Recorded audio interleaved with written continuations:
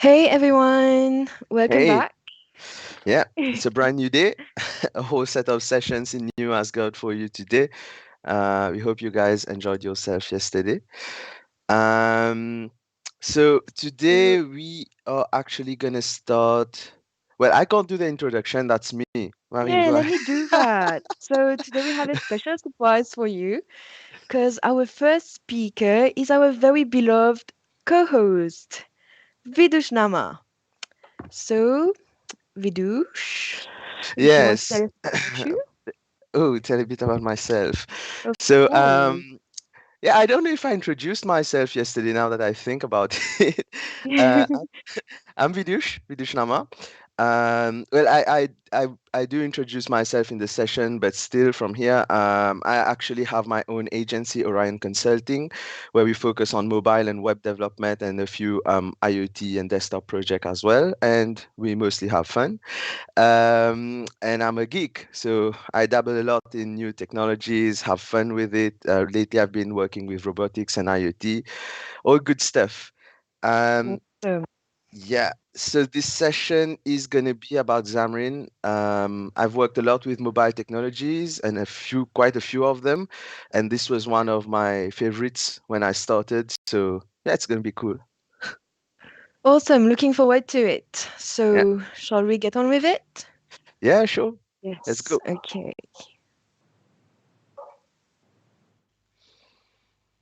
Hey guys, welcome back maybe to our virtual developers conference. It is day 2 and it's early in the morning. And welcome to my session, the state of Xamarin in 2020. I am Vidush Nama. I actually founded my agency lately, Orion Consulting in Mauritius, where we focus on mobile and web development. Um, I've been an independent consultant, a freelancer before. I'm really passionate about creating different types of technologies, playing around with the different offerings that we have. It's a really great time to be a developer. And I like to have fun with it. Like recently, for example, I've been dabbling a lot with robotics and automation just for fun. I'm trying to build a few things. Maybe I'm going to share it eventually. Um, yeah. So thank you for attending my session. Thank you for being here. Feel free to tweet your questions at my Twitter handle at VHNama. And what I'm going to do is at the end of the session, I'm going to leave a few minutes so that I can just scroll the feed and look at the different feedback and questions that you guys have and maybe talk about it. Yeah, let's get right into it. So, Xamarin. Xamarin is a big thing. It's been here for a long time, and it wasn't really always the best thing that happened. It had its issues, its ups and downs, like almost every technology that comes out. And I thought for this virtual developers conference, it would be interesting to look at the state of Xamarin right now in 2020. Is it a good offering in terms of cross-platform development or not today in like today's era of mobile development? So we have different offerings in the cross-platform realm. We have Flutter, we have React Native, we have Ionic. I'm gonna try to stick to Xamarin, Flutter, and React Native as the main comparisons, because they kind of operate on the same wavelength. They try to do the same things, but in like different ways. And in that regards, and this is a personal opinion, this is my personal way of describing Xamarin. Prior to like the latest versions, maybe the version 4 and up. Um, so I'm talking about the early days of Xamarin. It was always a really interesting choice. It was really good. What it did it right.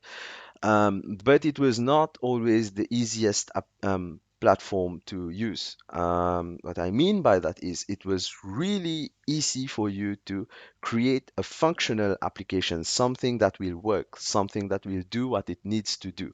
It was really easy to do that with Xamarin. And I love the way the code is. I loved C Sharp. I still do. But it was not always malleable, as in you could not always manipulate things, like especially UI related and so on, so that it fits your needs. This is not to say that the other platforms do this effortlessly. No, they all have their own. They all have their own way of doing things. But I do, from personal experience, I will say that I noticed, for example, on React Native, it's a lot easier to tweak the UI to fit your needs. The small things here and there, it's a lot easier to add them in and provide that nice user experience. Um, so that was Xamarin before Forward X, but then recently, the good thing about, well, not recently, that's been for always, but the good thing about Xamarin since the start, they have always been consistent and regular with updates. So you see different updates, every once in a while, and you can actually follow them. So, sorry about that. So yeah, you can actually follow those updates, and um, that's a nice thing because that means that if something happens, if the mobile application development patterns is taking a different um, turn of events, Xamarin is able to adapt thanks to those regular updates. And they have done so. So this is why we have this session today. Okay, so that's enough of description for the technology. I'm going to dive into what we'll cover during this session. So what's up with Xamarin now? A few things. I'm going to cover a few new things that have been added in version 4.6 and up. Um, just to have a look at what it looks like right now. So the first thing is material design. Material design is something that it's developers and users alike, they really like material design. It's a question of choice. People have different opinions about it, but generally it had a good impact. It looks good, it works good. So why not? Material works. And when you're developing for cross-platform, it makes all the sense to try to streamline your design sometimes on both platforms, Android and iOS. Sometimes, in some cases, it is true that you want to retain this native feeling of the different devices, but in a lot of other cases, you want to provide the same kind of design pattern over all your offerings, regardless of platform. This has to be respected as well. Um, so it did not used to be easy to add material to go for material design in Xamarin, but it is now. So we are gonna dive into a little bit of code just to check that out. I already have a project here, nothing fancy. It's a project that was created, the boilerplate project that basically gives you a browse with a few items. This is, nope, spoiler alert. There we go. There we go. This is what you should unsee this. Yeah. But yeah, yeah, you have this kind of thing. I'm gonna comment that out too. This kind of thing, where you can open it, view the stuff, add an item. So this is the classic boilerplate application when you try to create a Xamarin application. It gives you this. But then I added a dummy page where I'm just trying a few things and seeing what happens. Um, so this is my dummy page. What we are looking at right now is we want to see material design. So for material design, just removing a few things here, take out the clutter, make it a bit more presentable to you guys. Um, One final thing, I think it's this. Let's save and voila. Okay, so we have this little set of code where we have a useless button that does not do anything. There is no event attached to it. By the way, a small um, shout out to this way of defining your colors and so on to keep some consistency. Resource dictionary, really a lifesaver in terms of styling. So what you need to do actually is make sure that in your project, if you go to the project, I'm going to stop it just for a sec. If you go to the project and you manage your NuGet packages, you just need to make sure that you have Xamarin Forms visual material set up in all of your projects. Heads up again, I actually unloaded my iOS project because I don't have I'm not going to use the simulator for iPhone, but I left the Android. But the material design applies for all platforms, so you need to make sure that you have it for iOS as well. Once you have the NuGet, the second thing is you need to make sure that in your main activity for Android, you initialize the forms material design. So these are the two prerequisites before we can use material design. To use it, it's actually really simple, and this is awesome. Is you go ahead and go to your content page, and you can add um, this property, which is visual, and you can set it, for example, in this case, to default. So if I deploy this, hopefully it won't take too long to deploy. Um, which by the way is also something that's really great about Xamarin is well, the debugging experience. This is generally great with Visual Studio. The debugging experience is awesome, but on the counter side is the deployment experience. Debugging is good, but the deployment part is not really the smoothest I've had. For example, in React Native, it's so much easier. Just start it on Expo and scan that QR code, and you have it on your phone. This was a great way of doing it, but it's still good. It's a lot better than what it used to be. You just you have the emulator, the manager for it inside of Visual Studio itself. So this is awesome. Okay, this is my dummy page, and this is the useless button. It is not material yet. It is just a classic default one. But if I go ahead here and I change this to material, turn off caps there, and I save this, I'm basically saying this whole page should follow material design. And there we go. The button has morphed.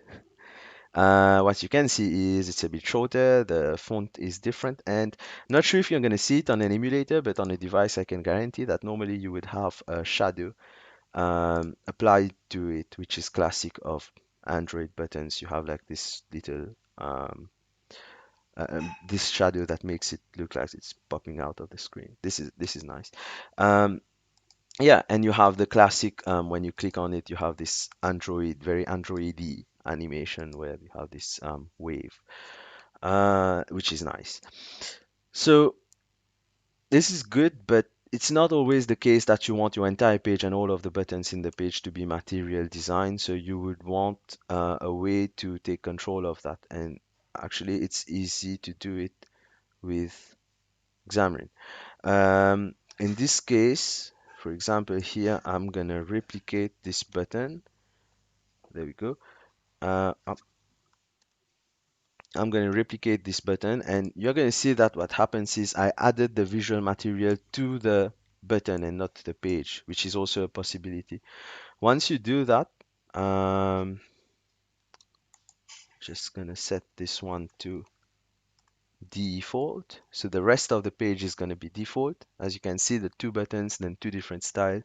The uh, the difference between them is really clear here. So yeah, the rest of the page is kept as default, and then just this one item is going for a material design. You can also extend this material design, how it's rendered. You can extend it by using custom renderers, but we are not going to go that deep today. Moving on, I'm just going to use it like it is right now. The Xamarin Expander. Yeah, this is also a big feature. This is awesome. But I love that someone decided to wake up one day at Xamarin headquarters and they thought it's a good idea to add this in. What happens is it's often the case, mobile developers out there will understand this, but it's often the case that you have certain scenarios in your project where you want to show just a title, for example, and then when you click on the title, the item, it expands and shows the rest of the content, the detailed content. This is a really common and a really good way of making sure that your design is kept concise, your page is clean, easily used, understandable, you are not throwing a lot of information at the user, and you are actually still keeping the information in, so it's still accessible somehow. It's a really great way of doing this. Um, but it was not always easy to do this in Xamarin. In Xamarin, it was actually hard. I've had a few projects in the past where I'm using Xamarin and I had to develop this kind of functionality, and I literally had to code it manually. So I had to create my own custom component that does this and had this action on it. When it clicks, it has to expand, and then you have to go through the animations and so on. It was not easy. But yeah, someone decided to wake up at Xamarin headquarters and said, yeah, we need this, which is good. So the way this is gonna work is the way this is going to work is we normally have to use the expander element. To use the expander element, we need to make sure we enable the experimental flag. Yes, this is something I did not talk much about, but with every release of Xamarin, almost every release, they normally they include something experimental in the package where they are trying out a new feature and they want some feedback. So they operate a lot on feedback. Um, so this is the case for the expander, for example, where it's an experimental feature right now. So if we have feedback, we can send it to Xamarin, and maybe eventually it's going to get integrated into, base Xamarin. Um, but it's so when you want to use experimental features, normally in the past, you had to go to, for example, in Android, the main activity, and in iOS, the app delegate, if I remember correctly, um, and go ahead and set flags. And normally you would have something like this expander experimental flag. Great, but then you have to do it for iOS as well. And again, some guy decided to wake up at Xamarin headquarters and they thought this is kind of dumb to have to set this thing every time, everywhere. And they decided to allow us to do that using our application file. So app.xaml.cs, the application C# file, where you can actually just go ahead and set flags like this. So you can do device that set flags and pass in an array of string. Um, it's a lot more convenient and makes a lot of sense actually. Okay, so that's for the expander. You need to make sure you have the expander experimental flag enabled, but otherwise it's already set up in Xamarin 4.7, 4.6. Yeah, it's set up in 4.6. Um, and then you can use expander. So once you use expander, you have two things. First, you have the expander header, which is basically going to be the text that you can see when it's not expanded. And then you have the rest. So this is the grid where I have some content. The rest, what it does is it contains the expanded part of your content. So if I save this and wait for the hot reload, there we go. I have baboon and tiger. Basically, it's a list. And if I click on one of the items, in this case, I'm going to click on this. You can see it has this really nice animation where even the image, you can see the image is animated. This previously you actually had to develop this or use third-party NuGet to get this kind of functionality. So it's really good that they decided to integrate it into Xamarin itself. Uh, Moving on, so from expanders, let's see. Familiar back navigation code. Yeah, this is a small one. It's not a big life-changing thing like for example, the expander where it changes a lot of things. But it's still a nice addition to Xamarin. So normally Xamarin, you now have the shell, which is the Xamarin shell, which basically provides a different way of handling your navigation. It's very focused on routes. Um, I'm not going to dive into how shells work. It's been around for a while as well. But basically, I have my pages registered here. If I don't have the pages here, I have it in the code behind where it's registered here. So my pages are registered and they normally have a root name, a string. So in this case, I'm just using the name of. Um, and then to navigate, you can actually just go ahead and use that root name to do your navigation, which is really handy. It simplifies a lot of things about navigations in Xamarin. So now what they did is they decided it might be interesting to add, not here. That would be in the item uh, detail. Yeah, this is where it is. So they decided to add the dot dot notation, so the double dot notation to indicate going back. Again, it's not a life-changing thing like in terms of Xamarin, but um, in some cases this could be super helpful because sometimes in certain cases, you actually have to manually specify where should you go from a certain page when you decide to go back, which is not really always convenient, which means you have to keep track of everything.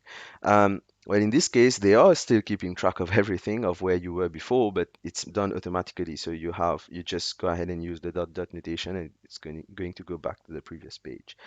And it's also nice to see that they are using very common notations. Like this is very reminiscent of console, where you do cd change directory dot dot and so on. Yeah, so this is about the familiar back navigation code.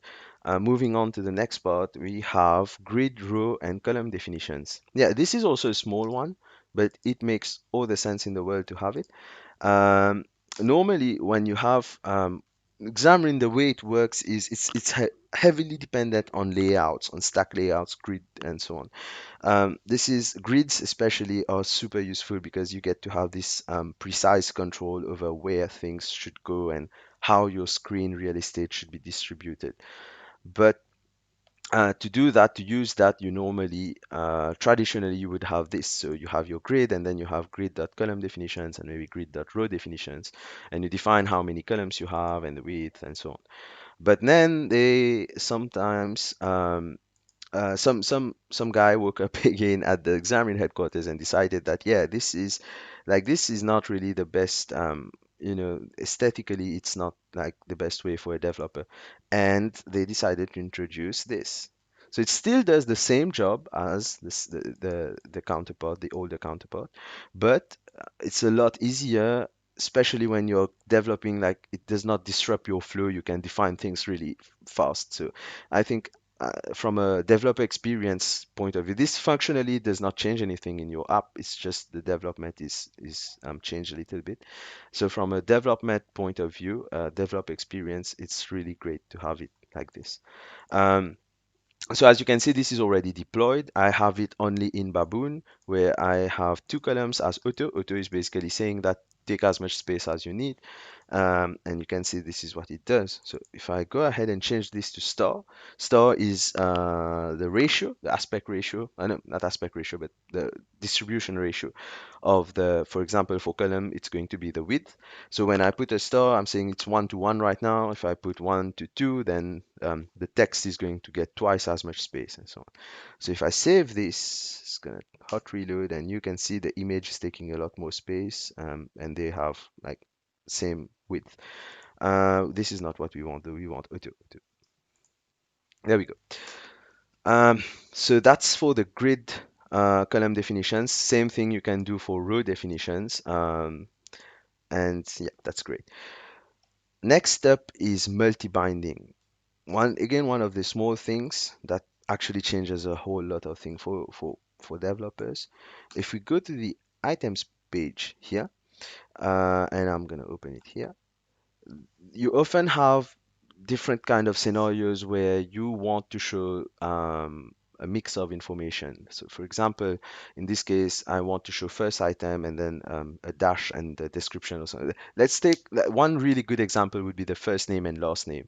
If you have your first name and last name stored as two different variables and you want to show them on one single line, it was not easy to do that before. You had to use a whole lot of labels. In this case, for example, if I want first item and then the description right next to it, I would have to do this with an orientation of horizontal.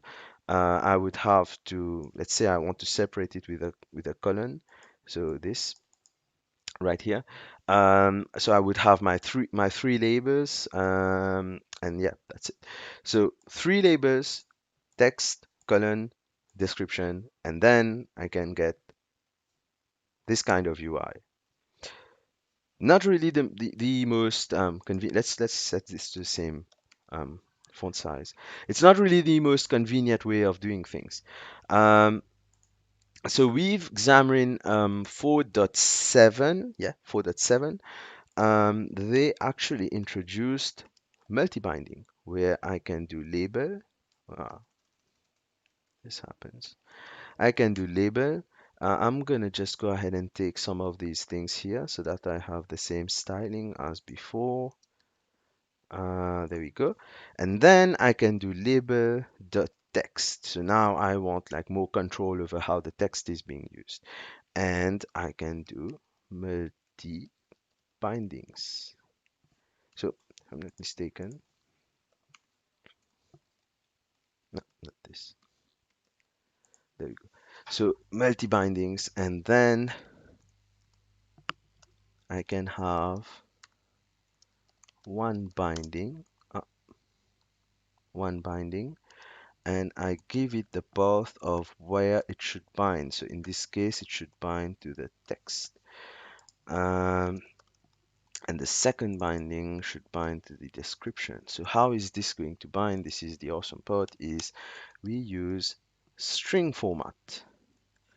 In which case I want 0. So the first, people who have used C# before will be familiar with this kind of formatting, where I'm basically saying that in here you should put in the text, so same as binding text, and in here you should put in the description. Now, if I did not make a mistake when writing this, I guess I did. Yeah, I think it's multi-binding, not with an S. Yeah, there we go. So now we have our multi-binding where we are saying text and description. So instead of 3 labels, all of this code, we now have this much simpler format where I can actually play around with it and do whatever I want. Yeah, so this is nice. Moving on from multi-binding, we have image manipulations. Yeah, this is a great one too. So in a lot of cases, like profile pages and so on, you want to basically show the profile picture as a circle, something like this, which is nice, and it's really um, following like common modern patterns. Great, but it was not always easy to do that on Xamarin. Normally, you would use a third-party NuGet, or you would have to do a whole lot of code. But if I remember correctly, there used to be this image circle or circle image third-party NuGet that used to do this really well. Um, but yeah, this is no longer the case. You don't have to do that anymore. Why? Because now in Xamarin we actually have image manipulations, which is this. So if I uncomment this, what I have here is it's in my expander. This is also a great time to show that how the expander works with a whole lot of other things altogether. So I have an image. In this case, it's an image of a tiger, and I provide an image.clip. And inside the clip, I use geometry. So in this case, I'm using the ellipse geometry, specifying the center as 60-60 because I know that the height and width is 120. So center is at 60-60. Go math. And radius is 60 x and y. This is because I want a circle, not an ellipse. That being said, if I save this and this gets to reload, baboon stays as a square because I don't have it there. I have it for tiger.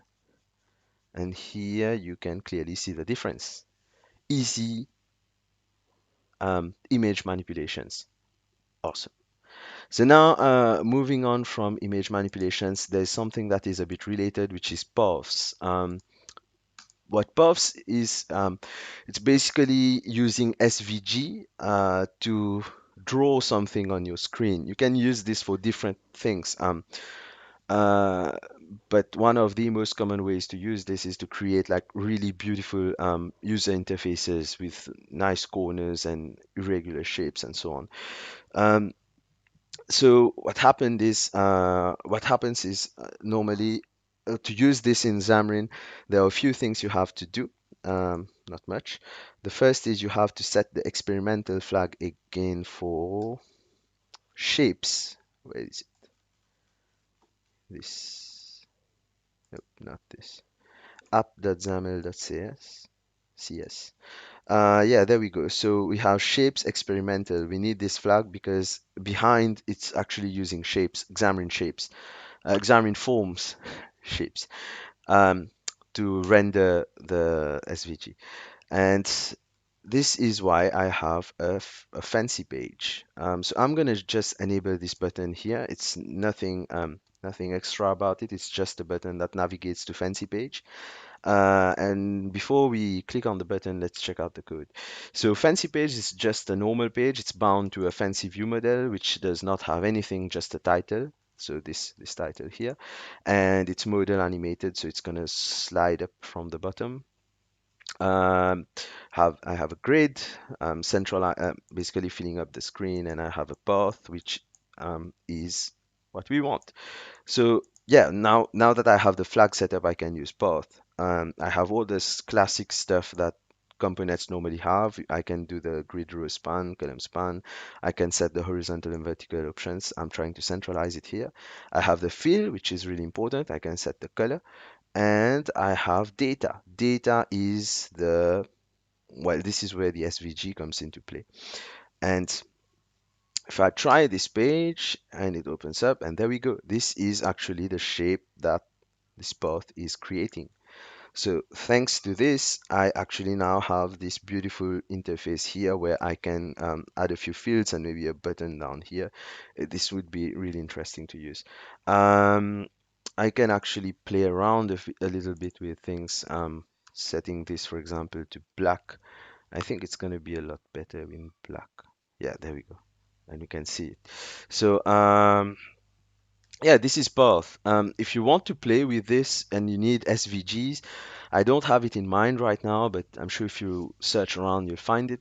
There is actually a site where you can design something, draw something, and it's gonna produce the SVG and give it to you. And you can use those SVG in here. Just add it to the data, and it's good to go. Now, moving on from both, we still have 10 minutes. Is the final part. It's swipeable buttons. This is also super interesting, something that relates to modern design. To use swipeable buttons, I'm sure you're used to it by now, but you actually need to set the flag because it's also an experimental feature. It's not recent, it's been added for a while, but I wanted to include it in this presentation because it's a nice feature that makes Xamarin a more complete package. So swipe view experimental, and then if I go to my dummy page and I'm going to enable its code here, I can just go ahead and use swipe view. No new gets, no nothing. So we have the swipe view. We have the swipe view left items. Basically, the swipe view is a view where you can just swipe to the left or to the right and reveal certain items. In this case, we have swipe view left items. So it's just a heads up on this. It's going to appear on the left. So you are actually swiping to the right, but it appears on the left. And same here, you actually swipe to the left and the items appear on the right. You can set the text, you can set a background color, and so on. You can actually even use images, and that's it. So that's defining what should appear when you swipe, the reveals. And then you have your actual content. So this button, I'm going to save it so that it hot reloads. This not so useless maybe button is button in disguise because it's actually a grid, not a button, with a label and a background color. So yeah, if I go ahead and swipe it to the right, you can see that the image is here, the text is here. If we remove the text, um, it's gonna be just the image. Great. Um, and you can actually bind it to certain events. So it has all the things like invoked. Normally, this is what you would use. Invoked means when you're selecting it, something should happen. Um, so yeah, for example, um, just to demonstrate this, normally if you swipe before I forget, normally if you swipe to the right, to the left, you're gonna reveal the items to the right, which in this case is lol. Um, um, yeah, so about the different invocations, you can actually use events like invoke, but in this case, I'm gonna try to bind it to a command. Um, so what I did here is I have command binding navigate to fancy. This is exactly the same binding as the try me instead button. Um, before we try that out, yeah, before we try that out, so if I swipe this here and I click, normally, yeah, it just goes back to its default position with a nice smooth animation. And if I swipe here, and remember there's a command here, and click on this, there we go. So yeah, the swipe view, I think it's a great addition. Something to keep in mind in terms of UX is to make sure that your users know they can swipe. It's not always that apparent, and you don't want users to just try swiping on everything. So maybe this is something to take into consideration when and where to use it. But it's really nice that it's natively, well, it's still experimental, but natively available in Xamarin. This is a great feature, and it creates a whole new set of UX possibilities, UI and UX possibilities. So now to finalize this, I'm gonna relaunch the presentation. Buffs and swipeable buttons. There is more stuff. For example, I have normally there's for example the visual state manager where you can now easily define different types of styling that should happen in certain cases. So this is great because then your styling gets a lot cleaner, and there's a lot more that is available in Xamarin 4.x and 4. Upwards. So but there is not enough time to cover all of this, unfortunately. So we are gonna have to stop here. These are just a few of the features, about eight, yeah, eight features that I've decided to include in this presentation to show what Xamarin has become, and it's a good thing that it has become. Final thoughts. Is Xamarin the platform for mobile development or cross-platform mobile development? That's not necessarily the case. I won't go ahead and give a firm yes for this. I think just like Xamarin, which is growing, which is adding a lot of things every time a release is made, React Native and Flutter are also making strides in terms of development. They are adding a lot of things that are useful and gives us new opportunities to play with the UI, to play with our applications development. Uh, just like we've seen in this presentation, there are a lot of new stuff that is and keeps getting added to Xamarin Forms, which makes it a lot more stable and a stronger competitor in the cross-platform mobile development realm. But that does not mean that the other offerings are not just as good.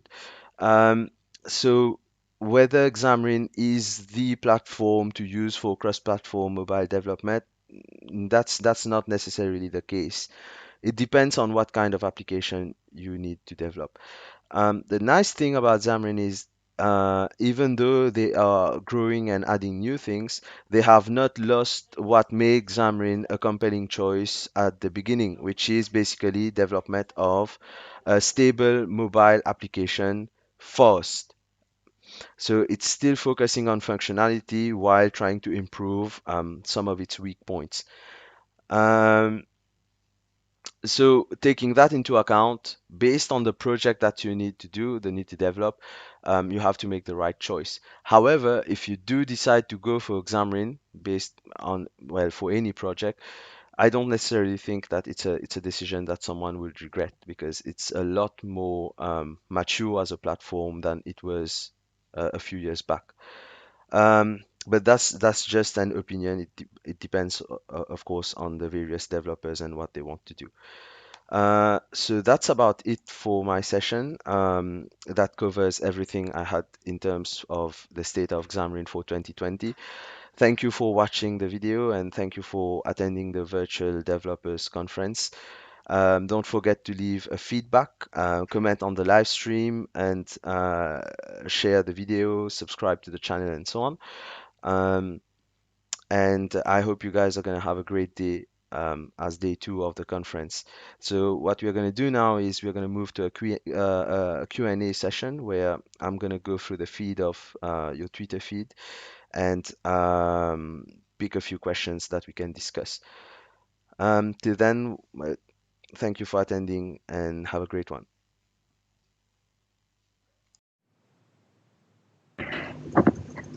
And hey, Vidush, awesome job. Yeah, it's kind of weird to see myself on the live stream, but yeah, it was great. It Um, was. okay, so So, that was it for me. I don't see any questions in the live chat.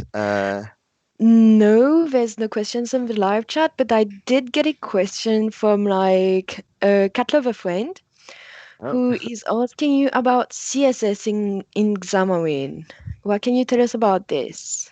oh, that's a juicy one. It's true, it's true. Xamarin does have support for CSS. Actually, it's pretty well documented on the Microsoft documentations platform website. Uh, it's not really CSS like in website CSS. This is never the case. It's very resemblant. It has some similarities, but it's it uses the CSS way of doing things, and it's very, very familiar to people who have done web development before. This is an important thing because one of the things that kept Xamarin behind the other platforms is styling. This is kind of what I was mentioning at the start Mhm. about how it's not as malleable and you can't really play with the UI that much easily. You can do it, but it requires some effort. But with this new support for CSS, which basically you include as an embedded resource, and then it uses it on your page, yeah, things get a lot simpler and a lot more familiar, even for me. I love that React Native, for example, lets you use CSS, basically style sheets to do your UI styling.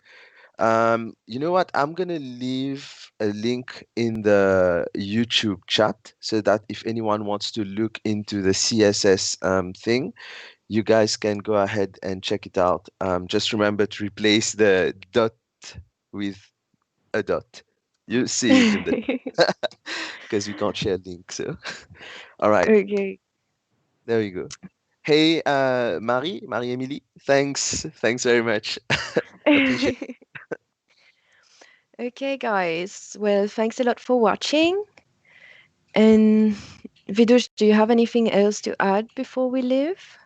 Oh, no, I think I think we covered everything. Plus, you guys are gonna see me throughout the day in between sessions, so I don't want to bore you right now.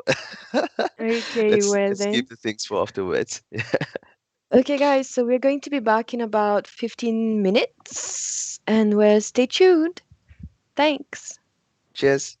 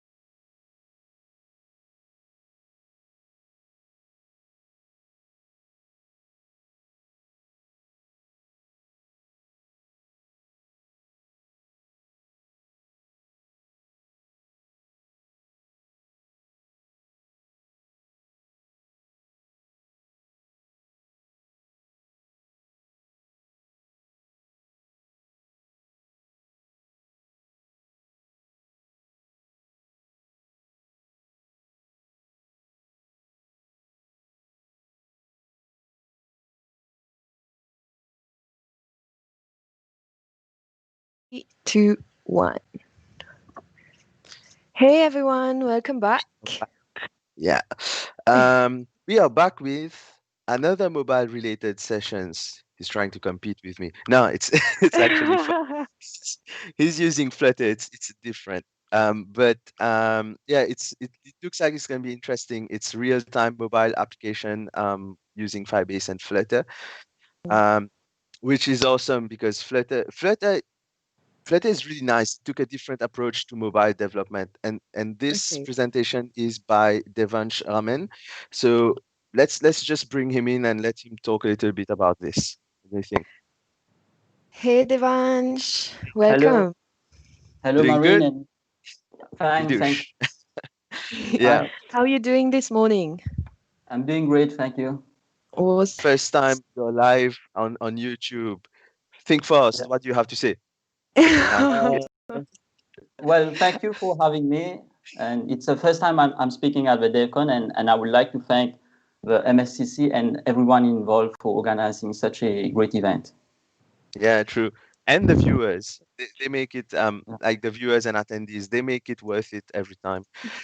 So Devansh, Really? why don't you just introduce yourself, tell us a bit about what you do and what you're going to talk about before we move to the session actually. Okay, so I have a BSc in computer science from the University of Mauritius. I received my degree in 2014, and since then I've been working as a software developer, which is now for around 6 years. Currently, I'm working at checkout.com as a senior software engineer, where my main goal is to bring new and innovative product for checkout and its client. And in my free time, I like to build apps, and which I publish a few on the Play Store and App Store. And some Mm, of them have above 10,000 downloads, generating thousands in monthly income. I also have a blog where I like to write about programming and Android development. I work with various frameworks, native Android, iOS, Ionic, Flutter, React, Angular, uh, Firebase, Node.js, .NET. But my main area of expertise is really mobile app development. And That's today, yeah, That's a that's very impressive. interesting portfolio. Yeah. Yeah, so you were saying today you're going to talk yeah. uh Today we are going to talk about how you can build a real-time app, and what we'll try to do first. We'll have a quick overview on Firebase and Flutter. Then we'll have a live demo, live coding, where we'll build a virtual draw pad, which can be shared across multiple devices, and it should be in real time. So that's the target for today. this That's is yeah, awesome. this sounds so Okay, interesting. And I want the link or the name to your Play Store. I want to check things out. I already went to your we blog. I'm all just do. gonna say we I'm on your blog right now. As soon as you said you have a blog, but This is a pro I soldier, need to guys. check out. Yeah, it's fine. You Uh, can find my Play Store. Just search my name on Play Store. all You right, will, yeah. all right then. You Okay, know what? cool. Let's get you on your session, and I'll check out your Play Store in in the Okay. meantime. Thank you Okay, so Okay. much, have fun. Devansh. Okay. Um, Thank you. all right. So I was discussing, we'll have a quick overview of Firebase and Flutter. We'll do some live coding with where we'll try to build a virtual draw pad. Then we'll look at the key features of Firebase admin console. And afterward, we have a Q&A sessions. So Firebase will be used as our backend, and Flutter will be used as our frontend. Firebase started as a project known as Envol, which was a startup founded by James Templing and Andrew in 2011. The founders wanted to build a a chat system which could be embedded into websites. Later, they found out that app developers were using their service to sync application data across devices. They eventually founded a new company, Firebase, which featured a real-time database. They added multiple services on top of it, like user authentication, and Firebase was later acquired by Google in 2014. Google integrated all the Google services and move the infrastructure to Google Cloud, and also made allow things like push notification and user authentication, social network integration, doing prediction, machine learnings, and a lot of additional features. Firebase is considered as a BaaS, a backend as a service, which means as a developer, you don't need to focus too much time on the infrastructure. And at the same time, you get a lot of services which are commonly used by mobile apps and which are very useful. You can have, you can save a lot of time, and it also proposes a freemium model, which means that you don't have to pay anything if you don't have you don't have a lot of users, unless your app is very successful or it has an error. You basically don't need to pay with Firebase, and that's the key advantages of using Firebase. And at the same time, of course, you get less control on what technology we'll use. You have to use what like a Firebase, Firestore for your database. You won't be able to use any other technology like MySQL. And on the other hand, we will be using Flutter for our front end, which is a cross-platform open source UI toolkit. It was created by Google, and it can be used to build Android, iOS, and now for desktop and web app using a single code base. And it offers a very high performance for a cross-platform solution. I think it's one of the best in terms of performance and in terms of what you can do with the UI. So Flutter uses a Dove virtual machine, which run directly on the Android app or iOS app. And it under the hood, Google has acquired a product known as Skia, Google Skia, which renders the graphic on the Dove virtual machine. So there's no bridge in between your Android app and your OS. Like in some frameworks, there's a web view or a bridge in between. So Flutter, it runs directly through the Google Skia and through a native platform. So it offers very high performance. It promises around 120 frames per second. And as a developer, you will be using Dot language. You have to understand the concept of widget and declarative programming. So without further ado, let's see how it is to code the virtual draw pad.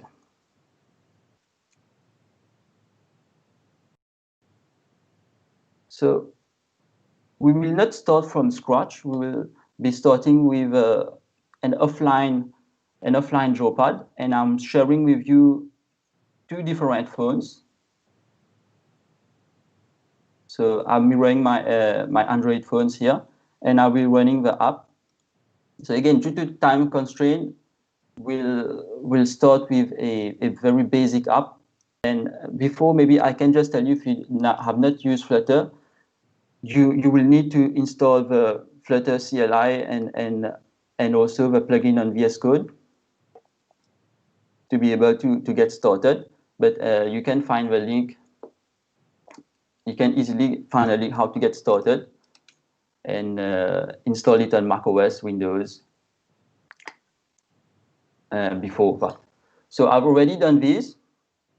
I won't go to too much detail because it's fairly simple to install.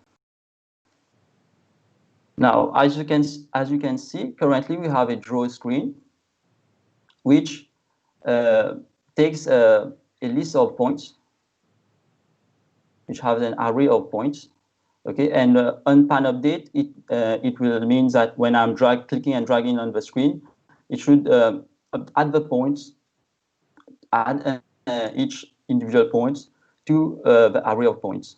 Now on pan end, which is when I release my pointer, it will add a null point because we want it will use it.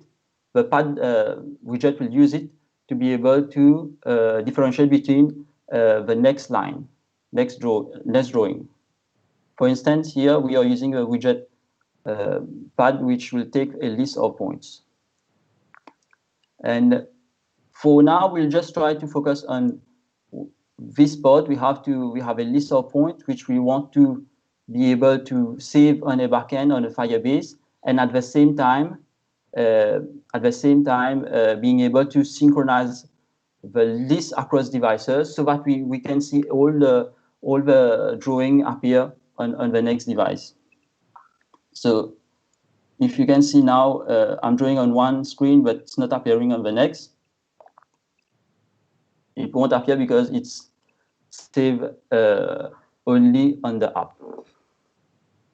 Now, before we add Firebase, let's do a small exercise. We'll add a home screen where we'll have a grid view with a list of boards.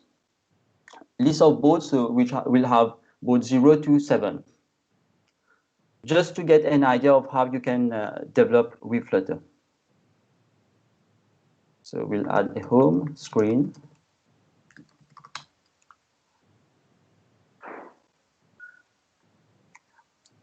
And also, if you are using VS Code, please make sure to install the Flutter snippet, awesome Flutter snippet, because it will allow you to generate, to use a code snippet and easily generate codes.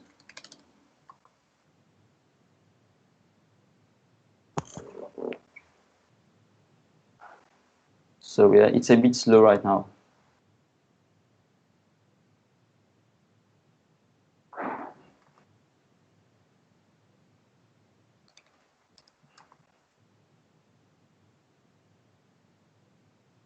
One second review, because I'm just checking this here. Okay, so we have two different widgets in Flutter. We have a stateless widget and the stateful widget. So if you have updates on your UI, you have to use the stateful widget. If you have a dynamic UI, and I would say if you have a static UI which doesn't have any UI changes, you will use the stateless widget. So for the home screen, we'll just have a list of buttons, and we won't do any changes to the UI at runtime. So we'll use the stateless widget. And then we'll type in the class name. We'll have to import the class. There's two different imports of the Cupertino material design library and the Cupertino library and material design. The Cupertino is for the iOS iOS guidelines, UI guideline, and material design is one provided by Google. So we'll use a material for this example. Now, what we want to do is first we'll load our home screen instead of a draw screen and hit refresh. I may need to do something here. 1 6.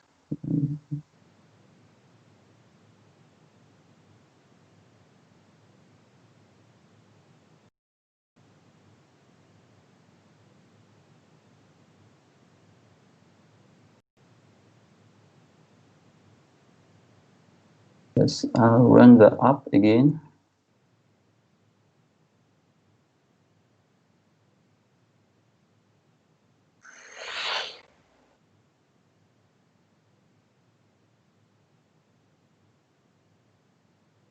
Let's wait a few seconds for the app to load, and maybe we can continue with our home screen. And what we'll need to do is have a grid view here. So we'll add grid view dot.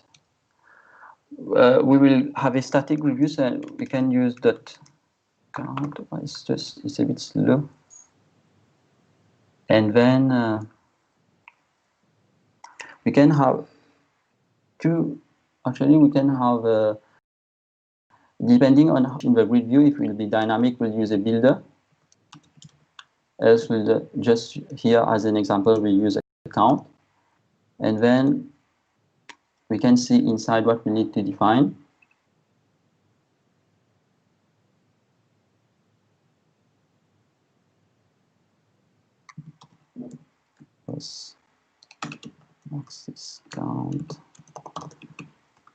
So we'll have two columns. We'll have two columns. That's why we have to as cross-axis count. Children. We'll have this. Then we'll generate a list of widget. Okay. I think I have to add Google.json. One second, I'll just add, I'll just show you, before we continue, I'll just show you how we can add the Firebase, because we are getting servers because I already imported the library. So I will add this so we can build and run the app. So to add the Firebase into the app, before we continue, we have to first create the app on Firebase, and we presented with this screen in the project overview. We have to click on Add Project, Android project. First, we have to enter the package name. We'll get the package name inside of Android app folder, builder Gradle. And normally, this is the default package name. You'll have to update it. Nickname, it's up to you to add. So that's not that's optional. Next, we have SHA-1. This is optional as well, but it's highly recommended for authenticating your app, and you will need it for various services like Google Sign-in, etc. For now, I won't add it because I'm just testing. I'm just doing a demo. Now, you have to download the Google.json file and save it in your app folder.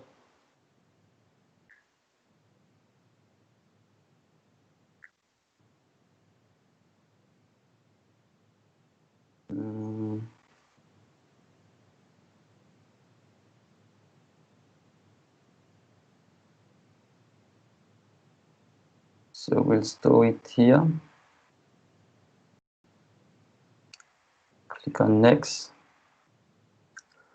We have to add the following plugins and dependencies.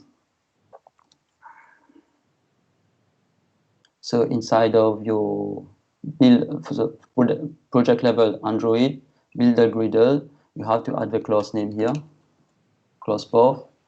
Then inside your app folder, builder Gradle again, you have to add it here. Already added the plugin, but please make sure you do so on your side as well. And then we just have to build the app. Also, I forgot to mention here, inside of pubspec.yaml, you have all the dependencies.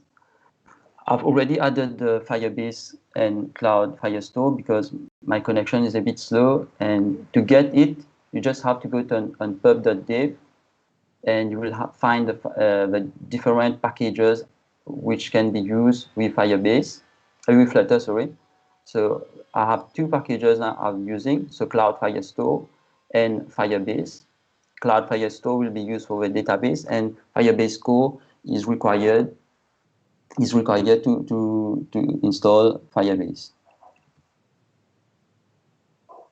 Next, we'll have to build and run the app to check if all the integration are correct. Click on next. I will just move on. Let's put it continue.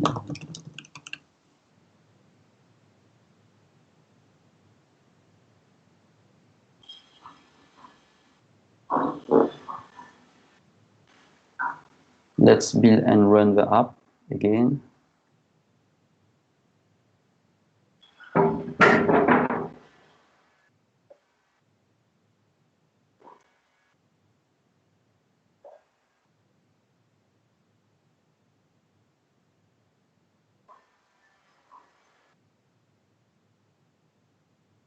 Well, we'll try to be a bit fast. We'll add the grid view again, continue, the count. Then, as I said earlier, the column should be 2. The column will have 2. Then we'll have a list of, we'll have a list.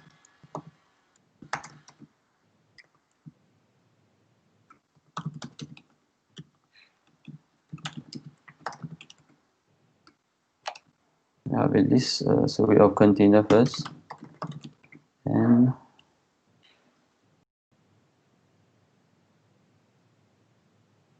should be it. It's very slow. I don't know why my Mac is very slow right now. So let's build and run.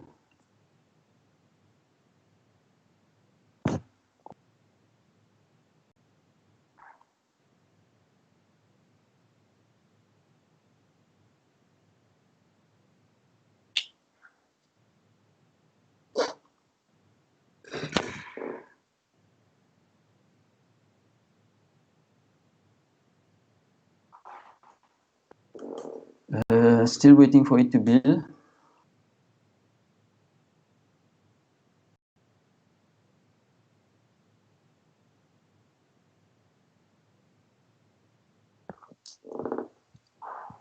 In the meantime, we'll continue with Firebase.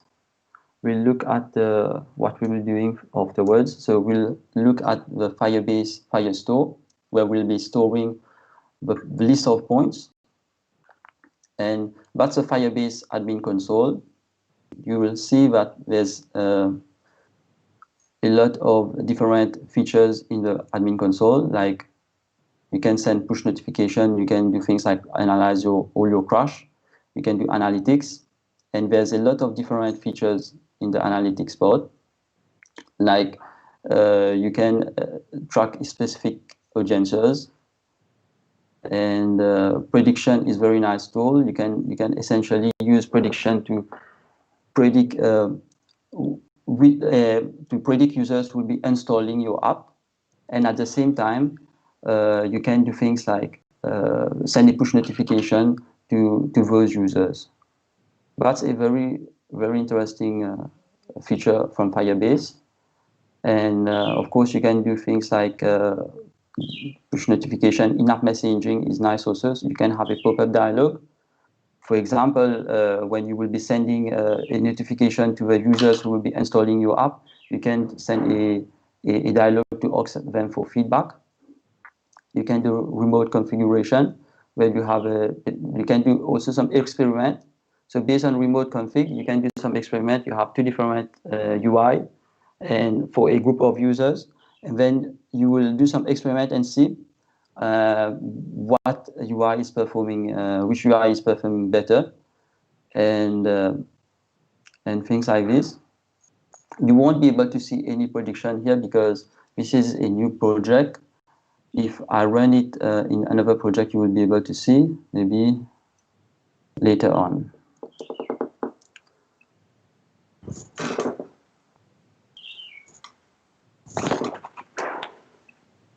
I'm not sure why it's taking so much time to build.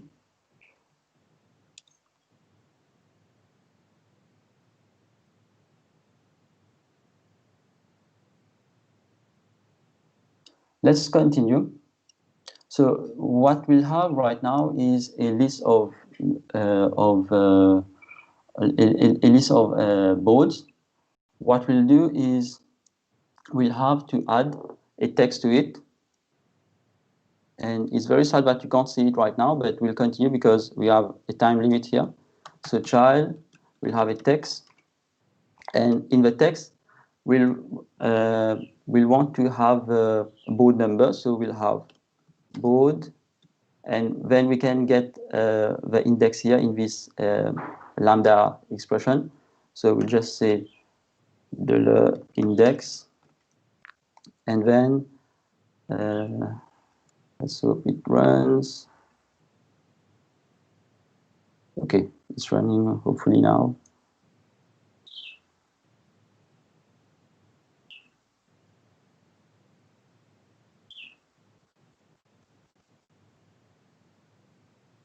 Yes.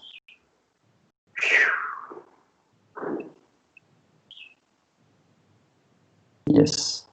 That's our home screen. Everything is dark because we did not set any color for the text. Textile color. We'll use a white color just to see the text.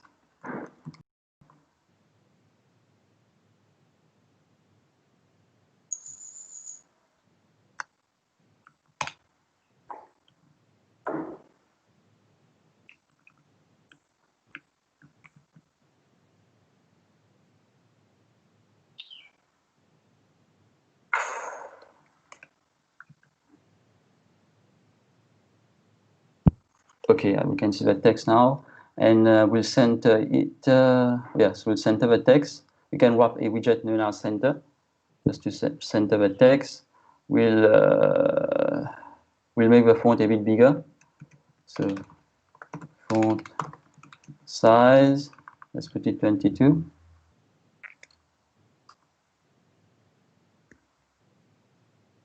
Damn, it's so slow.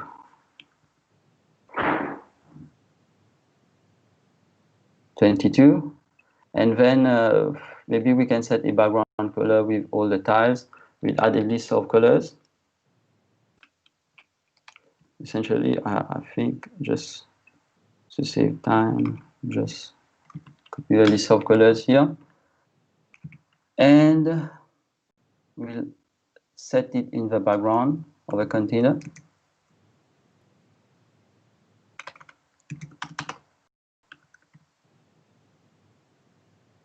So we'll just use colors based on the index. Save. Okay, we have our tiles. Maybe we can just add a margin just to make it a bit more beautiful. And here we go. So we have our list of board. It was quite fast. And now we'll have to navigate. When we click on the board, we have to navigate on the draw screen. So what we'll do is essentially we'll add a gesture detector. Gesture detector. And on top, it can be on top, navigator, the push, material, page, builder, context, and then we'll pause in the draw screen.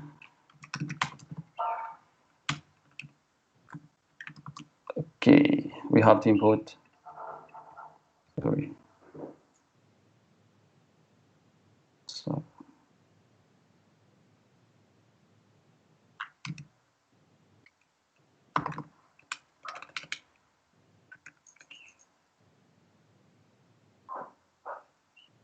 push context. Okay. Now, if we click on the board, it's open the draw pad, draw screen. Now we have to do something else. On the draw screen, we have to take in an argument for the board ID. What we'll do is we'll have to pass it through the constructor of the draw screen. We'll add a string, board ID, and we can just do it fairly easily. As you will see, board ID.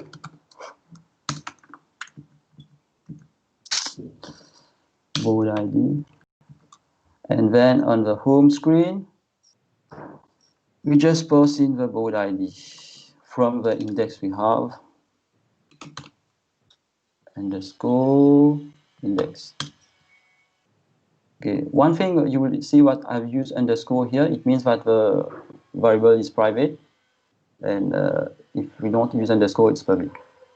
Okay, now we should be able to pass in the board ID also. What we'll have to do now is we have already integrated the Firebase plugin, the Firebase library. What we'll need to do now is create a class where we'll be saving our data to Firebase. So we'll create a new folder first. Let's call it API. and then we call critical clause Firebase API dot. Okay, what we can do is just create the clause, call it Firebase API, and inside it we'll need to save a Firebase.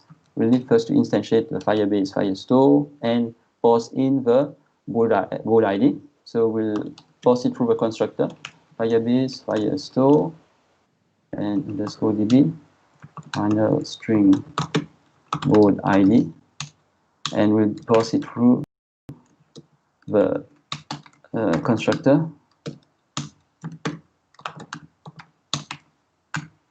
how to import it. We'll need a few methods.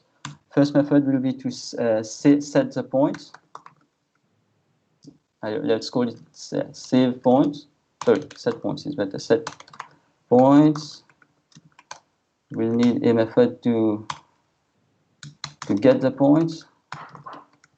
This is not an optimized version.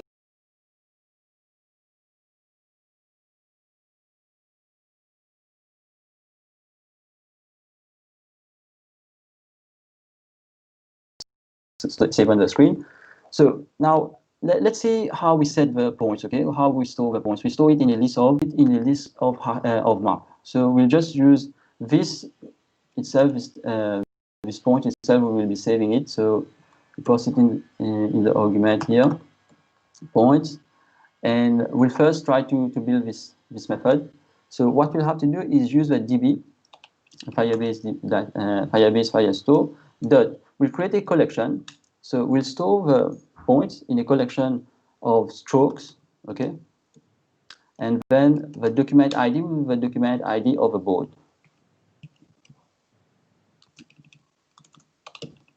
Okay, then we'll call set.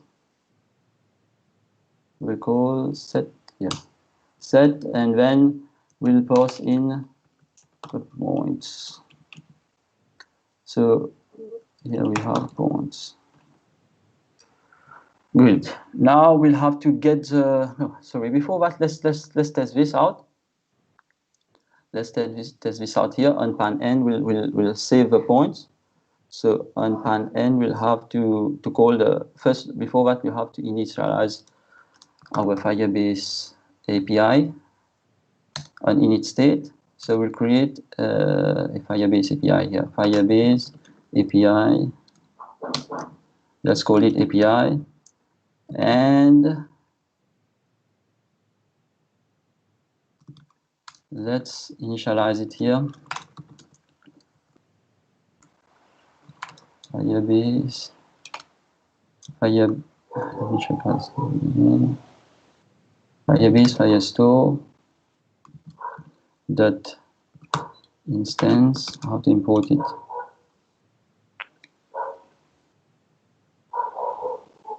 And then we have to pass in the board ID.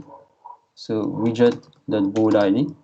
So when we are accessing this variable, we have to use widget dot. We'll remove this and we have to import it.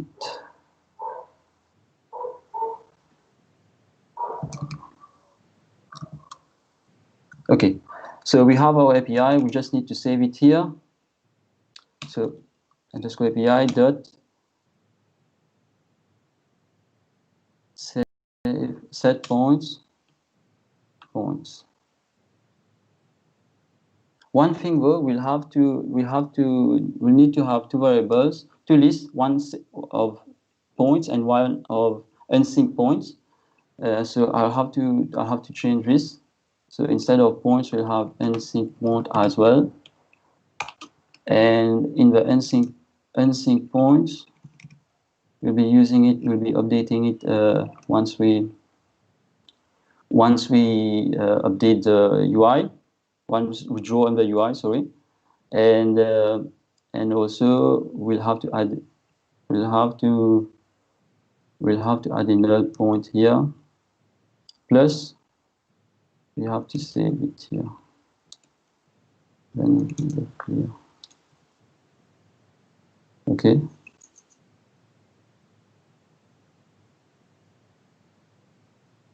also something else for the points. We have to add all the NSYNC points.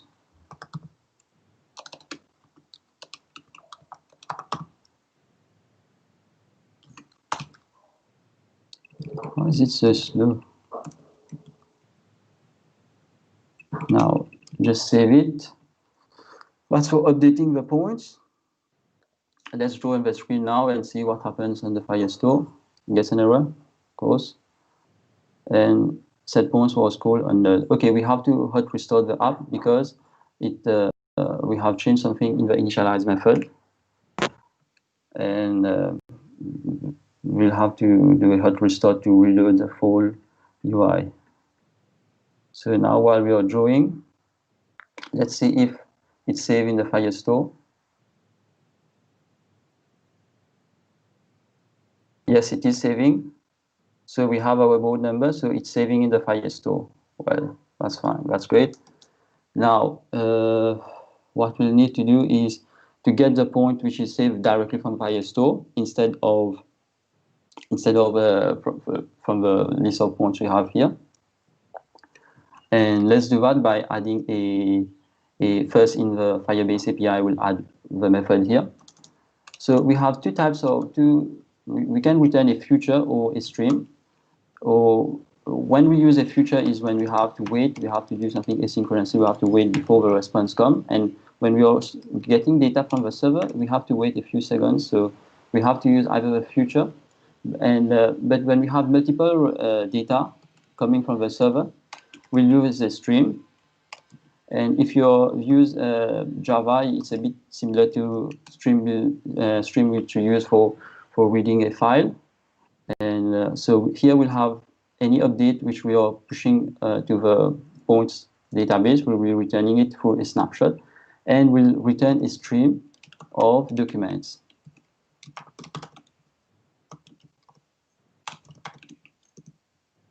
Okay, so here we'll just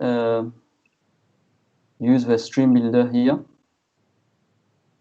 wrap with a stream builder, and it will be a document snapshot, the return type, and stream will get it from the Firebase, from the API dot get points. Okay, now we have to do a few things on the snapshot. We have to check if the snapshot is not equal to null, if, for example, we have an error, etc. And also we check if the data is not null.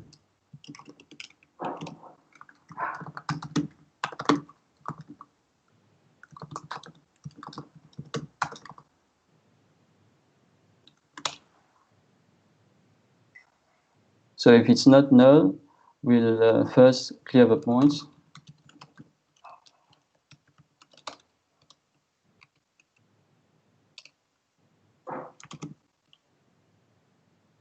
Then we'll look through the snapshot.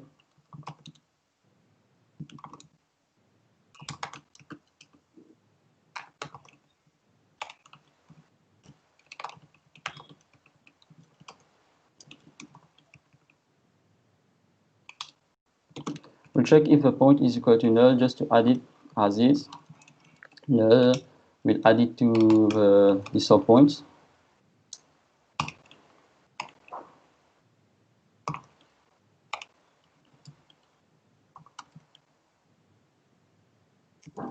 So just add the points. So we have to add a map, so a map of string and double. What we are getting from the Firebase and what we are saving is a map of a string, and then we'll get it as from the Firebase document X for Y also, it's stored as a key Y.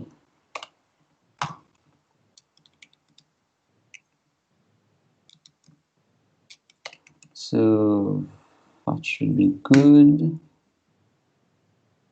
And then for the update, and we won't need the set state because it will be refreshed anytime we push it to Firebase. Okay. So I think that should be good. Just for the clear, I've not done it yet. One thing I have to do is I have to restore the app, and also for the next phone, I have to reload it.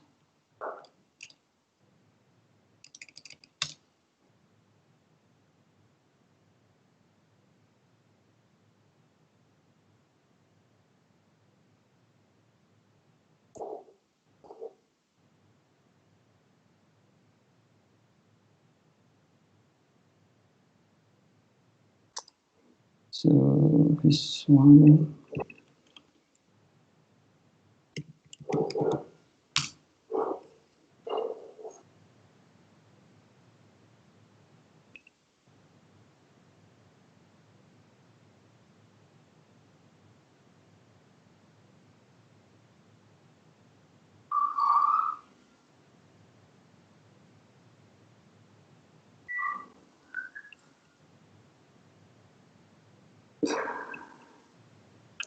Let's wait 1 second till it's loaded in the next screen.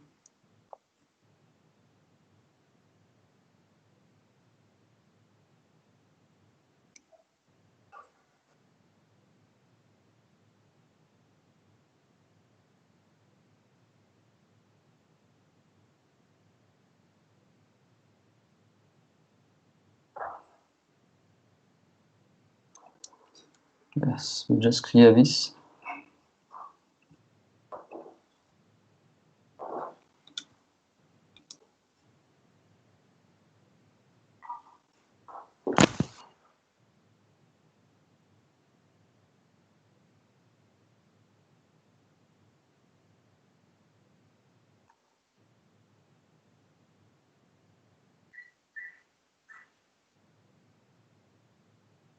Let's wait a few seconds till it's building to the next phone.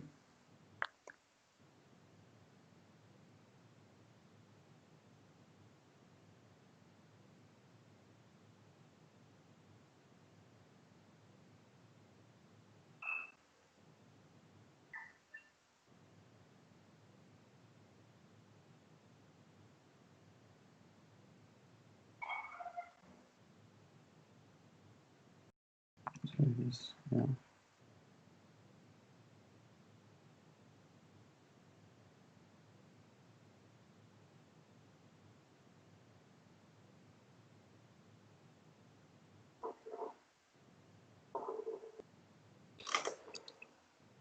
Okay. Should be good, but just have to wait a few seconds.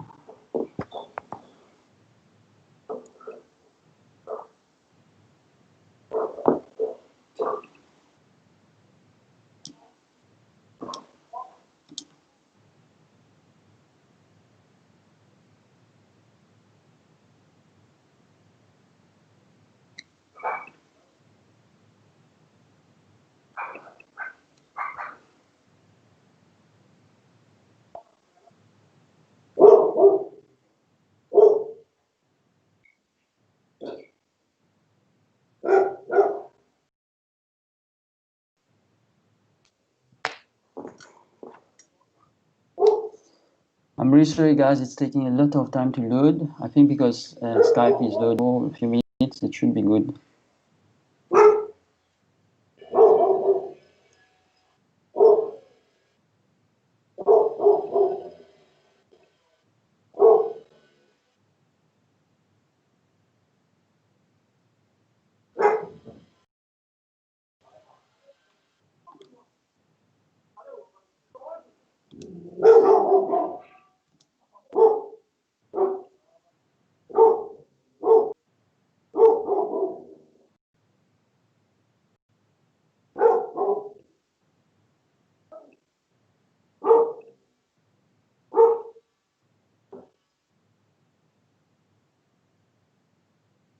So maybe just a quick recap how we built the app. We added the library to use Firebase, and then we manage a collection directly from the app, and we did not have to go to Firebase. Also, one interesting thing, you can have a Firebase Explorer where you can actually already see your documents from VS Code. And for instance, our drawpad here, we can already see our Firestore documents stored here. So we don't need to go to Firebase to manage it. Okay, it should be good in a few seconds, hopefully. Yes. Let's go to board 2.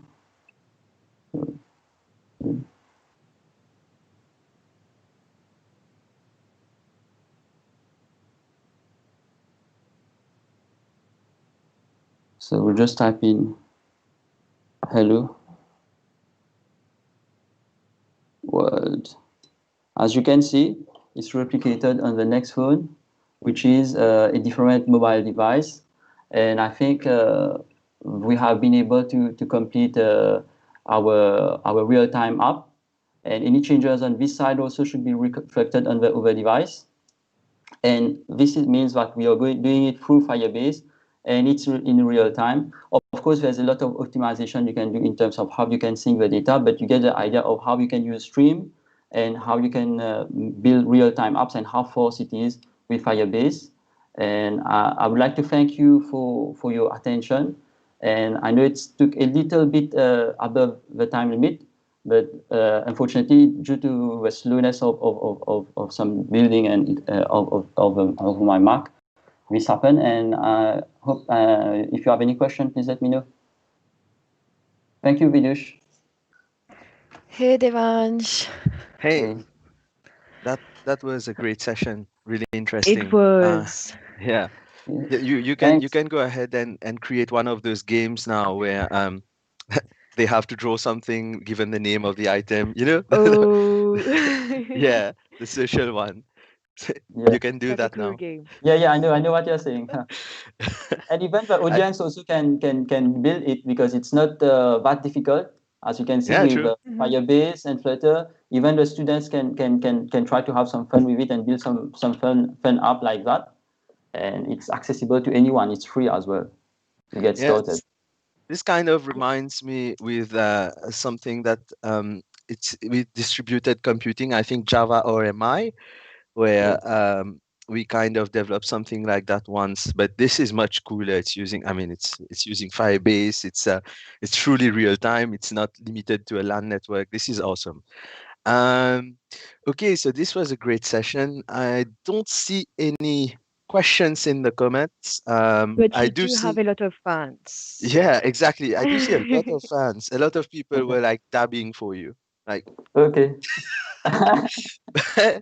um, yeah. Thanks, So, everyone who's Devansh, watching. do you want to leave any closing comments, any closing remarks before we end the session? Well, I would just like to thank you for your attention, and I hope you had a great session. And thank you again to MSCC and you guys, everyone who organized this event. And see you again maybe next year. Yeah. Thank you Thanks a for lot. being here and presenting, and thank you to the viewers. Stay active. We like you like that. So, all right, let's conclude this session and let's prepare for the next one Yes. in 10 minutes. Yeah. Okay. Thank you, Devansh. Thank you, guys. Bye. Bye.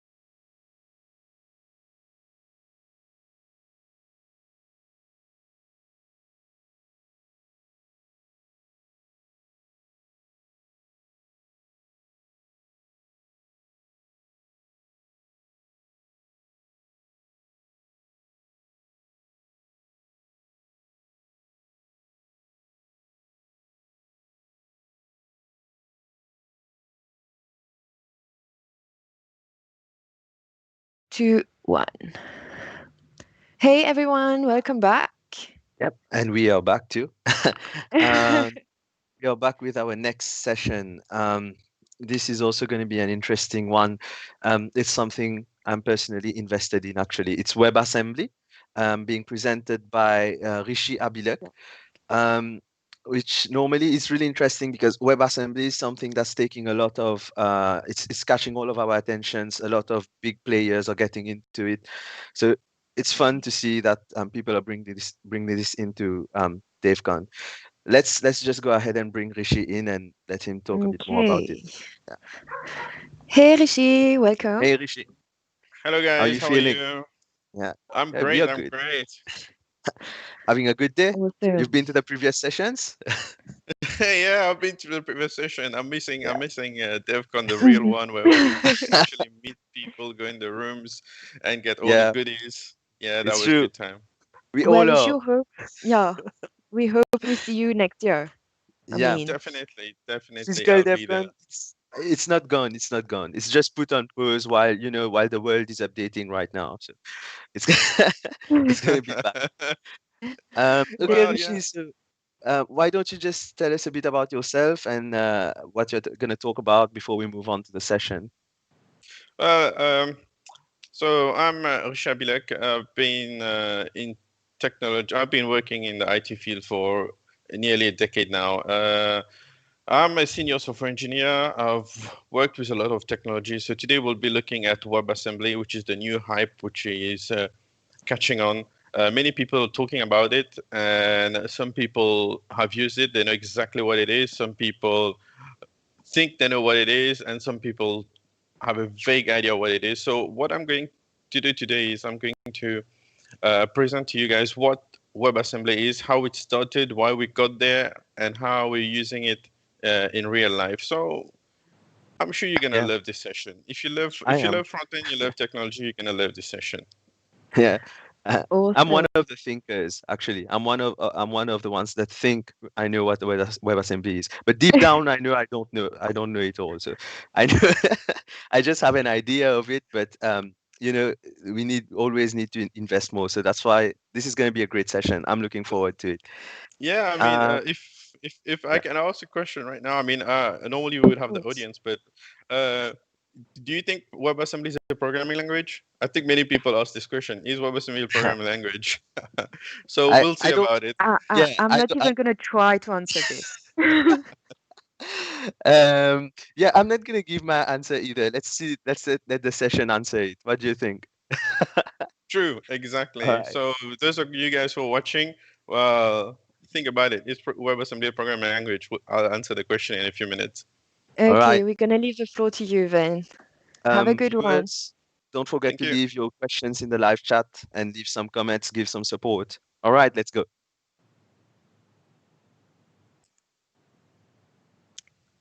So hello, everybody. Today I'll be talking about WebAssembly, which is, for me, I believe, is the game changer. Um, so the topics we'll go through in this session. I'll tell you what WebAssembly is not, what the purpose of assembly is, what it is, how we got there, because there was a need for it, and that's why we got WebAssembly. We'll go through some real-world example, and finally, I'll finish with a tiny demo, because we love demo in these DevCons. So who am I? I'm Rishi Abilek. I'm a senior software engineer, as I mentioned before. If you want to look me up, that's my Twitter and LinkedIn handle.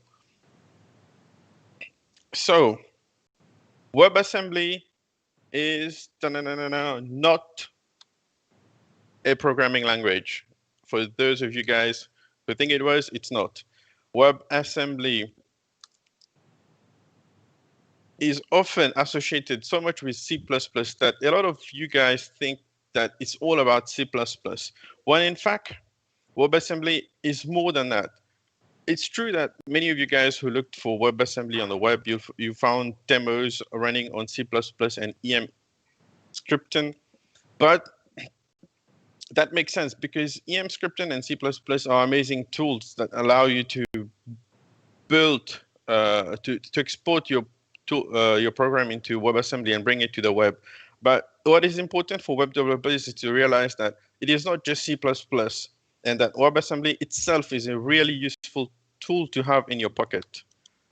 Now, for the front-end developers, you'll be thinking, is WebAssembly the end of JavaScript? No, WebAssembly doesn't mean it's the end of JavaScript. Actually, those two work hand in hand together, and we'll see about that.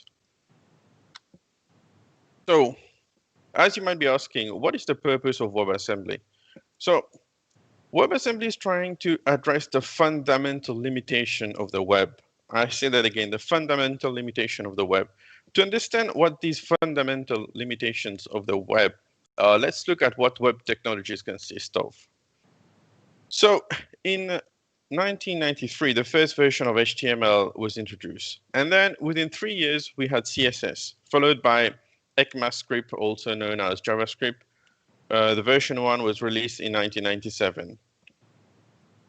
So we had structure, we had style, and we had logic. We used all these three to build amazing website. But if you look at the technology space, we haven't had anything new since then. As far as the fundamental open space for the standard World Wide Web, we stopped there. So did we stop because we found everything we needed, or did we stop because we found another technology stack, or were we not done yet? As a developer, when I think about programming language, I tend to think about them on a spectrum from high level to low level. And at the lowest level, there's machine code, the actual instruction for the physical CPU inside the computer. Moving a bit higher from the machine code, there are languages like C, C++, Rust. These languages are compiled to machine code, but these languages gives you as a developer great degree of control, great degree of control on how things exist in the memory, how they are located to the memory, and when they are freed. This is very subjective, but for me, the control of memory makes a difference between high-level and low-level languages. On the opposite side of the spectrum, there are languages like Python, Ruby, Lua, JavaScript, TypeScript, which frees you as a developer from having to worry about those low-level details. But then you lose the ability to reach down to those lower levels should you need to. Until recently, JavaScript only had single numeric types, the floating point numbers. So if you needed to do work with larger numbers, you couldn't do that. On the other hand, you wouldn't have to worry about where a list is stored in the memory. So you have this in between the advantage of high-level programming and low-level programming. And then, of course, the language that sits in the middle, such as C#, Java, Go, and Swift, they give you a great degree of control, but have mandatory garbage collector and reference control baked into language. And some of you might be thinking, what? So you don't have the degree of control that you could have from a language like C or C++ or Rust. But one of the best things about programming is that you have such a wonderful set of language. If you're doing high-level programming, you have Ruby, Python, JavaScript, TypeScript. And if you're doing low level, you have C, C++, Rust. And for the in-between, you have C#, Java, etc. And with all this language, you can see so many amazing software that we've built until you go to the web. When you go to the web, there's only one choice, and that choice is JavaScript. JavaScript is an excellent language, but it is a high-level language. That means there are strong opinions about what sort of data type there are and how you're going to use them. There's nothing wrong with JavaScript, but there is something wrong about having only one opinionated choice. If you bring a browser engine to a new platform, then you bring the whole web comes with it. And out of all apps that we have on the market, the web remains the killer app. If you look at it, on the smartwatch, you can access the web. On a smart TV, you can access the web. On a fridge, if you have a smart fridge these days, you can access the web. And even in your car, if you have one of the fancy cars these days, with all the perks, you can actually browse the web on your car. So the web is everywhere, and it is a killer app. And nobody actually realized that the web is actually an application. It is an application. And next, in the future, who knows where the web is going to go? But the problem, again, with the problem is when you go to the web, there's only one high-level programming language. That imposes a complexity floor where you're not allowed to reach deeper into a machine than what JavaScript exposes. That means other languages which target machine code have a harder time to go to the web.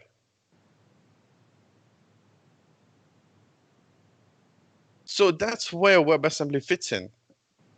So we expect the web browsers to translate WebAssembly into machine code and execute it. So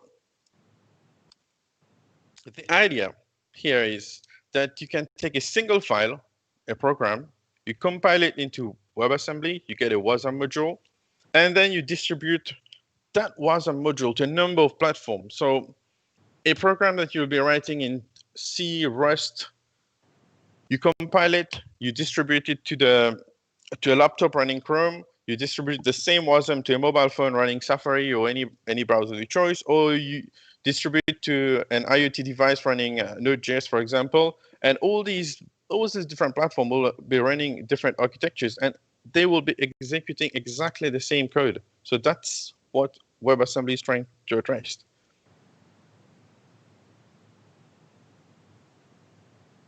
If you go on a website, can I use, and you type WebAssembly, you'll find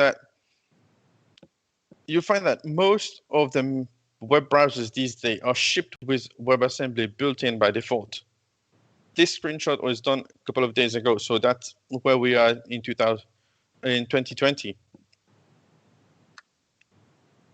So going back to where we were, since 2017, we had web browsers shipping with WebAssembly. That means that we have the fourth thing, and we had it for 3 years now.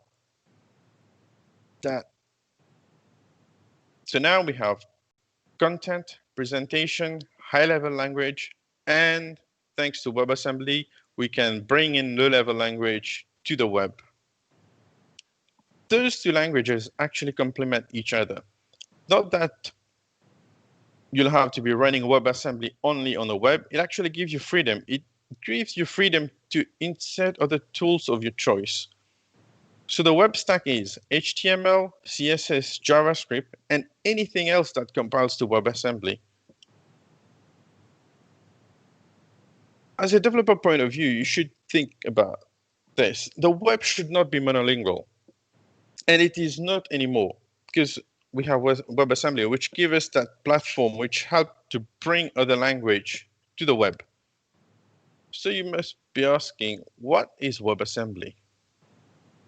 Good question. WebAssembly is a way to run programming languages other than JavaScript in your web browser. In the past, as we have just seen, if you wanted to run code on a web page, you had to use JavaScript. If you wanted to change the DOM in response to an event or run a calculation, you were using JavaScript. With WebAssembly, it will be possible to do these things with other language besides JavaScript. WebAssembly is also known as WASM. So what is WASM? WASM is an efficient and safe low-level bytecode for the web. So how can WASM be efficient? Well, the goal of it is to be fast and to load. The goal of it is to be fast, to load fast, and to execute fast. So fast to load meaning fast to send over the internet. Small binaries are critical. Compact form is critical. Fast to load also means fast to parse. And it also means fast to execute. In the past 2 years, there's something great about WebAssembly, which just pop up, which is streaming compilation. This is actually this is new, and one of the novel thing about it is you can actually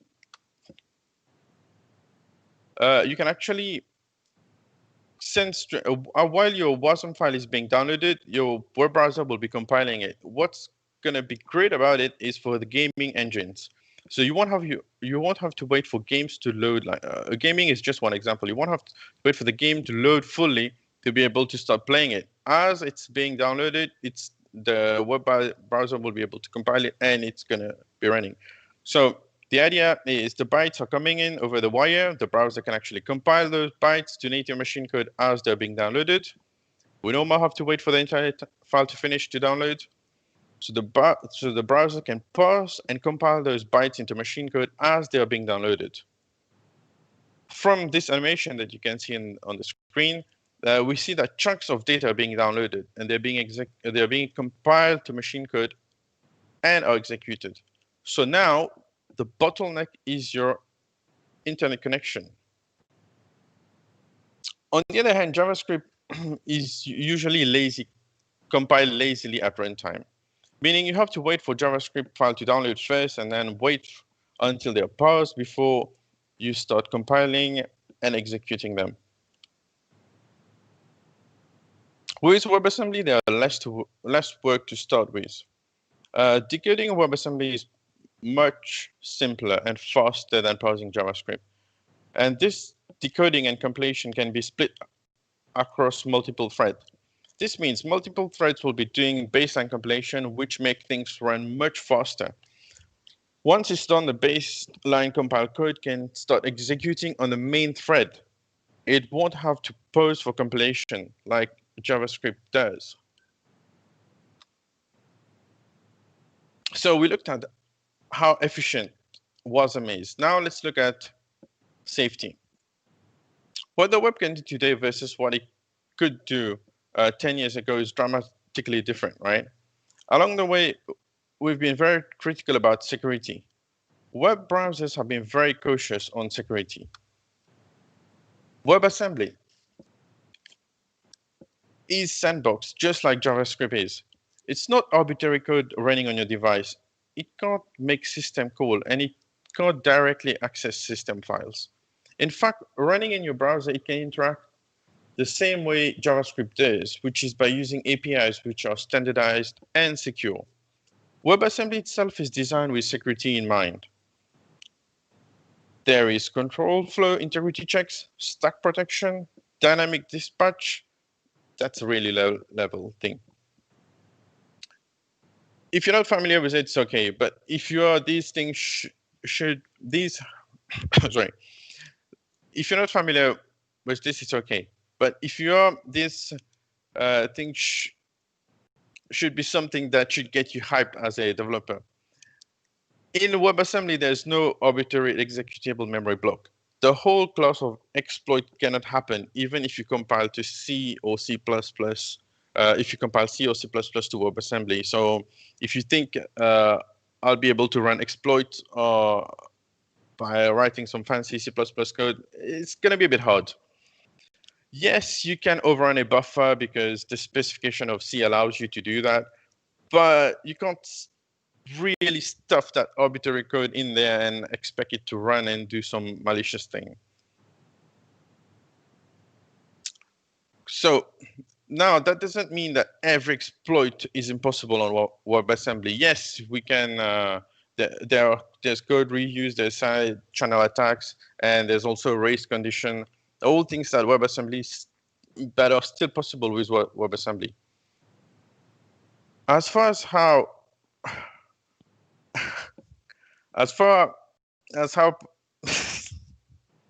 sorry about that. Okay, now let's look at low-level bytecode. This is not something that you'll be writing by hand. Low-level bytecode are just the binary. We're talking about the binaries. So let's be honest. Yes, you can write machine code by hand if you wish to, should you need to, but that's not everybody's cup of tea.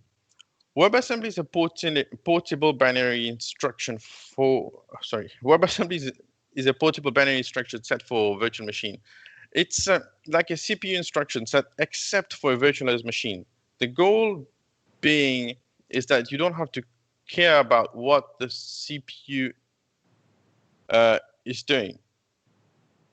If you're familiar with JVM, with Java bytecode, the idea is very similar to that. The idea is that you take some code like this, for example, this is C++ code. You compile it to WebAssembly bytecode, which is on the right, and you stream those bytecode to your browser. So WebAssembly is that efficient, safe, low-level bytecode for the web. How did we get there? So there was a need for WebAssembly. So let's look at how we got there. When I mention WebAssembly for the first time, a lot of people bring this up. They say, is it Java? Is it this Java applet all over again? For those who have used Java applet in the past, in theory, it is very similar. There are lots of reasons why Java applets never took off. It was Java applet was basically a black box where you could just run some Java code and run there's some sort of binary arbitrary canvas thing into it. But you couldn't take advantage of the web APIs, and it had its own class of security exploits. Some of you may say, that was Java applet, but what's more? There was more.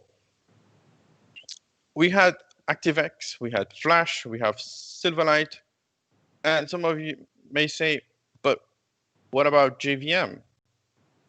Why not integrate JVM or CLR? Well,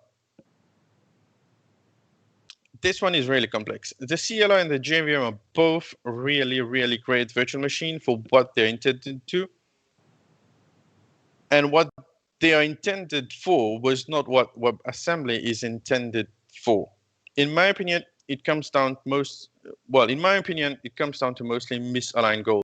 The goal of JVM and CLR is not the same as what WebAssembly is trying to address. Moreover, because I mentioned CLR, some of you guys might be saying, oh yeah, .NET came up with something. Yes, .NET came up with Blazor, which is fully featured and support WebAssembly and is ready for production. So again, how we got there? What led to the conception of WebAssembly? Starting in 2011 and then again in 2015 with some additional work, there's something called Portable Native Client, which was led by Google. There was a native client on NACL, as it's commonly known before that, and then there was the portable variant that came with it. The idea behind this was to take LLVM, the low-level virtual machine. If you're familiar with that, the LLVM IR standardized a subset of the IR, which is the intermediate representation, and made that a target for the web. This was adopted by a lot of people within the Chrome ecosystem. And for those of you who used Google Earth back then, you noticed that Google Earth was only supported in Chrome, but not on other browsers. That's because this project was in the Chrome ecosystem. But other browsers, they saw that there was some gap and they saw something that they wanted to do different. So they decided not to adopt the standard. So it wasn't something proprietary to Google, but they were the only guys who were actually using it. Next, there is ASM.js. And this one, I think, got the most traction. It was spearheaded initially by Mozilla. And the idea behind that was take your C or C++, compile it down to a very strict subset of JavaScript, a subset of JavaScript that might look kind of quirky, but that actually was running on IE6 and IE7. So yeah, there's a lot of learning that happened when we were using the ASM. And I think ASM.js should be given the biggest credit for spearheading the initiative of WebAssembly. But there were a couple of fundamental problems with it. It was still JavaScript. It was still textual representation. It was not binary encoding, so the file was very large and disappointing. And you couldn't add cool things like SMID, single instruction on multiple data, or multi-threading. ASM.js was primarily adopted by Mozilla, but Chrome and Edge also did some experimentation in the browser engine as well. but they never formally supported ASM. So what happened next? Basically, we got Google and Mozilla having some competing effort, and then they got around and decided to align themselves around the ASM, and they say, you know what? What would it take to do this thing right? What would it like to get both of their research, I would say, together? And that's where WebAssembly came in. They say they got all other companies like Apple, Microsoft together, and they started creating something brand new, something that we know is right from the start and ground up. So that's where WebAssembly came into existence. WebAssembly is really unprecedented. All of the browser vendors are getting together and creating not just all of the browser vendors got together and created this WebAssembly. All these companies, they created the first standardized bytecode. The good thing about WebAssembly is it is free. It is not proprietary. There's no question about that. It is completely open. It is not incubated by any patent laws and all that kind of thing. There is actually the Bytecode Alliance, which is an open source community dedicated for creating secure software foundation, building the standard of WebAssembly. So the Bytecode Alliance consists of a group of project organization, as you can see, Mozilla, Fastly, Intel, Red Hat, all these providing state-of-the-art foundation for the development of runtime environment and the language toolchain, where they address the security issue, efficiencies, and modularity, which can coexist across a wide range of devices and architecture for the WebAssembly. So let's have a quick look of a real-world example of what we can make use of WebAssembly. In the very beginning, when Firefox got WebAssembly built in their browsers, they demoed this game, which is Zen Garden. That was making use of the. It was built. Zen Garden is actually a game built in C, if not C++, and it made use of WebGL. And what we can see here is it was when it was ported in the browser that could make use of the WebGL on your machine via the web browser. Another great tool is One Password for those who love it. They moved to WebAssembly because they saw a 40x speed increase. How they found this increase in speed is One Password do a lot of page filling analysis, and they look for fields on website to know where to put the password, and it came down that when they did a test of the same code that was firstly written in JavaScript and then in C, I think C++, and then ported to WASM, they found out that the increase was drastic. It was 40 times faster. Another great tool is AutoCAD. AutoCAD uses EM scripting to port pieces of a legacy code, which is over 35 years old code, to the web. I think if you just think about it, that is pretty awesome. Something that was written 35 years ago and still being used these days, and that also on the web, I would say, wow. And AutoCAD is computationally intensive, so I'm amazed. I mentioned before, Blazor uses WebAssembly to allow running .NET on the web. This shows another feature of WebAssembly, which is portability. allowing code of different languages to be run in more places. So all the DOM interaction is done with glued code using JavaScript. So yes, there's still some JavaScript running behind the scene. eBay, they use WebAssembly to bring their barcode scanning features found in the native Android and iOS app to the mobile web app.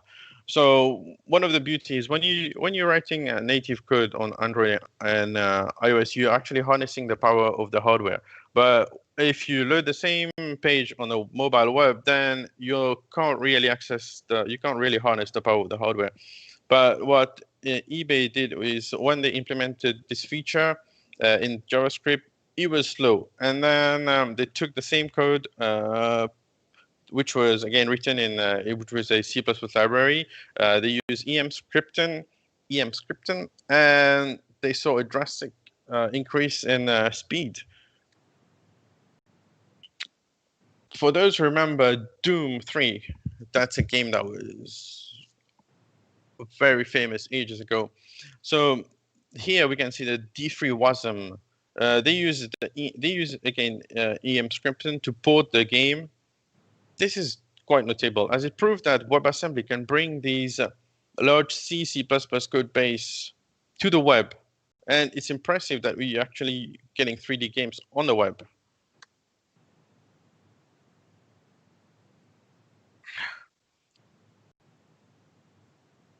This one is Figma. I think those of you who like to design and do wireframe, they must have come across Figma. Figma also uses WebAssembly. The library that Figma uses was originally written in C++, and then it was exported to ASM.js using EM scripting. However, initially they were using ASM.js, and then when WebAssembly was launched, they moved to WebAssembly, and they saw that compared to what the speed they had on ASM.js to WebAssembly, there was a 3 times increase in speed. So again, we see that WebAssembly is faster than what we had previously. MongoDB Compass has logic for sample field analysis. Originally, that was written in JavaScript, but due to the limitation of JavaScript, they could only parse 1,000 documents fast enough before it was going too slow. Then the team proceeded to rewrite their sample field analysis tool in Rust and ported it to WASM. And what they saw was again another 40x speed increase. So initially it took 2 minutes to process a document, and the same document after being ported to WebAssembly took 3 seconds. So 2 minutes, 3 seconds, that is fast. So WASM, we can say, is great for computationally intensive tasks. Google Earth. These days you can use Google Earth on, I think, almost all browsers. Google Earth used EM scripting to port pieces from the all-native application of Google Earth. For those who remember that it started as an application that you download, and then slowly it moved to the web. The Chrome only had it. Now all browsers support it. This also is quite notable, as it proved that WebAssembly can bring this large C++ code base using EM scripting to the web. And also it makes use of the impressive 3D graphics. SketchUp, another tool that people use for 3D modeling and designing, that also made use of WebAssembly. Bearing in mind that SketchUp has some heavy processing and is CPU intensive. So TensorFlow.js is an open source hardware. It is used for what is TensorFlow? Yeah, it is used for artificial intelligence, obviously. It is used for computing neural network. So what TensorFlow.js saw was a 10x speed increase on their prediction engine when they started using WebAssembly compared to the all variant they had. So TensorFlow started as obviously TensorFlow JS, but now it's moved to WebAssembly and it's way faster in computing. One of the cool things these days with a mobile phone is augmented reality, so web AR. 8wall have been enabling developers to create, collaborate, and publish web AR experiences that run directly on a mobile device. So what they've been doing is they've been leveraging Unity WebAssembly. So Unity is a great tool for building, obviously, game and web and augmented reality. So they've been using that to build some WebAssembly games. Well, you can actually test it if you go on the 8wall and you can run the demo and you'll find it. It's pretty amazing. And also we've got last but not least, we've got blockchain also. So Ethereum EWASM is a proposed redesign of the Ethereum smart contract execution layer using a deterministic subset of WebAssembly. So what is EWASM? EWASM is based on WebAssembly. It is a restricted subset of WASM, which is used for contracts in Ethereum. So it specifies the VM semantics. It's a bit hard to explain here, but let's just say that Ethereum WASM aims to bring blockchain using WebAssembly. So we can see that there's loads of technologies, loads of benefits that we have with WASM. We've got speed. We can bring legacy code on there. We saw that Microsoft brought that .NET platform on to WebAssembly. We got AI. We got blockchain. We got AR. All these. So WebAssembly is enabling us to use all these technologies on the web. So one of the good things is I can't actually demo it here for legal purposes, but if you Google about it, you can actually run Windows 95 on your browser. So just type Windows 95 in your browser and it will bring it up to a link. And if you wait long enough, it will download the whole Windows 95 on your browser and it will run it and you can have a play with it for those who are a bit nostalgic about it. So how do we get started with WASM? Some of you might ask. There is this EM scriptum that I've been mentioning quite a lot. It's a toolchain that enables you to port your C and C++ to the web. For those who say, I'm not in the C or C++ world, what can I use? What else can I use? There's Rust.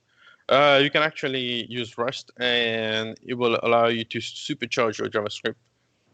And also there's, for those who are familiar with TypeScript, there's AssemblyScript, which is very similar to TypeScript.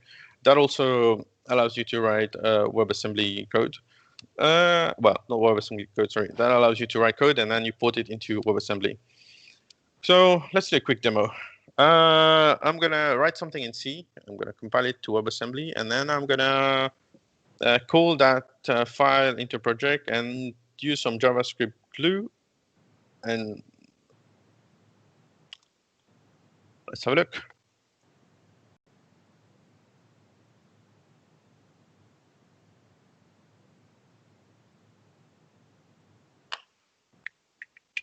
So there's this awesome website, which is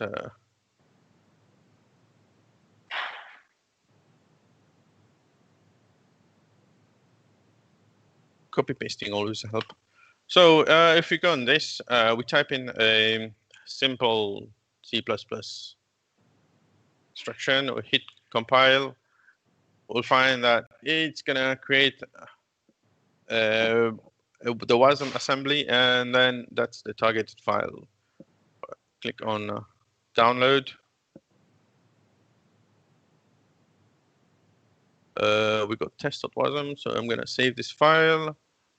And this file saved. Now we got this file here. I'm gonna copy this. I'll take it, I'll put it in this file, and here I'll paste it here. And I'll rename it to Let's rename it to demo. And then I'm gonna open this with Visual Studio Code, and we can see that's the demo wasm here. Obviously, it's a binary file, we can't see it. So what we're going to do here we have, and we're going to be calling this JavaScript. That JavaScript isn't, yes, we still need JavaScript to read the WASM file in the future. In the future, hopefully we'll be able to import it straight away, but we're still getting there. So in our JavaScript file, we're just loading this WebAssembly. We're just loading the WebAssembly, and we're specifying which function we're calling. Let me just show you that. That's the name of the function here, and that's what we'll be calling here. Let's try it. So, back to this. What we wrote here is a square function. So if we pass it a number, it should return the square of that number. And we go live. Okay, we bring up the console. Hopefully, if everything is running, if I type square and I type in 10, I should be getting 100. Woohoo! That works. So now what you guys must realize is, must think about is this function was written in, we just wrote this function in C++. We just wrote this function in C++. We compile it to WebAssembly, and we use some JavaScript glue to bring it up to the web, and here we're calling it. So that's really how all the other software out there are porting their legacy, or I would say C++ C libraries to the web. And that's how they're making use of what the limitation. They're actually addressing what the limitation of JavaScript is. That's what they're addressing with WebAssembly. So that's the end for me. Thank you very much. If you've got any question, feel free to ask. I'll be more than happy to answer it. All right. Hey, Rishi. We are back Hello. live. So that was awesome. Yeah. Speaking of questions, actually, we do have quite a few from Rengen. So let's go through it. I think you covered a few of them during the presentation, but let's still go through it. WebAssembly. So is WebAssembly subject to the usual problems of low-level programming, things like buffer overflow, Stack Overflow, and so on? Is it still subject to that, or not? Yes. Yes, I did mention that. I did mention that they're still subjected to that, because if you look at C, C allows you to overrun a buffer. So that's in the specification of C. It's not something that WebAssembly will stop you from doing, because you're writing your code in C. So if you can overrun a buffer there, yes, it will overrun. What WebAssembly is actually enable you to bring that code that you wrote in C to the web. So if you made some bug there, or if you're trying to do some funny stuff which you shouldn't be doing, yes, that will allow you to do it. Obviously, there is the Bytecode Alliance, which ensure that there are some guidelines that you need to follow, and there are some API call that you need to make on the web browser to actually prevent you from running malicious exploit. But the security layer is there. It's still getting stricter and stricter, but yes, you can do whatever you feel like with your native code. Yeah, that makes sense. Actually, also from Rengen, this is kind of for a few different technologies. I'll compile it into a single question. So with WebAssembly, it brings forth normally you can work using OpenGL, so you can do OpenGL development. It kind of has the potential in a way to make component intensive frameworks like Angular redundant.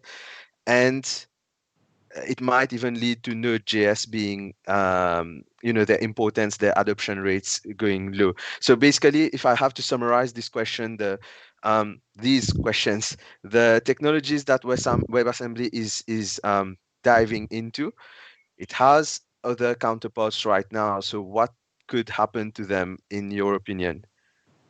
Things like Uh, WebGL, Angular, and NPM, for example. Well, that's the thing about technology. Every 10 years, you see a new vague of new technologies taking over, and some of them sadly dying off. But what I want to stress is WebAssembly is not. I think you mentioned Angular or React. WebAssembly, the purpose is not to Replace. Yeah. replace this. The purpose Yeah. is to work along with it. So if you have an awesome Angular app or an awesome React app, but you got that one library that you written like ages ago in another language, like I would say Rust or C, for example, if you got like a very old language, but you don't want to, for some reason, you don't want to like rewrite the whole thing because that's been working and you know it's worked great. So you can use EM Scriptum to port that library, only that library, Yeah. bring it up to your web, and then you use your Angular, your Vue, your React app to make call to it as I've just demoed making a simple call to a function. You make call to it and you start using it. So that actually make allow you to use what you've written before. It's not here to replace what's existing. It's here to make them work together. So the aim is to use what we have now and what we had in the past together. Obviously, in the future, maybe it will evolve at some point. Technology do phase out, but yeah, the aim is to work together, not to replace. I share that opinion with you, actually. I think that, for example, React or Angular, what would happen, kind of what we see with Blazor, with C Sharp, ASP.NET, they had their own thing going on, but then they came up with Blazor to cater for WebAssembly as well. So I think it's not really about replacing, as you mentioned, it's more about both WebAssembly and the existing technologies adapting to each other, so that maybe Angular or React, maybe they'll try something to make it so that you can work with WebAssembly in tandem with what they offer. I don't think they're just going to phase out like that. They are still big players, but I think they will Exactly. adapt. Yeah, they will Exactly. So evolve. WebAssembly is just giving us giving us an opportunity to bring in more tools to the web. Right now we only have I mean maybe it's a opinionated topic, but right now we only have JavaScript. Yes, we have TypeScript, but that compiles Mhm. transpile down to JavaScript. But right now the main thing is JavaScript, JavaScript, JavaScript. But what about other language, other beautiful language that we have? So Yeah. with WebAssembly, we have that opportunity to bring in those languages. So yeah, that was a really interesting session, Rishi. I have one question. It's not related Wow. to WebAssembly at all. Have you ever played Worms? Worms Armageddon? Okay. Yeah, That I'm gonna was back in the days, man. That was back in I the days. yeah. Okay, then then I love the session. All right. Thank you for being here, Rishi. It was a great session. Really interesting and informative. Um, guys, feel free to get in touch with Rishi. He left his Twitter handle. Um, and I guess we bid you goodbye for now. Till the Thank you next very one. much. Goodbye. Thank you, Bye. guys. Bye bye. Bye.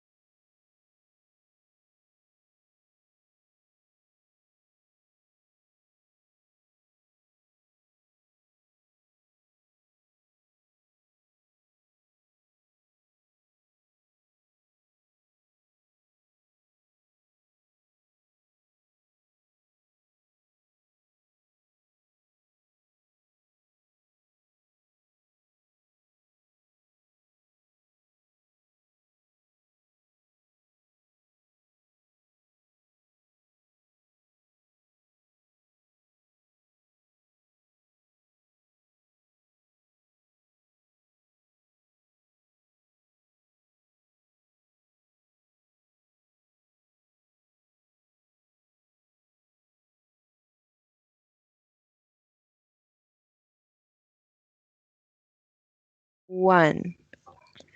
Hey guys, and welcome back. Yep. We are still here. We'll be here the whole day. So we are ready for the next session. This is a great one. Okay. It is. Um, we actually are going to talk about static. Well, not us, but the speaker is going to talk about static generated sites and equate that with performance. How does it work, and so on. And our speaker is Debbie O'Brien. So if you guys don't know, she is the head of learning and developer advocate at Nuxt.js. Nuxt.js! This is And awesome. yeah, Vidush is very excited about it. Yeah, I use Nuxt.js a lot. I started with Vue.js and then went into Nuxt. I was using Next before that. I know, Marin, you're lost somewhere in there. But Yes. but yeah, I'm a big fan of Next.js.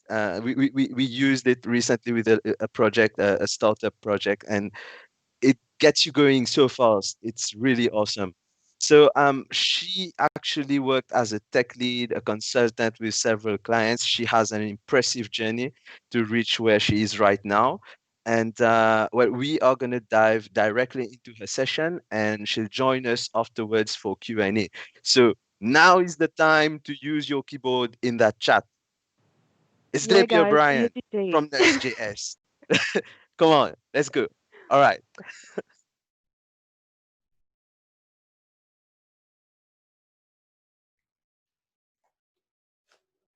Static sites, triple equals, great performance, especially with Nuxt.js. Welcome to Virtual Developers Conference 2020. My name is Debbie O'Brien. I'm Head of Learning and Developer Advocate at Nuxt.js.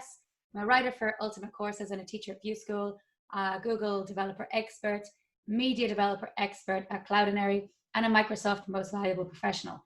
And you can follow me LinkedIn, Debbie O'Brien, or on Twitter, Debs_O'Brien. So, what I will cover: how static sites work, the benefits of static sites, why you should use static sites, and some Nuxt modules and tips to help you improve your performance.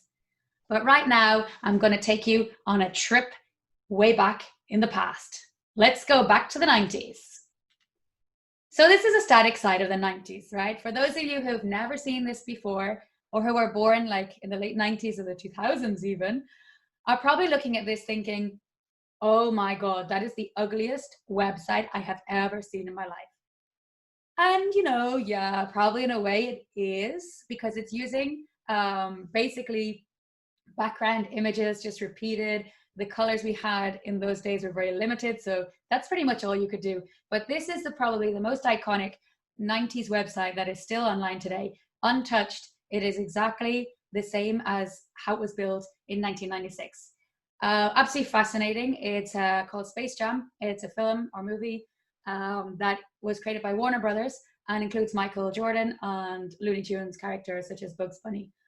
One of the best movies ever created, and definitely the movie that made the most money for a movie produced with basketball. And the website that was created was just a website to go along with the movie, but absolutely incredible. So all those planets are actually linked. You can click on all of those, and you probably don't even know where to click because the hovers and things, like, you know, we didn't have so much control of things back then. So yeah, you're gonna just have to like click over things and click them because it's not going to be obvious that they're actually links. But this website is incredible, and the reason I'm showcasing this is because it shows you a static site of the 90s. Really, really well done. I'm going to take you a little bit through the story of this to then help show you how static sites are the future.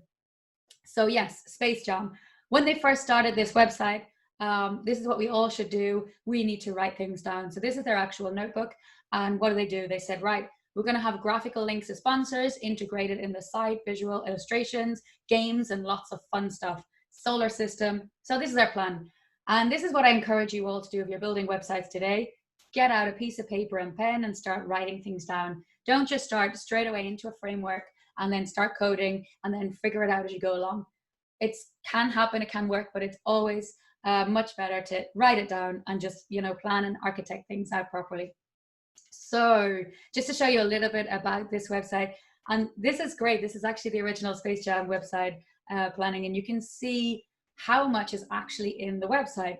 So the top line is all the links, right? That's all your pages, and inside them is all the kind of pages inside those pages, right? So you can see there's quite a lot of content there. And there's everything from trailer and video clips, filmmaker notes, animation, tech info, match the game monster, Looney Tunes coloring book.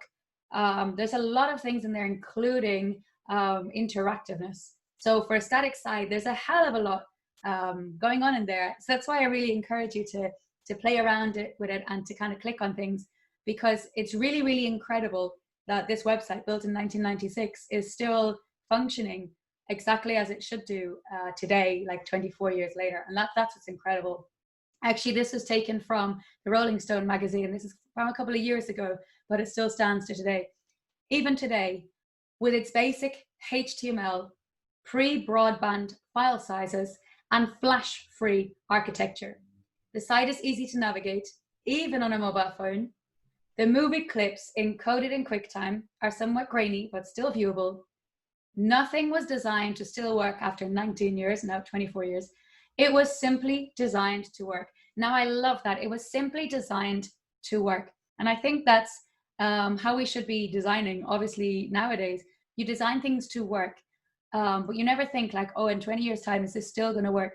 We're kind of designing things that we're seeing that the technology is leaving us quicker than what we've created.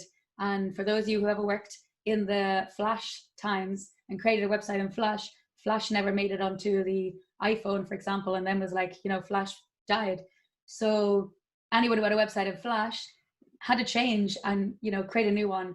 So it's incredible to see like that a website still has passed through all those moments of technology, what's changed, and it's still functioning and still exactly how it was today, still works perfect. And here's a really cool example, right? So there's like the browser icons. So if you're tired of that glowing N up in the corner, change it to our hyper cool spinning basketball, right? I made this a little bit bigger so you can see it. Unfortunately, this only works on a Macintosh running Netscape. Sorry, Windows users, right? Now this is cool because some of you out there are probably going, Netscape, what's that? So yeah, Netscape was a browser, one of the first browsers. It's what we all used, and had an N as its logo, and you could basically change that N to be a spinning basketball. Now that's just cool. But what's cool is the fact that that website has outlived the browser. A browser has come and gone, doesn't exist anymore, but that website still works and still stands today. And probably the only thing that doesn't work on the website is the fact that you can't change the browser's icon that doesn't exist anymore. So I think that's really, really cool. And yeah, it has like cool things like a trivia quiz. So you can, you know, see what rival calls bugs a long-eared galoot, and you know, you can choose your answer, and if you get the answer correct, it goes through to the next round and stuff. Again, interactive, static site, brilliant, really, really cool. And I love this 404. No, well, we've got no idea how you got here, but you've discovered a now empty page of information. Congratulations. Now please go somewhere else. Thank you. And what I love the most is that the footer is right up there, because, you know, we didn't have like the view heights. We weren't able to put it at the bottom. We weren't able to say, hey, you should be down there. We didn't have enough content. The footer just stayed there. That was perfectly normal. Again, amazing backgrounds. And yeah, as you can see, all the links, all the planets there have now turned into links on a side navigation. That's all created through frames. Oh, do you remember the frames days? So yeah, again, highly encourage you to check out the website, click around, and really just get a feel for how things were created in the 90s. Inspect the code, you'll see all those beautiful tables, just you know, incredible. But I want to take you a little bit further now into the future, and I want to just jump and show you something that kind of is connected. So recently, this year, they released Lighthouse 6. Now, Lighthouse 6 is the Chrome dev tools for checking your performance, right? So we had a lot of major changes with the Lighthouse performance testing, and that kind of made your website, like, it used to be performant and now it's not so performant. You need to kind of, you know, improve things a little bit. So Lighthouse 6, what changed? So before, the first contentful paint was what, 20%, and that got reduced down to 15%. Really important was the largest contentful paint. So the largest thing that needs to be painted before the user can kind of, you know, get a feel for the page is worth 25%. That's quite a lot. And the total blocking time is 25%. So if something is blocking your page from loading, like a lot of JavaScript or CSS or etc., then that's going to really affect your performance by 25%. So really, really incredible. And time to interactive has actually reduced. So that used to be 33%. It's gone down to 15, which means, you know, people don't need to click straight away. They need to be able to read something, need to be able to see something, and that's more important. So all this is kind of just being, you know, released recently, and they're the new changes. And it's made so that, you know, it's better for the user to be able to use your website much easier, much quicker, etc. Now, what's cool is that, you know, 1996, when they built Space Jam, obviously they didn't even have tools to be able to do a lighthouse test to check their performance. And 24 years later, Space Jam is scoring 100 on performance. And I think that's absolutely just incredible. For me, that's like, you know, wow, to think that 24 years later, they're still one of the most performant websites in the world, right? Yes, it's a static site, so that obviously helps things. Their first content will take 0.3 seconds, time to interactive 0.3 seconds, and a total blocking time of not. Get that on your website, and wow, incredible. Largest content will take 0.7 seconds. So they've done an absolutely amazing job, and seriously, like, kudos to these guys: Donald Buckley, Darren Lindweiss, Michael Tritter, Jen Brown, and Andrew J. Statchler. And like, you know, incredible at the time. They're working for Warner Brothers. They're asked to do this site, and they put a lot of coolness, a lot of fun vibe into it. And little did they know that, you know, so many years later, this website would be talked about, shown at conferences, written about in magazines, and still be there and be like, you know, something that the world is looking at when it comes to web design. So really, really incredible. And it's actually quite funny that they didn't even realize. So obviously they made the website to go along with the movie. The movie made loads of money. It was a huge success.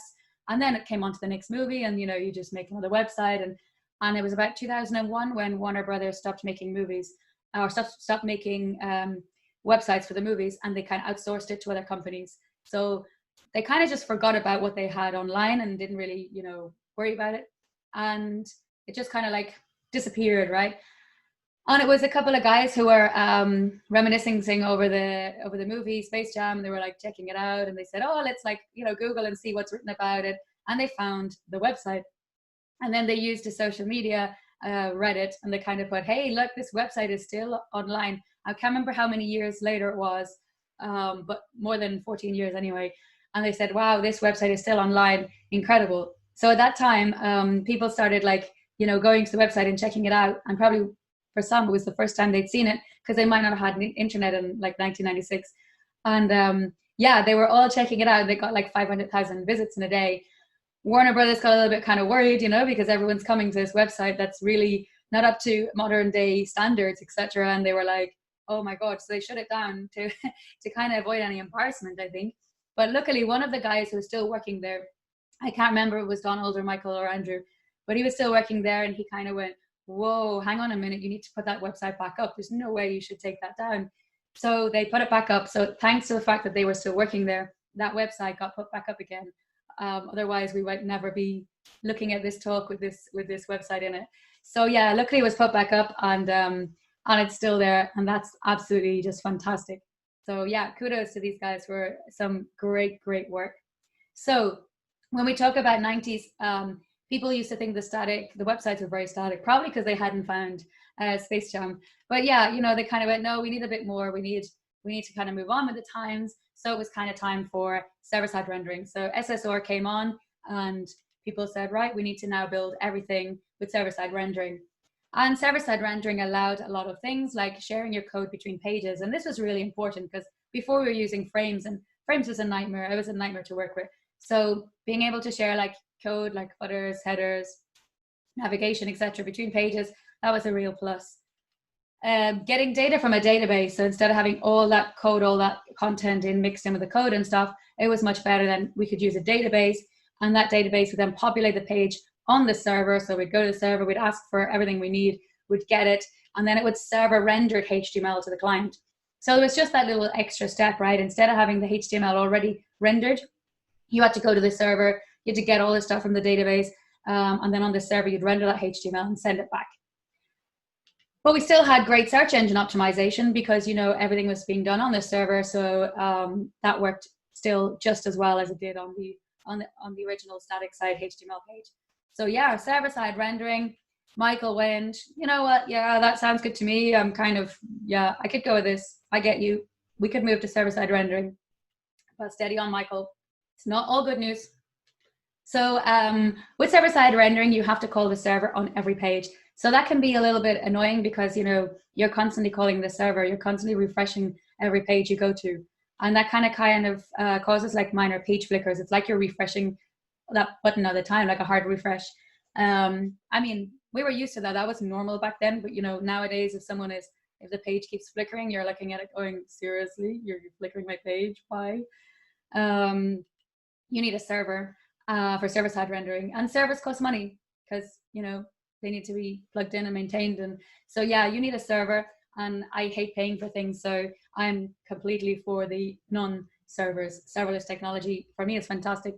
One of the main reasons you don't have to pay for it.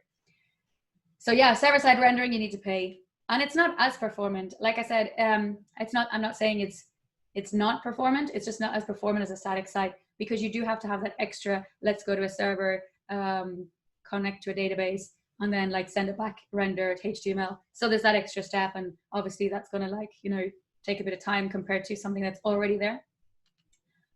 And yes, when server-side rendering first came out, the front-end code back was mixed together because you didn't have like what we have nowadays, such as Nuxt, for example. We can now do server-side rendering in Nuxt. But at the time when this first came out, you couldn't. So you had like PHP and you had like the CSS mixed in with the PHP. So you have front-end developers who have to now understand PHP, and you have back-end developers who are now looking at all this CSS inside their code and kind of going, oh, what is this? What's going on? So yeah, it's not the best developer experience, and front and back code mixed together is never really ideal. So along came the single page application. And this was a great time when they first came out. It was like, wow, this is like a game changer completely. We could now share components across pages in the front end world. This was fantastic because you could share header, footer, but also button, a card, anything. And this is really, really cool. And your front end code was separate. Now this is, for me, the most ideal because now I can just concentrate on my front end and I don't have to worry about the back end language or understand it or know what it's doing. I just have to worry about front end. That's really, really important. With single page applications, there was a faster navigation. So going from one page to the other was really, really fast. It worked super fast and you had no page flickers, mainly as well because you only have one page. So it's kind of, yeah, when people first heard single page applications, they probably thought of the WordPress website that just goes all the way down and it's just one page and you scroll down. That's not what it is. You're still clicking to go to other pages, but they're like not really other pages because really what's going on is that what's inside the middle of the page, so you have your header and footer that's kind of staying the same, your navigation is staying the same, but in the middle of it, you are basically rehydrating that with new content. So it's just kind of the JavaScript basically changing the DOM and adding the new content basically. So it's like one page that's just constantly being rehydrated each time. So yeah, no page flickers because you're actually not leaving that page ever, even though it looks like you are because the route is changing and it's kind of like magic how it works. It's kind of cool, but yeah. So yeah, everything is done on the client side rendering. So in the browser, the JavaScript is just constantly making that new page or making it look like you've got a new page. It's all being done there in the client side, in the browser. So no server is actually needed to do all that work. So yeah, Michael's ready to sign on this one. He's like, okay, I'm ready to sign. This is it. This is cool. This is good. This is the one. This is the one. Let's change our website. Let's build a single page application. But Michael, slow down. Things are not always as good as they seem. So with single page applications, the initial page load is quite slow because remember, you have all that JavaScript has to be downloaded for the whole website. So it's not like just giving you the JavaScript for that specific page. You need to download the whole JavaScript of the entire site. And then once it's downloaded, then it's really fast. But the initial page load is quite slow. You only get a simple HTML page. So if you've ever seen a single page application and inspected the code, there's nothing there really. You just get a div ID equals up. And then it's a JavaScript that actually puts all that code inside it, all that content, all that other components, etc. But you're just getting a simple HTML page. So yeah, it renders the page on the client side after the JavaScript loads, which basically means it's not ideal. It's not great for search engine optimization. Now, some people say Google can crawl JavaScript, and that's all good and well. But if you have an error in your JavaScript, you're going to have problems. And not all search engines can. So depending on where your market is, you might not be only targeting the Google market. I'm sure in the future, they'll all be able to crawl JavaScript, and that won't be a problem. But at the moment, I don't know if you'd sell it very well to a marketing team that you're going to build a single page application. I think marketing teams hate JavaScript frameworks because of single page applications. So that's one of the problems and one of the reasons. And it's not that great for performance. Again, it's not that it's bad, but remember, it has to load all that JavaScript up front, and that's kind of like a blocker. So that doesn't help performance at all. So where does that leave us, right? That kind of just basically goes us back in a circle. Static sites are back. You know, we've done the static sites to SSR to SBA, and we're back now at static sites. We've done the whole circle of the planet, or the circle of the basketball. We're back. Why are static sites back? Well, we have free hosting, which means it's cheaper. I mean, it's cheaper because it's free, right? You don't have to pay for hosting. So many of them are free, such as Netlify, Versal, Azure Static Web Apps, and there are others out there, and you can host your website for free. It's a pre-rendered page, so it's much faster. So you're building everything at build time. You're generating your website at build time with a static site. So the static site, how it works is you generate it, and then you send it up to your hosting, and that's it. It's done. So there's nothing going on after that. It's just created. So yeah, you have that page already ready. You don't have to go to a server and do it, and it doesn't have to be done in the browser. So that makes it much faster. And obviously then no servers needed, which makes it safer because you've got less possibilities of hacking, less possibilities of things happening like on server-side rendering, for example. And it's got excellent search engine optimization because everything is there. Everything's already there. It's just like there. It's just HTML files. It's ready. It's cool. And of course, it gives excellent performance because everything is already rendered. It's already there. Easy to crawl. And my favorite one of all, it's greener. And it reduces the carbon footprint. Because of the no need of servers, we are helping the environment. And I think that's a really, really cool thing, especially seeing as we've lived in these times of COVID. We've seen during the lockdown the impact of shutting the world down for a couple of months and how that's improved our environment. The beaches, the clearer water, the trees, just everything has just been improved because of, shutting down everything that we've had to shut down over those few months. Going greener and just trying to protect that environment is definitely something we should all keep in mind and at least try to do when possible. So as you can see, Michael's like, yeah, this is it. I'm going to sign this one. You sold me on this, and not just me. The whole of the Looney Tunes are on board and they're ready to come along and build static sites again. Going back to being greener, and this is something, like I say, is really, really important, especially to me after traveling to Antarctica in January and seeing the vastness and the beauty of Antarctica, and that we could destroy that one day and people might never, see what I saw. We really have to protect it. The IT sector already consumes an estimated 7% of global electricity. That's just crazy. The IT sector, 7% of global electricity. That's just crazy. I actually this year deleted all my old websites that are hosted on server, all my WordPress websites that are not really being used anymore because they're actually taking up electricity. They're taking up space on a server somewhere for no reason. So I got rid of them and converted everything to Nuxt static sites. And now it's a lot more greener. So yeah, I encourage you to do that as well. To give you an example, a server-side rendered page, this web page is dirtier than 70% of web pages tested, and it's 1.63 grams of CO2 is produced every time someone visits the web page. So if you have a massive website, just think about that a little. Now, I do know that sometimes you need server-side rendering. I get that, and I'm not saying that static sites are the only solution. I'm just saying that sometimes you don't always need to have server-side rendering, and maybe just kind of think about that first. And yeah, with a server-side rendered site, 9 trees, the web page emits the amount of carbon that 9 trees absorb in a year. So think of those pure trees that you're, yeah. Oh. Space Jam, for example, Space Jam webpage is cleaner than 95% of webpages tested. So yeah, 24 years later, and they're already ahead of the game when it comes to being greener.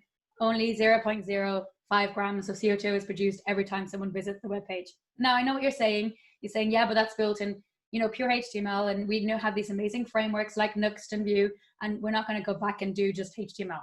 I get you. I hear you. You're right. So I also tested the Nuxt website. And just to show you, our webpage is cleaner than 72% of web pages tested. So even with a framework, with JavaScript framework, and with a lot kind of going on, a lot of JavaScript, a lot of CSS, a lot more colors and styles that were not in, the likes of the 1996 website, we're still 72% better than most web pages. And it's only 0.45 grams of CO2 every time someone visits the webpage. So again, obviously we could be better, and we can try and improve that, but it's still, we're in green, and that's good. So if you're in red, start getting worried and see if you can do something about that. And yeah, we need 3 trees. Actually, Space Jam was 1. So it's better than 9. It's not perfect, but at least we're a step ahead of where we used to be when, server-side rendering was the one that we were using. So performance matters.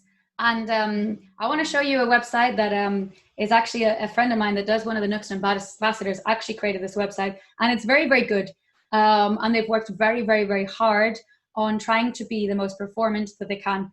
But it's a server-side rendered website. Therefore, they've got 82 in performance. Now, as I said, it is not bad at all. It's really not bad. They've worked really, really hard to get that score. But with server-side rendering, sometimes it's just not that easy to get 100. And if you're out there and you've got 100 score in your server-side rendering, please send me the link. I'd love to see it. But I know these guys have worked so hard to try and get as much as possible, and they've just not been able to. So yeah, again, those marketing scripts are always a problem when it comes to performance, etc. But just to kind of show you the difference with Nuxt, with absolutely no extra work, with no contacting specialists in performance, not paying anyone to even spend time actually trying to improve things, just by using Nuxt static sites, the Nuxt website is 99 in performance. And that's just cool. So that's something I'd like you all to just kind of think about and take on board, that, you can get an incredible, huge performance by using the right technology. Nuxt static sites will just give you that out of the box. So what about content, right? We talked about before the databases and server-side rendering, and that's how they got all the content. So what can we do now in the front-end world with Nuxt static sites? How can we get our content? So we use what's called headless CMSs, right? Now, headless CMS kind of has some confusion. Okay, we're going to take the head off, right? We've got no head anymore. What does that mean exactly? It's kind of just a nice way of saying your front-end code and your back-end code are separated. So your content, your database, that's separate to your code. And it means you can change it at any moment. They're not intertwined. So you could have one CMS today and tomorrow change it to a different one, and it shouldn't affect anything. You just have to make a call to that other CMS, and then that's all good. So it's about being able to change. And just the same as the front end, you could just change from Vue to Nuxt, and it wouldn't affect the back end. That's not going to change at all. And that's what being headless means. It means it's not connected to each other.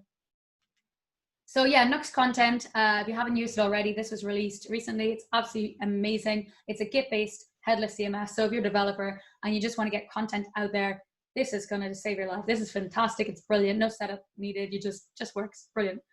Strapi, another excellent example of a CMS, Prismic, Storyblock, Sanity, and there's so much more. I didn't put them all in there, but there's a hell of a lot of headless CMSs out there, and there's an easy way of getting your content onto your static site.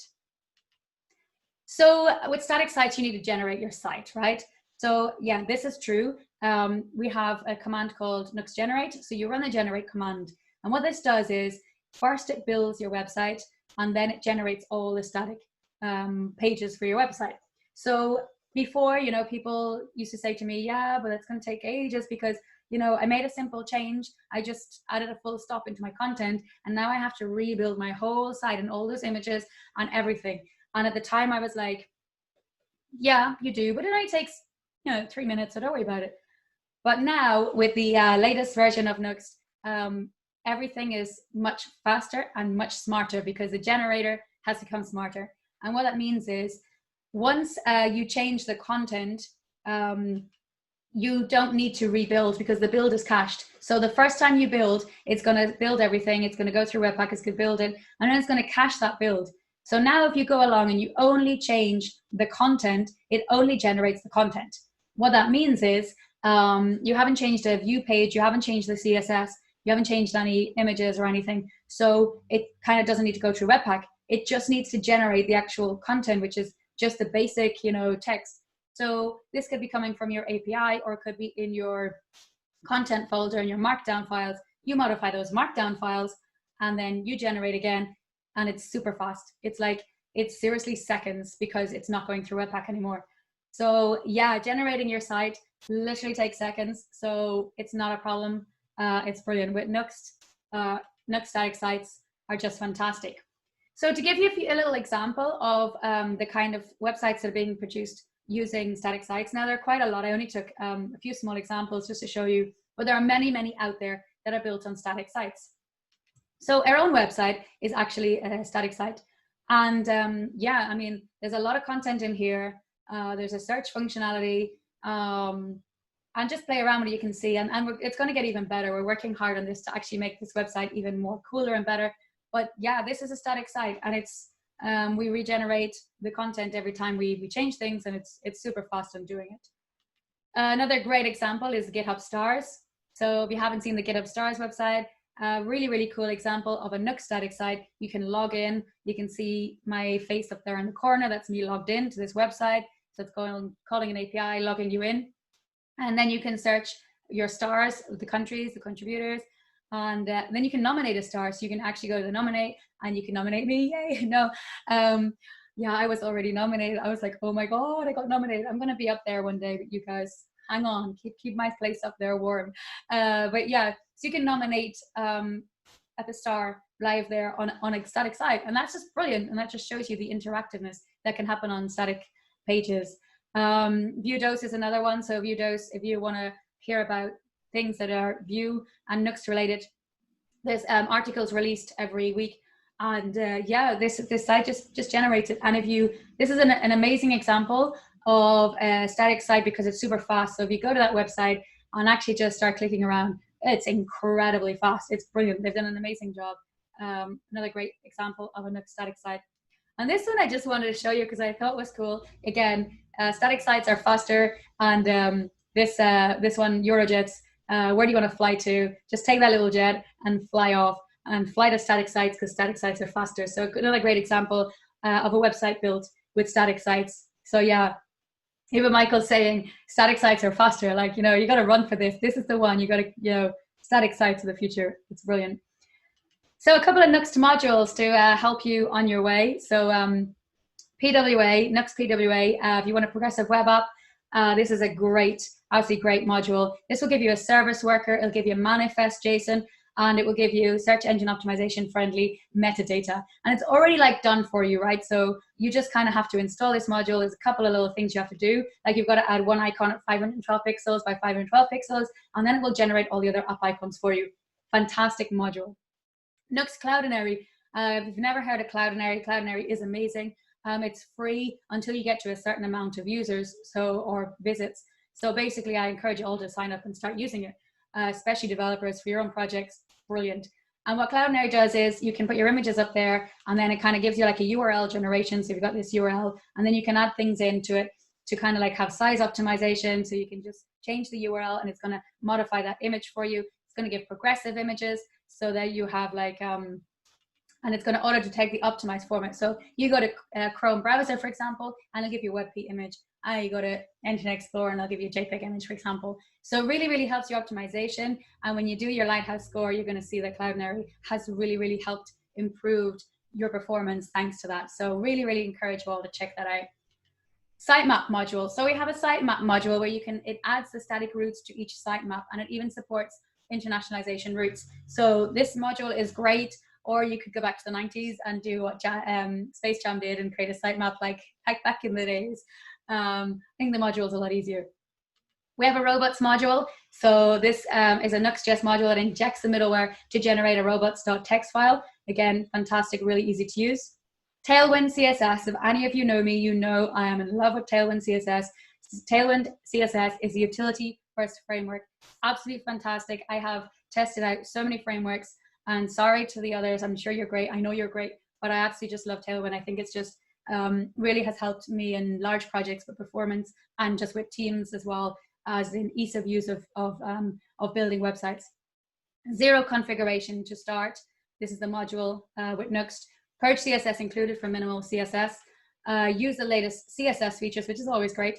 And you can reference your Tailwind config in your app. So brilliant module, encourage you to use it. If, however, you don't want to use Tailwind because you've already got like, Beautify or another amazing library, that's fine. But try and use Purge CSS. So it removes unneeded CSS with ease. So you're not loading all that CSS that you're not actually using. So yeah, Google Analytics. Again, another fantastic way of seeing how your website's doing, and that's a module can be added. And we've Google Analytics integration for Nuxt.js. Now I know you're kind of saying that is a lot to take in. It's like, are you getting all this? Are you getting all this? You're sort of saying, oh my God, yeah. Hang on a moment. I know it's a lot, sorry.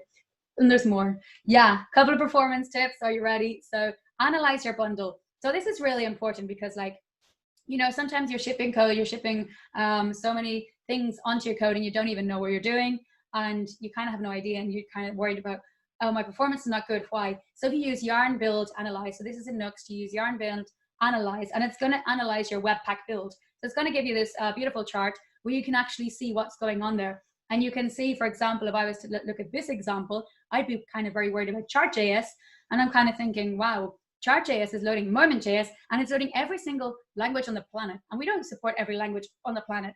So we need to do something about that. Now, if I don't have access to Chart.js to basically remove all what's inside it, I can use bundle phobia to kind of like give me an idea of how big that library is. 430 KB is minified. What? Seriously? So this is going to show me how long it takes to load, what's included, etc. And at the bottom, it also kind of gives you ideas of other similar libraries so that you can kind of say, ooh, there's a different library that's a lot lighter and I could use that instead. So bundle phobia is a great tool. CSS overview. So this is recently introduced into the latest version of Chrome. So if you haven't updated and seen this, you really should check it out. CSS overview is fantastic because you can actually see, like your colors. Are you doing like 50 shades of gray or have you got all the colors? So these are Nuxt colors. I think we're doing pretty good. So I'm pretty impressed with that. And it gives you font info, unused declarations, and media queries. And I'm sure they're going to make this even better and, improve it with other stuff. But definitely it's well worth checking it out and just keeping an eye on, your style rules and especially your colors and just, what's going on in your CSS. Modern mode. So in Nuxt, you can actually use the command yarn generate -- modern. And by doing that, it's going to generate two bundles, a modern one and another one for those browsers that are not so modern. And what that means is then when you come to Chrome, it's going to load less JavaScript. So it's going to be much faster to load. Whereas if you go to Internet Explorer, for example, it's going to have to load all those polyfills and all those extra JavaScript that needs it to get that website running. So the modern bundle is fantastic. Just be careful of it in developer mode because it does take a little bit longer because you're generating another bundle. So I would kind of use it only on your production ready one. So yeah, I know that's kind of it's a lot to take in, and I'm hoping it's not going in one ear and going out the other. Otherwise, I'm going to have to check and see if it's still in there. But yeah, so it's a wrap, right? So just wrapping up, static sites are here to stay. So Space Jam was created 24 years ago. It's still here to stay. I don't think the others are going to live as long as things like Space Jam. So build your sites so that they are here to stay too. And just in case you're worried, there's now a Twitter bot that is actually checking every 3 hours to make sure the Space Jam website is still up. So this has been going on for quite a few years. And basically it's it sends out this bot and it says the Space Jam website is still online. Looks like the Space Jam website is still there. And every 3 hours it checks that. So Space Jam website is not going anywhere. So you can follow on Twitter to make sure it doesn't go anywhere either. And again, as I said, it's a wrap. So put performance first, really, really important. Static sites, triple equals great performance. So make sure you're building static sites, or at least, look into it and trying to make it work. Remember with Nuxt, if you've already got a single page application or a server-side rendered application, you can easily change it to a static site just by changing in the Nux config, and you can literally just put target static, make sure it's in mode universal, not mode SBA, and then just use the generate command. That's it. That's all you got to do. Really simple. So I encourage you to check it out and make sure you see that you'll see the difference in performance. And yeah, spoiler alert, Space Jam 2, they said it's coming out in 2021. I don't know if plans have changed due to COVID, but wouldn't it be amazing if Space Jam 2 was created, the new website, as a static site with Nuxt? That would be incredible. I mean, they talked about, wouldn't it be cool to create it just as the basic HTML like back in the day and try and use frames and try and recreate it the same? I would love to see them create it with as a static site with Nuxt and kind of see the differences of how the technology has evolved, but try and still get that same great performance and that same great results. That would be really cool. So my only question for you right now is, are you Nuxt? I hope you all are. Nuxt static sites. Thank you very much. And yeah, my name is Debbie, and I've created a blog post on the Nuxt, on creating a blog post of Nuxt content, so do check that out. And seriously, thank you for watching, and please don't forget to give feedback. Bye. One. Hey, we're back, and we got Debbie with us. Yes. Hey, Debbie. Hey, everyone. Hey. So, Debbie, to start with, this was a great session. We are going to get into it in a bit. But because we didn't have you at the start, you can go ahead and talk a little bit about yourself, so our viewers give them an introduction and what you do exactly at Next.js and so on and so on. Okay, so hey, everyone. Yeah, sorry, I'm on my holidays, so I'm in a hotel bar, and the internet is not great. So that's why I couldn't do the talk in the bar live, because they probably would have. But yeah, I'm Debbie. I work at Next.js. I'm head of learning and developer advocate. So basically, my job is to make sure that Nuxt is easy to learn, that everyone can come on board and start using Nuxt and try and create materials and demos and everything to basically help Nuxtify the world. That's my mission. And yeah, I hope you liked the presentation, and if you have any questions, I'm here, so let me know. Well, so far in the chat, we don't have any questions. Hey, viewers out there, this is the time. We have Debbie with us live, so if you have questions, the live chat is still going on. You can throw them there. Personally, through the session, I love I love that you had a shout out to Space Jam. That was awesome. We are getting some great shout outs today. Windows 95, Worms, and now Space Jam. Yeah. And I like how you equated like servers and the rendering part with the environment, because as developers, we work virtually, so oftentimes we ignore that aspect that whatever we do, whatever we run, it has an impact, whether we know it or not. There is a computer somewhere running this. Yeah, exactly. It has an impact on the environment. I love how you equated those things together. Personally, I've used an Next.js. So if I'm not mistaken, for the static generated site, it's you use the Jamstack, right? Yeah. Use it. Again, a shout out to Space Jam. I know that's not why the name is Jam, but it's there. So it just kind of fits in there, doesn't it? It's just perfect. It's just perfect. Yeah. Yeah, we've used Next.js, and if your goal is actually to Nextify the world and make Next as easy and as onboardable as possible, personally, I can say that it's working. We've had we've had students working. I was mentioning that before this the session. We had projects like startup projects where we have to get going fast, develop fast, and we chose Next. And there were students who were not really that versed in modern Vue.js, React, and so on. They were not really up to par. And threw them in Next. So literally, we threw them in Next. Like, go ahead, do what you can, and they grasped it really quick. It helps. It's so helpful. The layout, the folder structure. So you guys are doing a great job there. Cool. So and it's going to get even better. yeah. About that. We have a first question, but Cool. about that, maybe you're already going to answer that, since you're saying it's going to get better. So any hints, any sneak peek at what we might see in Next.js in the near future? Without Well, maybe. yeah, it's hard to say. So we're working on Nux 3 at the moment, and that's going to be released when it's ready. So With soon, me, but you yeah. know what the soon means in developer world, soon. But I know they're working hard on it at the moment, and obviously the aim is to try and have as many things working without without breaking many things, right? Like you don't want Yeah. to have a massive go from Nux 2 to Nux 3 and it be a nightmare, right? Like Angular does, right? We don't want to do I was that. about to say that. Yeah. So The question we had actually is if you have for Next any plans to have per route option for to target static, so basically static pages. That would be super useful for websites that have a lot of pages, so you can say which one of them should be using that. So what do you think about that? Is this something being considered or a good idea? Per route per option for route targeting option. static. Yeah. Yeah. I don't know I don't know. I mean, you're basically saying only update one route because you changed only one route, for example.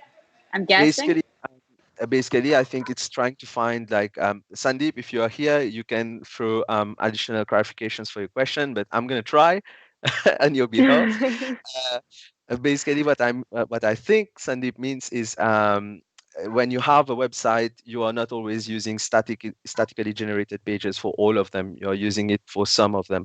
So, is there a way maybe to have on a per route basis to specify that for these pages you should be using the so trying to find a middle ground between server-side rendering Okay. and static generated pages.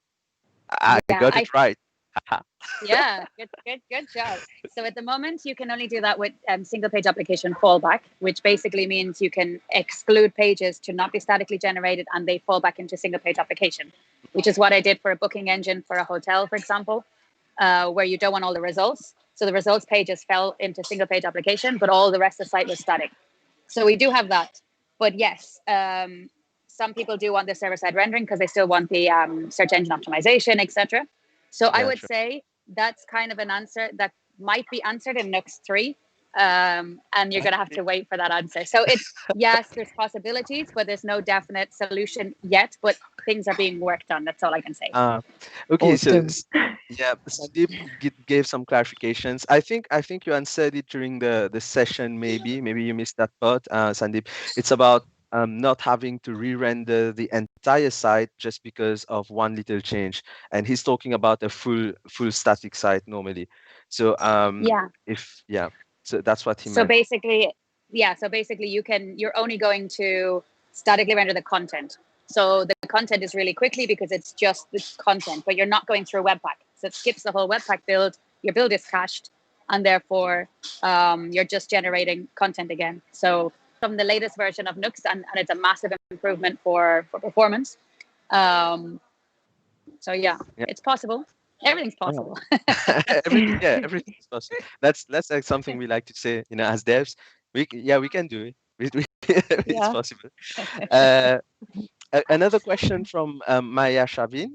So, what about image components for Next? Optimized image delivery straight from Next. I think that's what Cloudinary tries to address in a way. Yeah, but we're actually creating a image component that you can then use Cloudinary or another service if you want to, or not use any. So we're working on this at the moment. So that's going to be when it's ready, it will be out. So soon. But yes, we are working on an image It's component. it's okay. We are not looking for a timeline today, but it's good to know that it's being considered. Uh, Yes, yes, it's in the so works. It's actually almost there. to do's, yeah. Sandeep has a second question about so if Google starts crawling the SPAs properly, like how would that affect SSR, server-side rendered websites? Would they go away? So what's your opinion on that? If Google gets better with SPAs? Well, remember that it's not just that the single page applications also have the performance issue. If you have a massive site, you've got to download all the JavaScript needed for the whole site on the first initial load. And that's kind of making your users wait for all that JavaScript to download. So I don't think single page applications are always the best solution for everything. So I think there's always a mixture, right? I'm a static site fanatic, of course, and I would go static site first, single page application for things that like I can mix in with my static site, or if it was like a backend, what do you call it, like a dashboard kind of thing, that's fine in single page application. When you're not considering performance or you're not caring about search engine optimization, so it's perfect. And server-side rendering is still important for like a massive online shop, for example. Now you can't build obviously an e-commerce site with static sites, but if you have a massive Amazon that's changing everything every second, then you don't want to be generating so much. So everything has its place, but before we always did server-side rendering because we always wanted search engine optimization, and now you don't have to think that way. You can think static first and then go, oh, now this is not working for me. Now I'll move in that direction. But no, I don't think single page applications will take over. Definitely not. Yeah, I think that's true for almost all of the technologies. There are so many things that come out. It's true that some of them die out, so they phase out and they don't really get used. But things like SPAs, PWAs, which is still quite moving quite fast, and SSR, I don't think any one of them would just phase out. I think, like you said, it's just about finding the right ratio to mix them and use them properly. And remember that, like with Nuxt, for example, when you're doing server-side rendering or static sites, it's going into like single-page application when the hydration takes over. So it's working as a single-page application, just you're getting all the benefits of the performance, of not having to download everything straight away, etc. But then it's working like a single-page application. So, that's, you're not really giving it up completely. So exactly. That's a good point. Always as well. there. It's always there. Yeah. 90s rock. Yeah, that's true. We know 90s. Well, we know. Maybe the younger audience, they have to learn that. But so thank you for this great session. I was personally really psyched to when I saw that there's going to be a session about Nuxt, and then I saw that it's someone who is actually from Nuxt. So it was awesome, great experience. Do you want to throw some closing comments? Any message you want to pass to the viewers before we conclude? So if you want to like contribute to Nuxt, etc., we'll be taking part in the Hacktoberfest. So that's going to be coming up in October. So anyone that wants to contribute documentation or Nuxt issues or anything, we'll be creating a guideline and we'll be putting everything out soon. So watch out for that. And at any time, like you can always contribute, help us out. Everything's not perfect, so we're willing to kind of accept that we've made mistakes. So come and help us fix all those mistakes. And if you see anything that's missing, just let us know and create an issue and say, hey, there's nothing about this documented. And then we'll kind of like do our best to make it happen. So just use Nuxt, DM me if you need anything and have fun. This is something, I mean, I know we were closing, but the documentation for Nuxt this is also really well done. Like it's all there. You don't need to go. I'm going to be honest, for a lot of technologies you have to go to tutorials point, but for Nuxt it's good to just go to nextjs.org and you're good to go. You have everything there. So awesome job with from the team over there. And with that, I guess we can conclude the session. Thank you for being here and presenting. Thank you so much. Maybe you'll be here again next year. Thank you for having me. Yes, hopefully in person on the beach. Yes. You never know. Then you'll have your holidays here itself. Yeah, exactly. All right. Okay, well, take care. Enjoy your holidays. Bye. Bye. All right. This my guys wish the nice fangirling then. Huh? You were totally fangirling there. You could just go fanboying. It's okay. Yeah. But I like Nuxt. Okay, so someone from the team coming here. It's amazing. It was an opportunity. All right. Good job, man.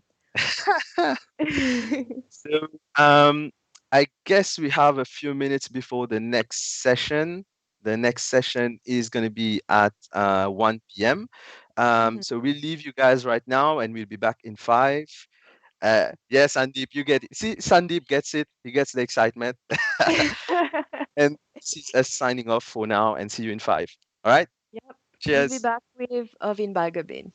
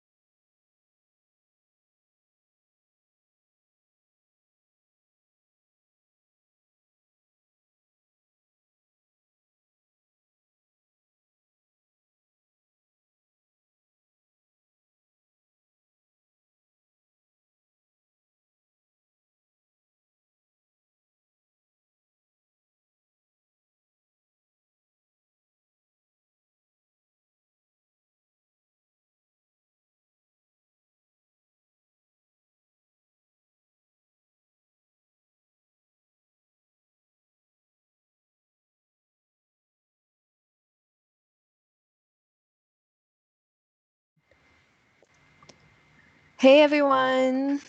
We are back. Uh, yeah, after one awesome session about static sites, we are going to follow up with something a bit related, PWA, Progressive Web App, with Angular. So this is also going to be an interesting one. It's going to be presented by Ovin Balgobin. Let's just bring him in and get started, all right? So hello Alvin, thanks for Hey, joining Ovin, us. Hey you are live. everyone, How are you doing today? I'm good. And what about you guys? Yeah, You We're had doing me here good. all day and everything. we are like assimilating a whole day of sessions, so we good. Yeah, No, it's fun. yeah. It's fun. We are on the right track. Everything related to websites, PWA, and so on. It's in the right place. So, Ovin, why don't you just give a brief intro about yourself and what you're going to talk about before we lead up to your session? Okay, so hey everyone, my name is Arvin. I am a lead developer at Digital 14, or some of you may know it as ePages. And today I will be talking about building a progressive web app with Angular framework. So I will explain a bit what is a progressive web app and also Angular framework, so for those who don't know. And then progressively we will see how it interacts and how it works with. All right. And you've been Okay. working with PWA / Angular for a while, or is this something new you got interested in? Yeah, actually I have been working with Angular for quite some time now. Nice. Actually, since Angular JS till Angular 10, I've been Oh, working with Angular. That's all it. right. Yeah, But you've been through it yeah, all then. yeah. But for past 6 or 7 months, I have been experimenting, web component, PWA stuff a bit.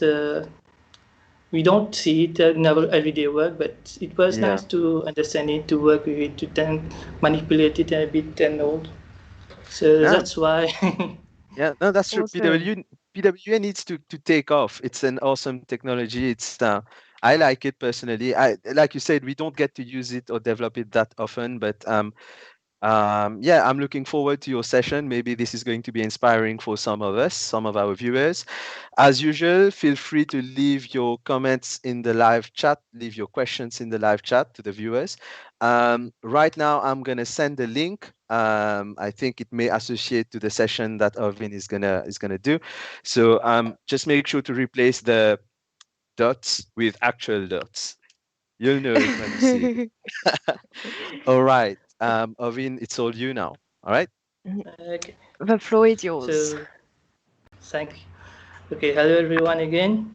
We just sent you a link. It is a demo app that I have implemented based on this year's theme on superheroes and on progressive web app. So basically, I have provided you with an application which will work both offline, online, and should be very fast to load. But we will come to it in a few moments. Just so that you can have a view about the app and the superheroes and everything, so you can just scroll through it if you want. And I will give you the Git repo at the end of the session so that you can fork it and play with it, break it, and everything. So that's up to you guys. So this in this session, I'm going to talk basically what is a progressive web app for those who don't know, and what are some of the popular web application and the success stories that you may or may not have heard about, and what are the smart add-ons that make a website a progressive web application. Then we will dive into the Angular framework, and by adding the Angular / PWA, we will see how we can progressively modify our Angular application to a progressive web application. I have a demo which I have sent you the link already. Then we will test the Lighthouse compatibility mode for a progressive web app, just to test if our application has been successfully converted to a progressive web app. And then I will give you the repo link, and so I will discuss a bit about the custom enhancements that you can provide into the web application. Okay, so what is a progressive web app? Basically, you just take a normal web application, even a static web application, a single page web application. You just add some new features available in the browser nowadays, and you have a progressive web app. So what does this progressive web app bring to the table? First, it is downloadable, so you can have it on your mobile, on your desktop, or you can use it as a web application in your browser itself, as you want it. It can provide you offline support, meaning that you don't, once it is downloaded like a native application, you can use it offline. All the data will be there, or part of the data as per the developer wish. So it provides a faster loading time than the current web application or the current single web application page. And once it is downloaded, you have the same look and feel as a native application on Android or on iOS.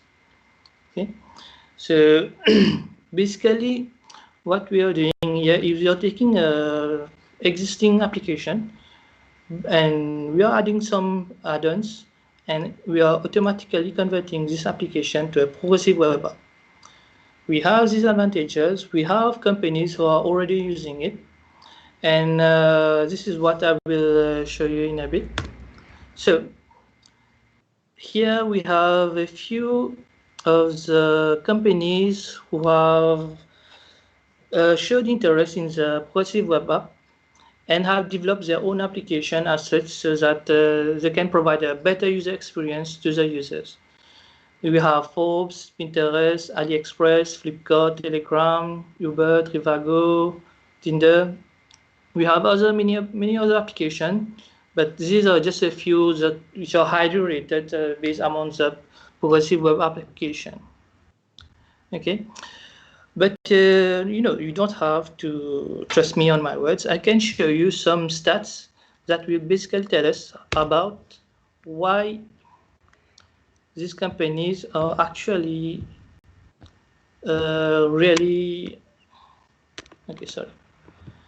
why these companies are really investing in the progressive web application techniques.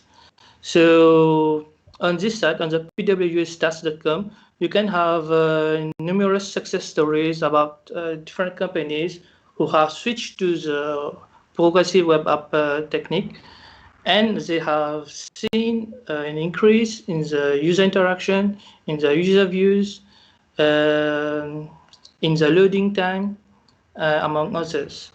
So like Kubota, Denhams, you have UK Closing. All these guys have switched the application, and they have seen a change, a positive change in the user experience and the loading time. For example, if we check for Tinder has cut the loading time from 11.9 seconds to 4.6 or 4.7 seconds. And on top of that, the progressive web app is 90% smaller than the native Android app. So this implies faster loading. This implies a first page job, which takes less time than needed. And since it is lighter, it provides the same user experience and everything. Users actually prefer this mode. Or, well, check for Trivago, they have an increase of 150% for people who had added it to its home screen. There is a lot of interaction with the application, and practically 60%, 67% continue to browse the site when they come back online. So this is some of a few success stories that you can see. You can check the website. If you go directly on it, they will have link and everything to back up their claim and everything like this. So you can check it and just to have an idea why it is becoming more popular, why people are investing in this technique. So this is some of the success stories. And now let us see about the video stats if you want to check it out. Okay, so a progressive web app, I told you that there's a few small add-ons that we have to add to make a current web application or website to a progressive web application. So we need a secure environment for the application. We can't host the progressive web app on HTTP only because of the service worker, because of security issues and everything. So they have incorporated this technique, this rule that only on secure location, on secure environment that it will be run. The second main component is a manifest file. The manifest file is basically like metadata for the browser to interpret so that he can determine whether it is a progressive web app, whether when it is downloaded, what is the name of the application that we should set, what is the icons that we should set, things like this, like the background color, whether you want the application to open up as a browser inside or as a standalone, or you want it full screen, depending on certain parameters. We can check it out. And if you want to have a full list of this tech, you can go to the web app manifest that in the developer.mozilla.org. We will have the list of all the attributes that we can add up and create our manifest. So basically, a manifest is in this format where we have the name of the application, the short name, which represents the name on your mobile app or on your iPad or everything, starting URL, display. This is what I was telling you, whether you want it standalone on like a browser mode or as a full screen. Background color, just if you we won't just set a simple color for all the application on a progressive web app. If you want to theme it to better, how do we say it, for your graphical needs and everything, you have a website all in blue, so you want a background color in white. So because of this thing, we have this background color description. This is just for your website information in case that someone requests it and want to check. And all the icons that we may have or may not have about when we are downloading on an Android mobile or on an iPhone or on your desktop, we need an icon to display actually. So this is basically the definition, the metadata for the images that will be downloaded and shown as an application. And if ever your web app is related to an application on the Play Store, on the iOS Store, on the App Store, sorry, so we can provide a link so they can internally, they can redirect to the Play Store app or to the App Store app. And this is just to provide a better user experience and everything like this. So this is a manifest. This is just a simple JSON file, but very important to define that an application is a progressive web application. Okay, so except for the metadata, we have the third component, which is the service worker. Now, the service worker is here for quite some years now, and it is a very, very powerful tool for browsers. The service worker basically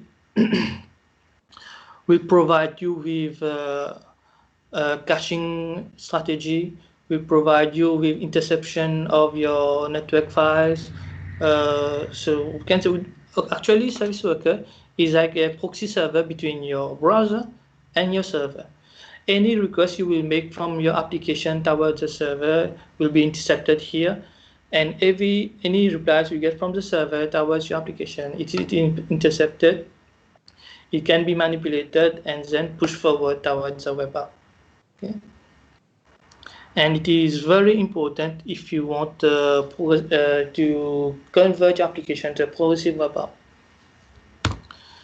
So basically, most of all what I have said. So it is as a proxy server within the web app, the browser, and the network. It is a JavaScript file, so at a certain moment we can modify it actually. We can create our, we can how will I say it? If we want to subscribe to a certain errors, or we want to subscribe to check if there are new version available, stuff like that, we can create our own function and manipulate it as such. We can intercept and modify resource requests. This is not only Ajax, but images, HTML, any resources that we have, we can intercept it and modify it as required. We can cache the content. And one thing which is very important about the progressive web app, about the service worker, it is that it runs on a separate thread than the JavaScript thread. So it is non-blocking for your application. It is running on the background asynchronously. You can synchronize data. You can provide for offline support and everything, just because it is on a separate thread. And it also provides features like push notification and as well as background synchronization of the APIs. But we will get into it a bit later. Okay. So, service workers, manifest, and a secure connection. That's all for creating a progressive web app. Now, before we dive into creating with the Angular app, I wanted to show you the application that I had created on GitHub, which will illustrate our concept of progressive web app. So here we have what I would call a superhero app, and you can browse and check some of the heroes if you want. I have added the name or the aliases, their full name if they have any, and their first appearance, also a publisher. So this is just a small app that I have done, but since we are in the team of superheroes, I thought that maybe this can be interesting to show. So as you see, I have like 500 different superheroes here, and these 500 superheroes, you must agree with me that it will take time to load. With all these images, with all these text, with requests to the API and everything, it will take time. And we want to reduce this time. We want to provide it offline. We want that users can check it out anytime, because normally just you want to cross check something. For example, for static, you want to just know the strength, power, intelligence, durability. Depends. You use it as you want. So we have like 500 images to load, the content to load. We have to build this, and on top of it, it is based on an Angular application. So behind, we have to load all the files associated to Angular, build the DOM, then take the data, build the loop. After we build the loop, then we request each resources like this, one after another. Okay, so it is a simple app, but behind the performance and everything, it will take time. It will be an issue. So you have the link if you want. You can browse through it. You can just turn the network off to check if it is still working. You can download it. Actually, you have a plus sign here. Once you click on it, you can download it, and you will have an application as such. An application as such, and here you will have all your data without the browser link and everything, just like an application actually. Sorry, I didn't have time to add a search or to filter and everything, but you get the idea how it is. Okay. Okay. Yeah. So this is the demo app that I will be. We will be building using Angular. So how do we build this application? First of all, I won't go into details about creating an Angular app because it is out of the scope of this session. But just if someone wants to do it, just to engine new app, you will have a running application with it. So once you have this Angular app, just download the @angular/pwa npm package. You do npm install @angular/pwa. It will add the package for you, and behind on the background, what it is doing, it is actually adding the service worker libraries. It is enabling the service worker support on the CLI. It is importing and registering the service worker on the app module. It is integrating the link to the manifest.design file in the index.html. Adding meta tags for the theme color. It is installing icon files, and it is creating the service worker config file. So basically, this library is installing everything you need to create, to convert the application to a progressive web application automatically. Okay, so let me show you. I'm also don't think I will have enough time to actually run and install any Apple application. So I have already done it on my local machine. I will just show you the file that has been created, just so that I don't spend too much time just for. Okay, I hope the screen is large enough. So I was telling you, we create a service worker config file. It creates a boilerplate template for you, where you have linked to the schema.json, what is starting point of your application, and this asset together with this are already built with the first installation of your Angular/pwa. So basically, on an Angular framework, since it has a proper order, it has a proper architecture, it can automatically determine which is your index.html, where is your CSS file, where you have set your assets, and assets, since they are like images, videos, or whatever, you can lazy load it.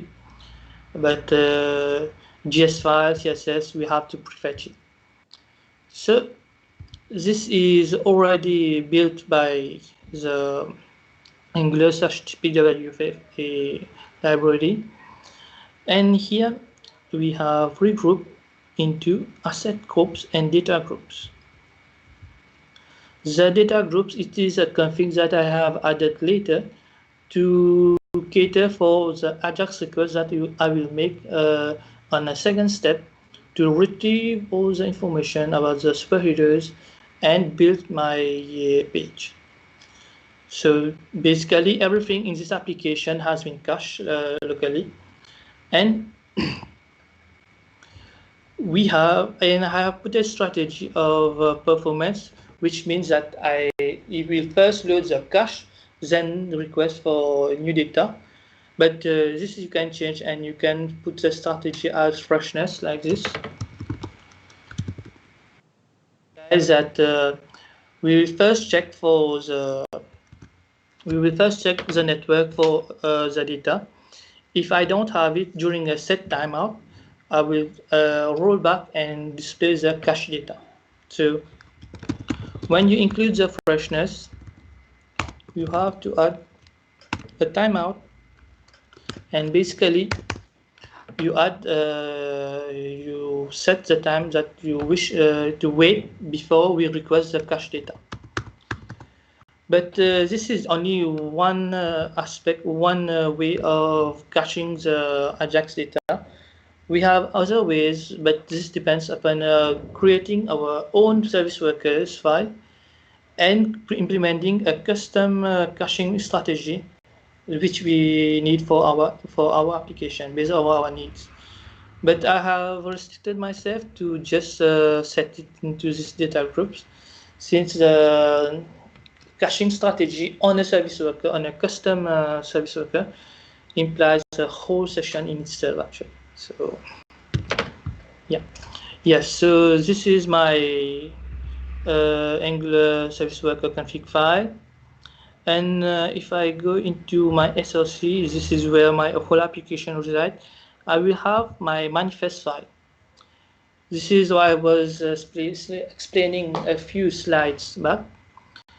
It is attributes, metadata, as you want to tell, for the browser to recognize what it should do with the progressive web app.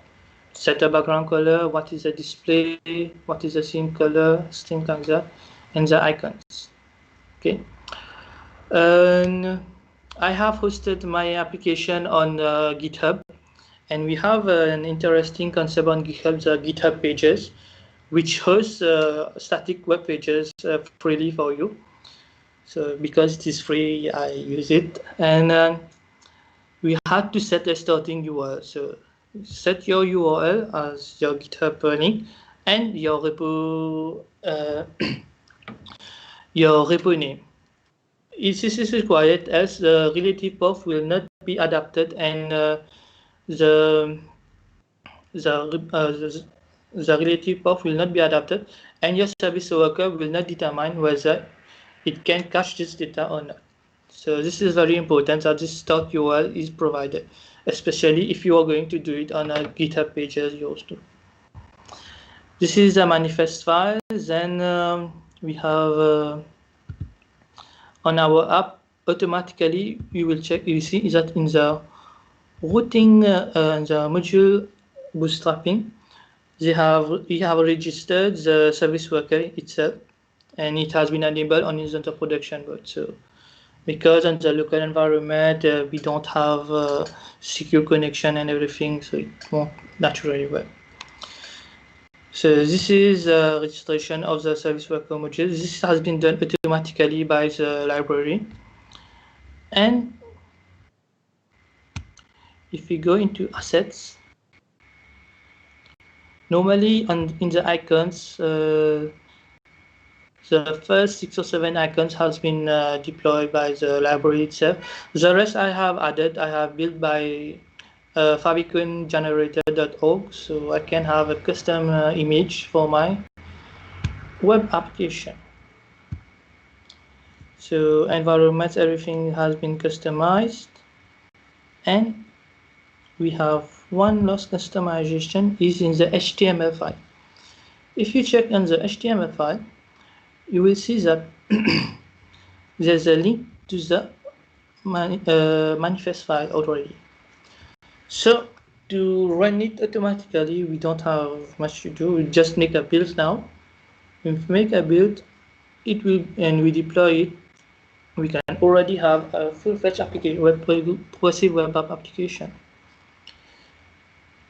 Just note on the GitHub pages, if you're going to build for GitHub pages, make sure that you add a base href for the repo name. This is also important because once you build it,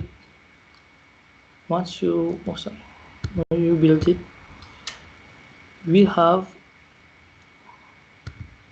these paths should be created automatically so that the static files know from where you should retrieve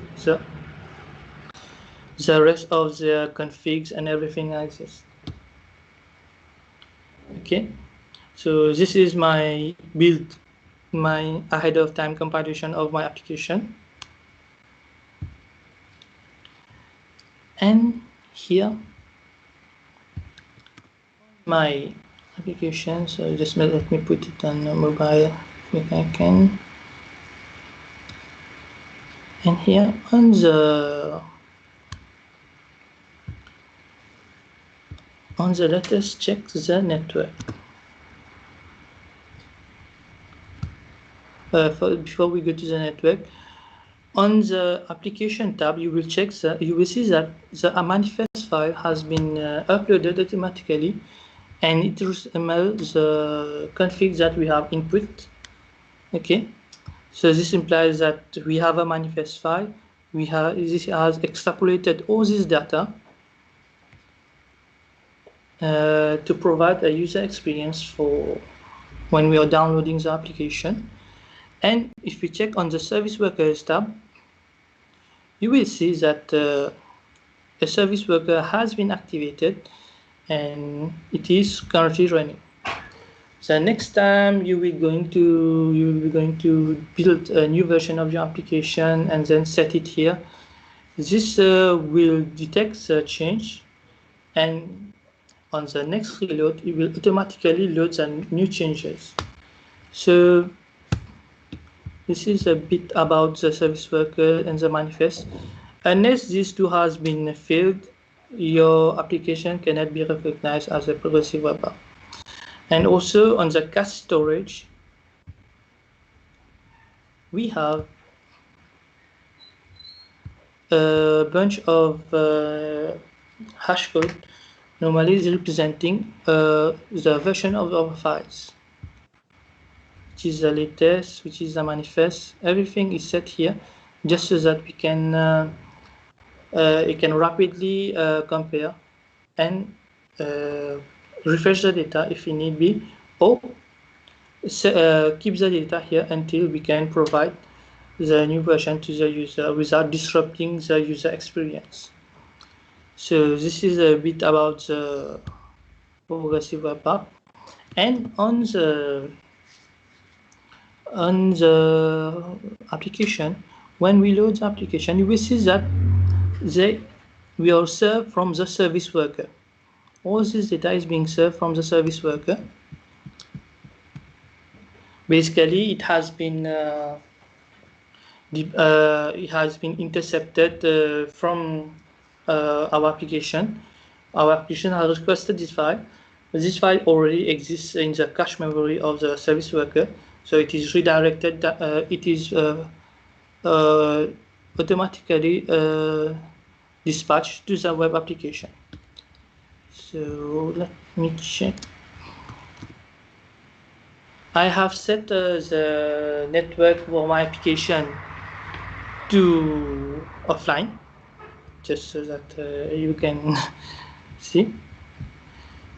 It is still working. It is still deploying the application, and it will also work if you are set on airplane mode, deactivate your data, or anything you are going to deactivate. So you will see that your data is already here and everything is functional.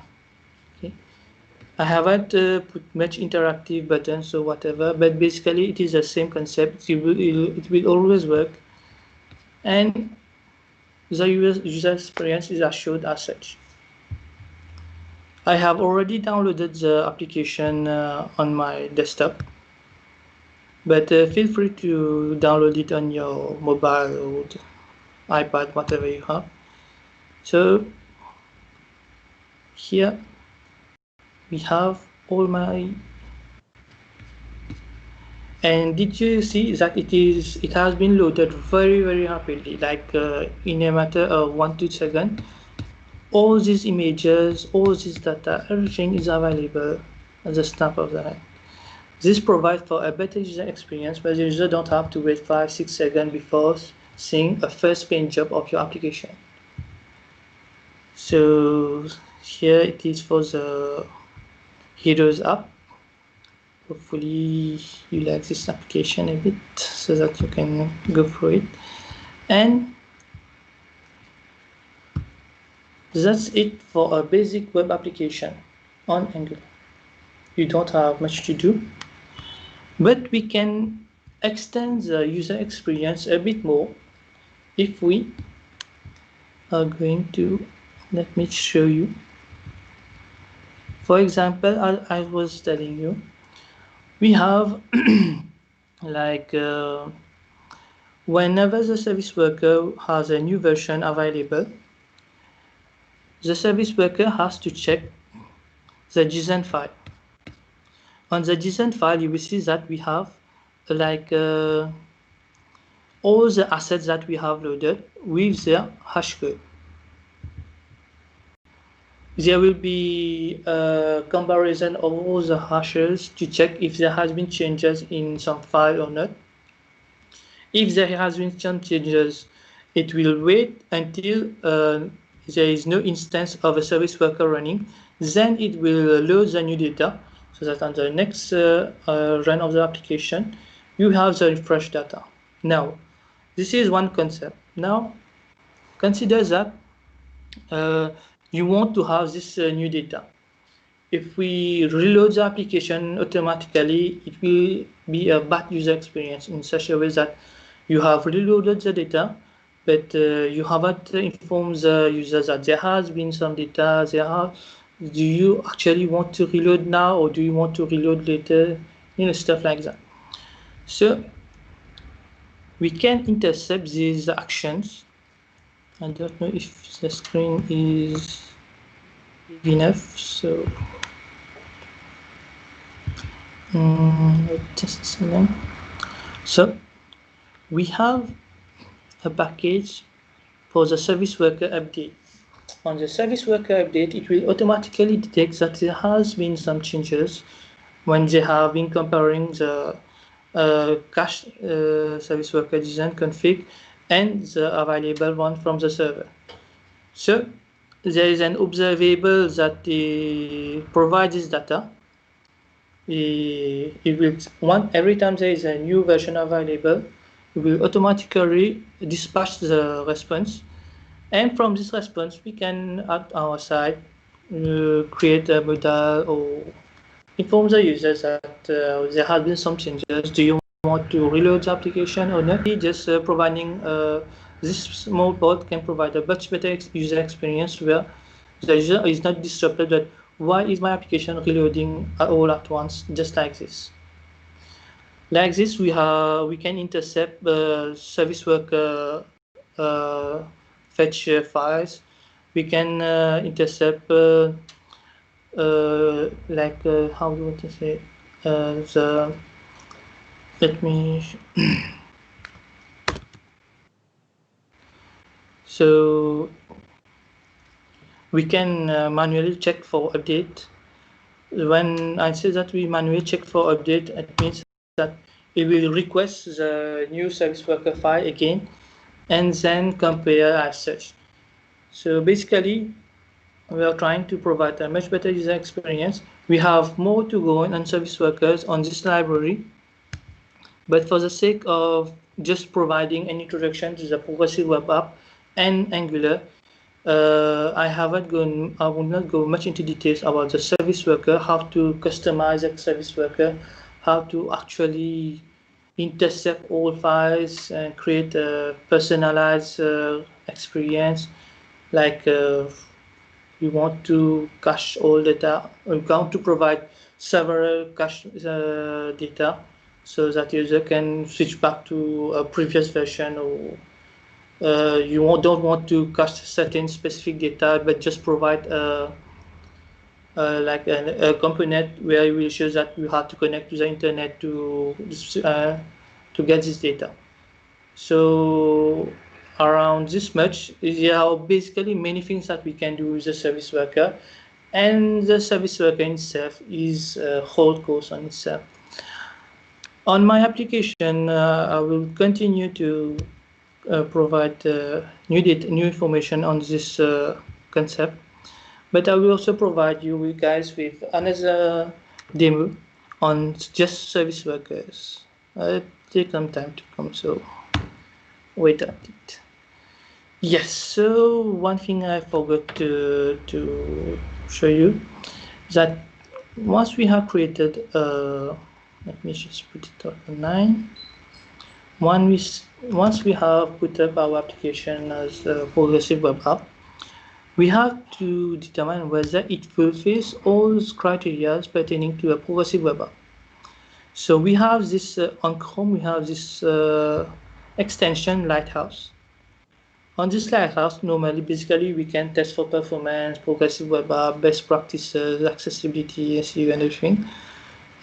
Just for now, we just check everything so you can have an idea what's going on. Let's generate the report. It will take some time, like putting it offline, retrieving the data, and building the report. So just a few seconds to complete this call. And it is interesting to see that it provides a few informative text. So just a moment now.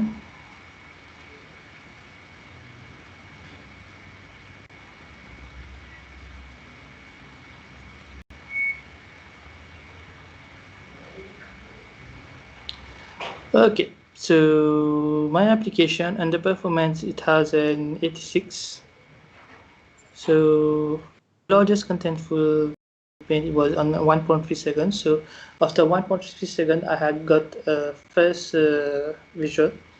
It is quite some time, so I have to work on this part. But yes, okay. Accessibility basically a blind person or a person who needs assistance is going to navigate through the application. The best practices, okay, cool, 100. Let's see, cool.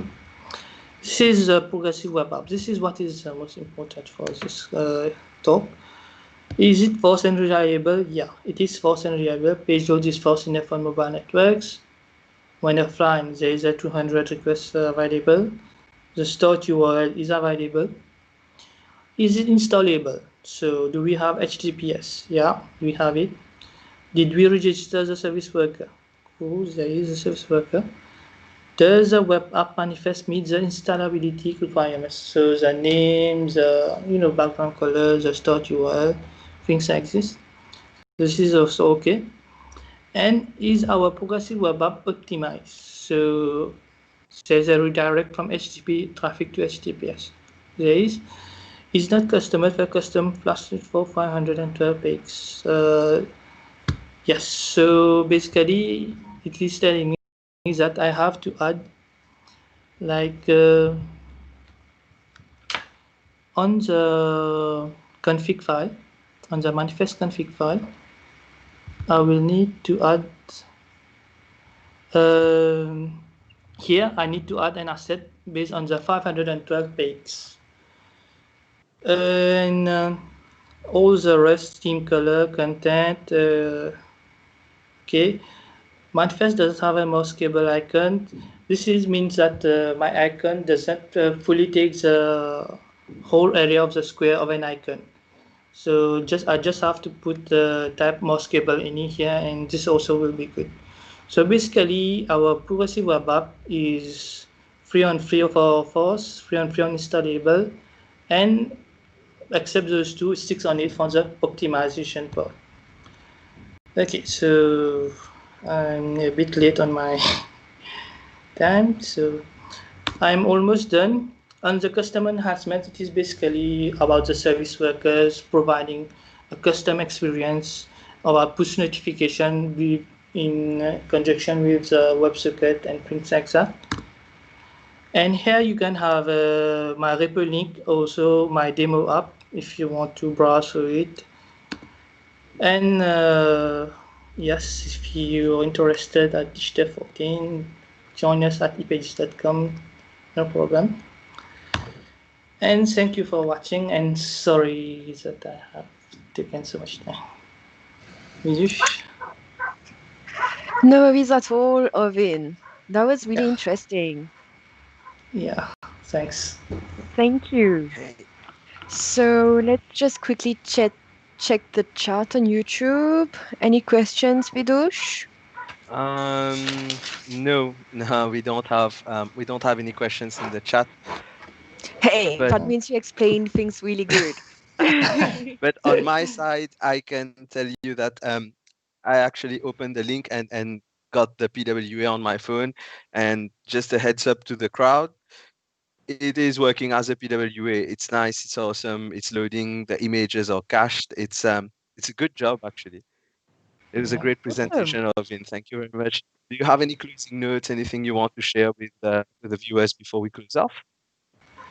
Thanks guys for watching, and if you have any question, if you have any queries, you can always contact me for Angular or for Progressive Web App or for Web Component. If you have any question, you're always welcome. All right. Plus they have your Awesome. link, so they can follow you. Okay, so we are going to conclude this session. Thank you for being here, Alvin. Thank you so much, Alvin. Yep. Thanks you too Next time. guys. Bye. Bye. Bye. Okay. Okay. So who do we have next? Our next session Vidush? is gonna be we are going a bit different this time. It's not JavaScript. This time it's PHP. So PHP microservices with SWAF. Okay. Yeah, that's gonna be in 15 minutes. So I'm gonna take a short break. I don't know about you, Marine. I'm gonna get I something to am eat too. maybe, and So yeah, we'll be back. Yeah, in at 15 minutes. at 2 p.m. 15 minutes. Stay tuned, Oh, guys. see you later.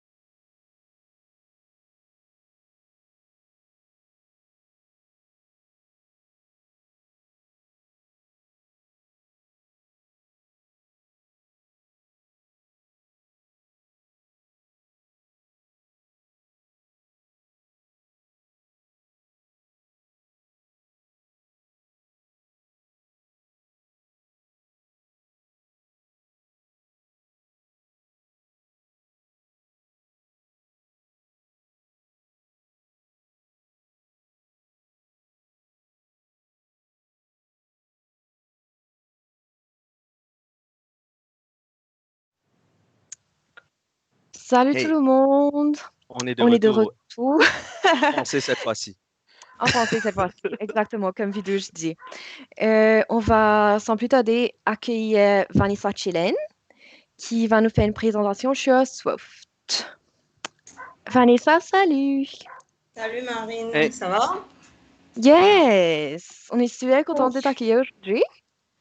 Ben, merci de m'accueillir et merci, je vous ai bien suivi en anglais et là on passe en français. Merci beaucoup. Du C'est sans coup, problème. sans plus tarder, on va enchaîner. Yes. Si tu veux Moi, bien nous parler un petit peu de toi. Yes. ouais, c'est le next slide. Donc, je sais pas si on lance déjà la présentation. Allez, Ou, ok, ben d'accord. ouais, allons-y. ouais. Allez, Alors, d'accord. Alors, du coup, vas-y. ben, encore une fois, à la DevCon, pour la 6e année, je pense, consécutive. C'est toujours un plaisir. Et merci d'être là comme d'habitude. Et déjà, merci pour les super slides. J'aime bien les petits artworks. Je l'ai utilisé sur le slide principal. Aujourd'hui, on va parler de Swift. Swift, au fait, c'est un petit framework en PHP pour faire du microservice. Quelques mots rapides sur moi. Donc, ça fait environ 15 ans que je suis dans le web. Je suis le directeur technique des extensions interactives. Je suis vraiment une spécialiste de PHP, assez puriste PHP. Et je défends pas mal PHP et son écosystème, que ce soit Drupal, Symfony, Presta, etc. Sur, on va dire, sur mon network. Donc, voilà un petit peu sur moi. Aujourd'hui, comme j'avais évoqué, on va découvrir Swift. Ce que j'ai démarré un petit peu via la DevCon ou autre, c'est une vulgarisation des frameworks méconnus de PHP. Parce que souvent, dans le monde web, on se contente des grands noms. Donc, Symfony, comme je suis là avec mon t-shirt Symfony, Drupal, etc.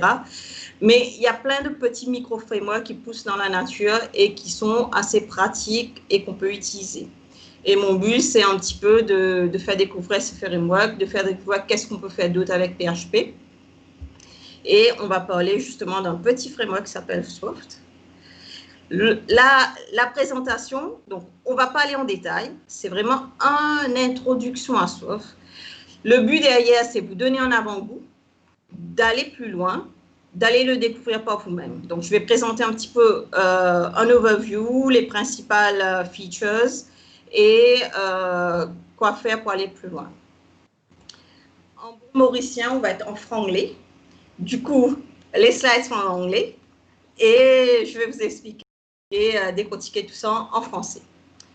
Donc, du coup, la définition, la description même de Swift, c'est un PHP microservice coroutine framework qui est basé sur Swift. Dessus, avant d'aller même vers Swift, il faut comprendre 3 mots-clés. Microservice, coroutine et Swift, qu'on va décortiquer. Donc, les microservices, c'est quoi? On entend parler beaucoup ces derniers temps, depuis 2 ans. Ça existe depuis pas mal de temps, mais c'est vraiment, ça commence à faire surface. Maintenant, tout le monde parle, on ne veut plus de monolithique, on veut aller vers du microservice. C'est quoi microservice? Ben, imaginez votre rebond Lego. Vous avez l'option le logo qui est complet, qui est monolithique, que vous ne pouvez rien faire avec, il est super joli, super pratique. Il ne va pas se casser trop facilement, c'est un ensemble complet. Après, vous pouvez aussi le construire en briques modulables. Chaque brique peut être ajustée différemment et chaque petit brique, c'est un microservice. Dans l'idée, c'est un petit peu ça la différence. Et les avantages du microservice, c'est que, justement, comme on a plusieurs différents petits briques, chaque brique peut être développée de son côté. Chaque brique peut être améliorée de son côté. Chaque brique peut avoir des informations propres à lui. Et on peut créer plusieurs différentes choses avec. On est indépendant, mais à la fois, on va toujours construire le robot au final. Donc, il y a un réel intérêt ces derniers temps pour du microservice parce que ça apporte de la flexibilité. Derrière, mis à part le microservice, autre aspect important à comprendre, c'est le coroutine. C'est quoi un coroutine? C'est un autre terme qu'on entend pas mal ces derniers temps, surtout quand on parle d'asynchrone et quoi. Coroutine, c'est tout bête, c'est simple, c'est des petits programmes qui vont s'exécuter en coopération l'un de l'autre et qui connaissent leur état. Pour vous expliquer, c'est tout bête, c'est tout simple. Imaginez que vous avez mis votre manga, vous êtes en train de regarder la télé et il y a l'introduction, enfin le tableau du manga qui est en train de jouer que vous ne voulez pas voir et vous avez besoin d'un café. Donc vous laissez le tableau jouer et vous partez faire votre café. Donc vous avez fait un coroutine. Donc le TV est en train de jouer. Entre-temps, pendant que le TV joue, vous faites votre café, vous retournez avec votre café et vous regardez la suite du manga. Si vous avez fait pause sur votre TV, ben vous avez arrêté un état. Quand vous revenez, vous remettez play. La télé va se jouer à l'état où il s'est stoppé. Donc, encore une fois, un coroutine qui connaît son état. C'est rien de plus compliqué que ça. Appliqué en informatique, ça nous emmène très, très loin. Dernièrement, c'est SWAN. SWAN, au fait, c'est un engine qui est peu ou mal connu, qui a été développé en C++ pour PHP. Qu'est-ce qu'il permet de faire? Il permet de faire de l'asynchrone sur du PHP. Ceux qui m'ont un petit peu suivi l'année dernière, on avait parlé de l'asynchrone sur PHP. On était en vanilla. Moi, j'avais parlé vraiment à la base comment faire de l'asynchrone avec des concepts très vanilla PHP. Là, SWAN, c'est un engine qui nous ramène pas mal de facilité à faire de l'asynchrone. Il est basé sur du coroutine et il est, on va dire, high availability. Donc, il arrive à faire à exécuter plein de coroutines dans un temps assez rapide. Donc, il améliore vraiment la performance côté PHP. Donc, un exemple, avec SWAN, on peut lancer 10 000 requêtes MySQL en 0,2 secondes. C'est des benchmarks officiels. Pour ceux qui sont en PHP, oui, c'est super rapide. On peut aussi avoir des mixers. Donc, on peut avoir une event loop qui tourne et on peut avoir plusieurs types de requêtes, TCP, HTTP, WebSocket ou HTTP2, qui sont en train de tourner en même temps avec SWAN. Donc, il nous permet vraiment plus de flexibilité. Il nous dispense d'un petit peu tout, on va dire, le côté hardware. On n'a pas besoin de s'occuper de plein de choses. SWAN rajoute une layer d'abstraction devant et nous donne plutôt un modèle simple, rapide en MVC pour travailler avec. Ça facilite la vie aux développeurs.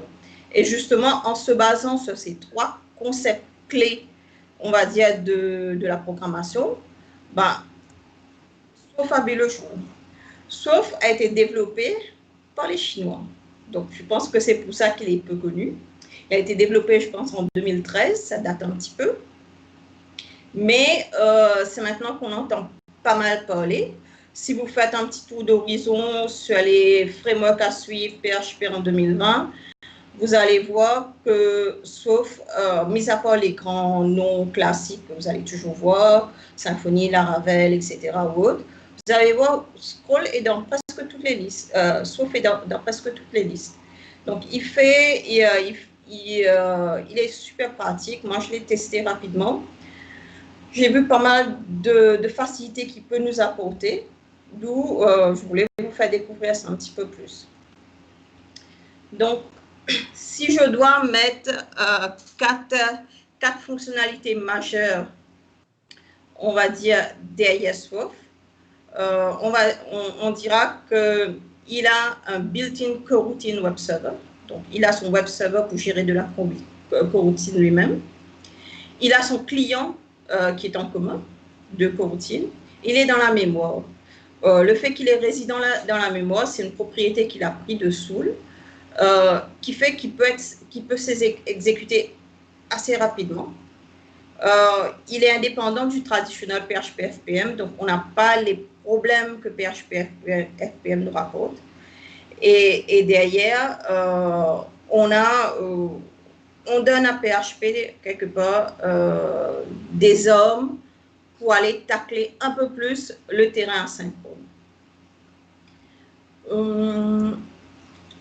Pour l'installer, donc pour l'installer, il vous faut au minimum PHP 7.1, mais c'est mieux d'avoir à partir de 7.2.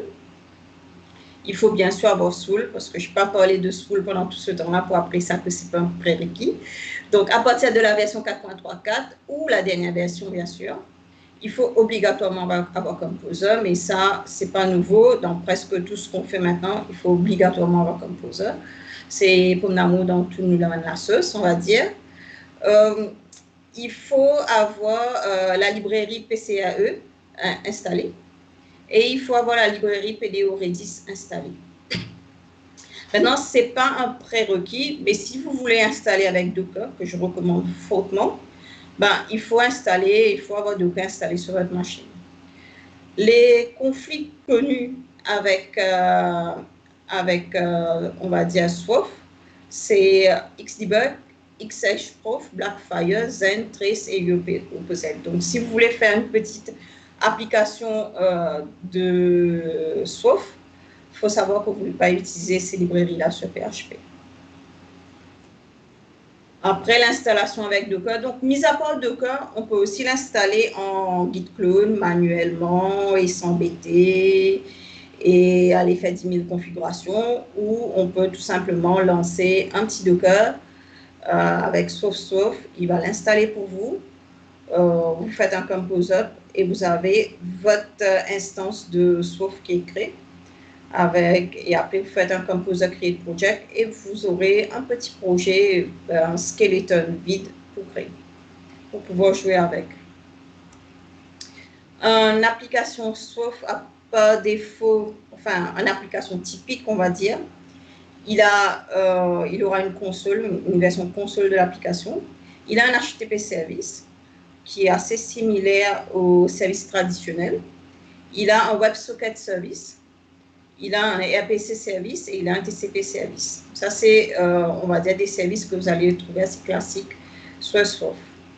Si l'envie vous prend d'avoir une démo complète, pour pouvoir jouer avec, vous pouvez aller sur SWOF Cloud SWOF, lancer SWOF Cloud SWOF, et vous aurez une petite application en démo assez complet avec laquelle vous pouvez jouer, regarder un petit peu comment ils ont fait les codes derrière et comprendre un petit peu plus l'histoire.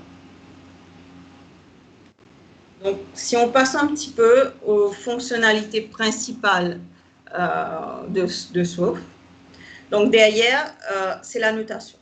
Donc, pour ceux qui ne font pas de la notation avec PHP et qui ne savent pas qu'on sait faire de la notation sur PHP, ça existe depuis pas mal de temps. Et SWOF est un des premiers, on va dire, annotation-based framework. Quand on dit annotation, on dit simplicité et flexibilité. On a pas mal d'annotations qui vont nous aider à créer des routes, des instances, écouter des événements, lancer des injections des dépendances, etc. On peut aller très loin avec l'annotation. C'est vraiment un annotation-based framework, contrairement à d'autres frameworks où l'annotation est un des méthodes de travailler avec. Là, c'est vraiment la méthode forte de travailler avec. Tout est automatique, donc quand SWOF se lance, il va faire un scan de votre code et il va aller récupérer un petit peu toutes les annotations, toutes les classes qu'il faut appeler, il va tous les instancier, tous les mettre en mémoire et tout le faire automatiquement pour vous. Vous, derrière, vous devez juste appeler votre annotation et passer les informations qu'il vous faut dans chaque annotation. Un petit bout de code simple et rapide pour voir comment on lance un contrôleur. Et là, quelque part, on a lancé le namespace qui est le Server Annotation Mapping Controller. Et dans le contrôleur, on a passé une variable A. Donc, au lieu de mettre un contrôleur dans la classe A, je peux juste lancer l'annotation contrôleur et passer une variable A. Aussi simplement que ça. Donc, il y aura quelques bouts de chinois dans les copies d'écran, bien sûr, parce qu'on est sur un framework chinois. Donc, l'autre concept assez important, on va dire, de SWOF, c'est l'injection de dépendance. Donc, l'injection de dépendance, on en fait beaucoup, surtout ceux qui sont sur Symfony ou tout l'écosystème de Symfony. Et SWOF, même s'il n'est pas sur un écosystème Symfony, il utilise pas mal d'injections de dépendance. C'est un peu même un des principes clés, on va dire. et il fait l'injection de dépendance avec de la notation. Donc, on a un arrobas inject, un arrobas primaris, on va injecter des choses. Et on peut aussi faire de l'injection de configuration. Donc, à la fois notation et configuration. Juste pour préciser un petit peu rapidement c'est quoi dependency injection, on va dire que dans l'orienté objet, on a pas mal de classes et les classes doivent être le plus, on va dire, ils doivent, comment dire, ils ne doivent pas être trop liés. Ils doivent être le plus autonomes possible. Par contre, ils dépendent quand même de leurs amis. Donc, pour que les classes puissent communiquer entre eux et sans être trop dépendants, il y a une petite colle qu'on applique et cette petite colle-là s'appelle Dependency Injection. Ça nous permet d'envoyer des informations d'une classe à une autre sans que les classes soient tightly coupled, comme on dit en anglais. Autre concept super important, c'est d'avoir une belle vue quand on fait du SWAN. Mais au-delà du belle vue et de l'Infinity Pool qu'on voit là devant nous, qui est super sympa, c'est bien sûr la Connection Pool.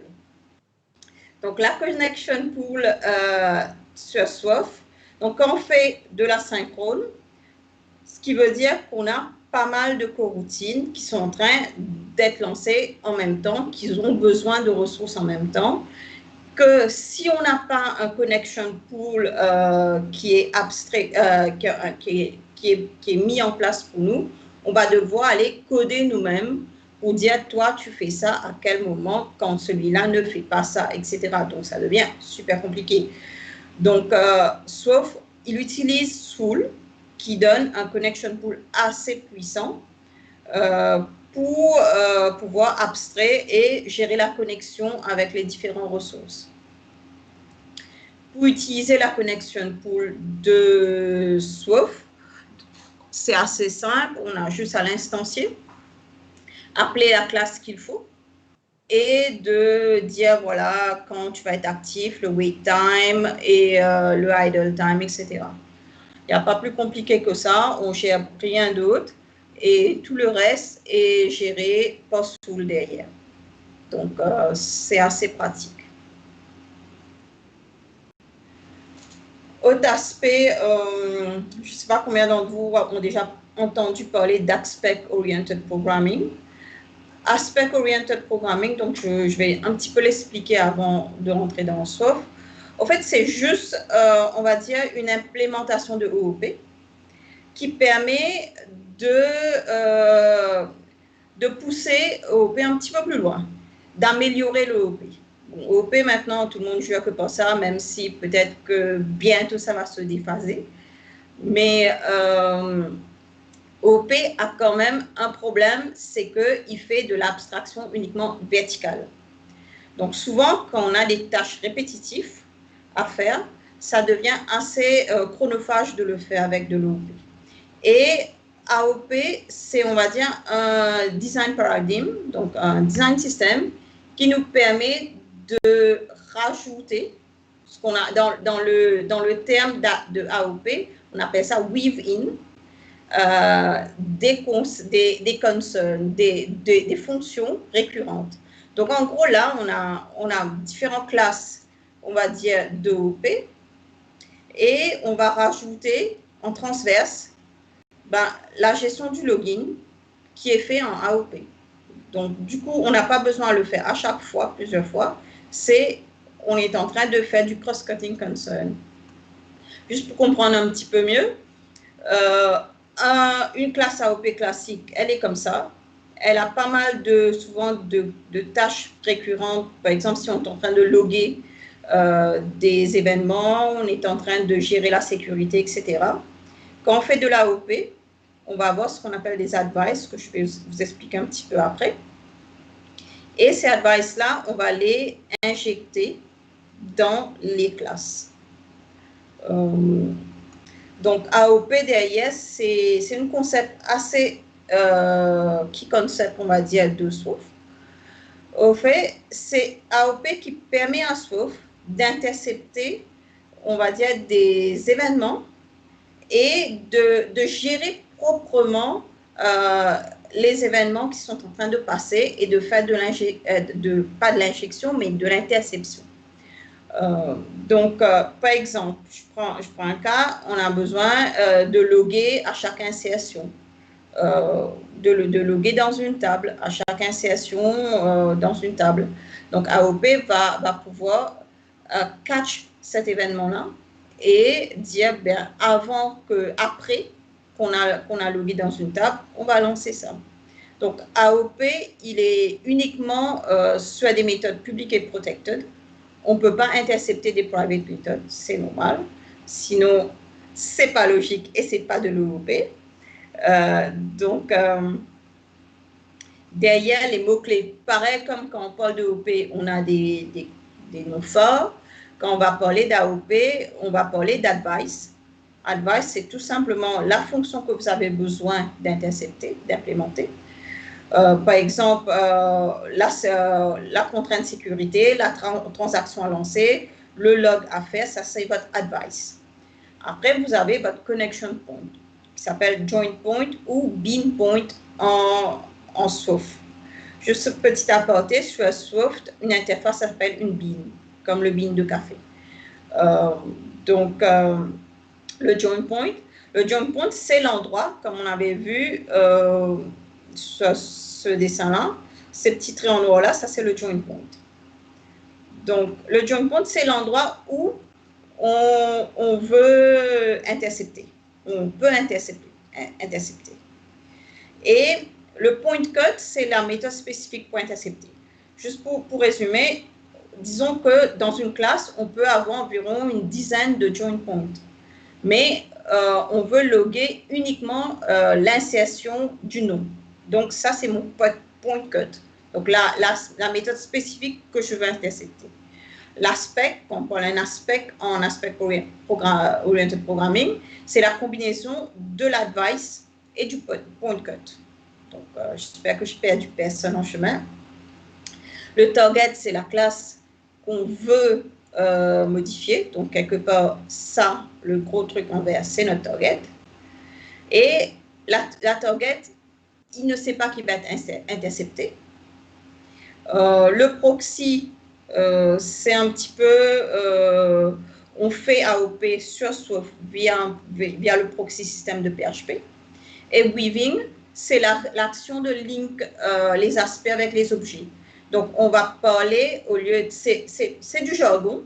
Donc, au lieu que, par exemple, je dis dependency injection, tout le monde connaît. Quand je dis je fais du weaving sur du aspect oriented programming, c'est le process de link un aspect avec un objet.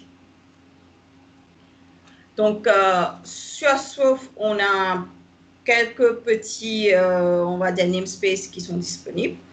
On a l'aspect, le before, le after, le point bin. Et on a pas mal d'annotations qui vont nous permettre de gérer ça. Donc, par exemple, on a before, after. Before, il va nous permettre de lancer, d'intercepter avant qu'un événement se lance. Le after, c'est bien sûr après. After returning, c'est après que la notification a été lancée. Quand on return de la notification, on peut catch ça aussi, l'intercepter. After throwing, c'est justement, par exemple, pour une exception. Après qu'on a lancé une exception, on a le after throwing. Le around, c'est quand on veut faire before et after. Donc, quand on veut lancer ou intercepter quelque chose avant et après, au lieu de faire un before et un after, on va juste implémenter un around. Donc, juste pour résumer, principe, encore une fois, c'est quelque chose d'assez pratique. Quand vous allez coder avec, vous allez voir que c'est super pratique de l'utiliser et de pouvoir coder votre business logic avec du AOP. Autre chose, RPC, je pense qu'on ne présente même plus, c'est le Remote Procedure Call. Donc, c'est ce qui permet d'aller piquer une ressource dans un autre serveur sans que l'utilisateur le connaisse. C'est qu'on lui a piqué, qu'on est en train d'emprunter chez le voisin. En gros, c'est emprunter des œufs chez le voisin pour faire votre gâteau sans que la personne finale sait d'où viennent les œufs. Donc, ça, c'est un petit peu RPC. Donc, sur Swift, Donc, RPC, souvent, on entend parler de XML RPC ou autre, mais sauf RPC est surtout utilisé pour les service calls. On l'utilise pour les local functions. On l'appelle à travers des interfaces. Donc, on peut l'utiliser sur du TCP, du UDP ou HTTP, mais sur Swarf, on l'utilise principalement avec du TCP et on l'utilise principalement pour tout ce qui est les service calls. Donc, un petit bouton. Donc, avec RPC, on a un RPC server qui est provider. On a un RCP client. Donc, on peut, assez facilement, avec quelques commandes, lancer le serveur. Donc, RPC start, on va lancer le serveur. Voilà. Et après, si on veut le stopper, c'est RPC stop. On peut le reload, etc. On a une petite annotation qui est le @service qui va nous permettre d'attaquer le serveur et de lancer des commandes. Donc, c'est assez simple et facile de faire du RPC. HTTP service. Donc, HTTP service, on est sur un modèle classique de HTTP server. On utilise Soul.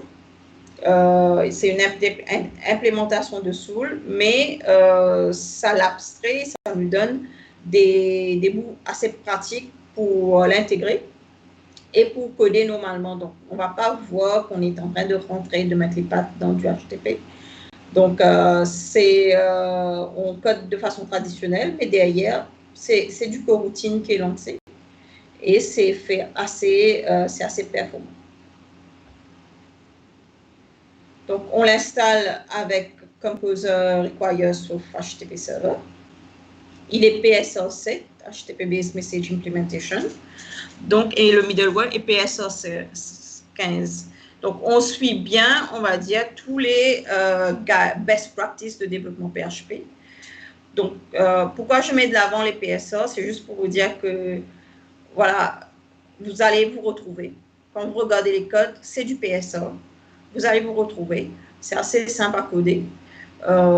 Et les annotations sont très pratiques. Donc là, on a une annotation controller pour pouvoir attraper le service et le request mapping pour faire le routing. On a un client et un middleware. Juste petit truc pour le client.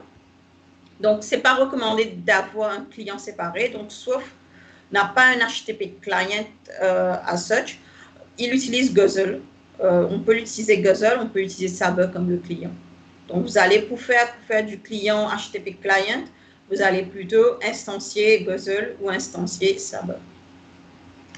On a un WebSocket Service. Donc, le WebSocket Service, encore une fois, on est sur du Soul. Donc, pour l'installer, tout simple, tout bête, require sauf WebSocket Server.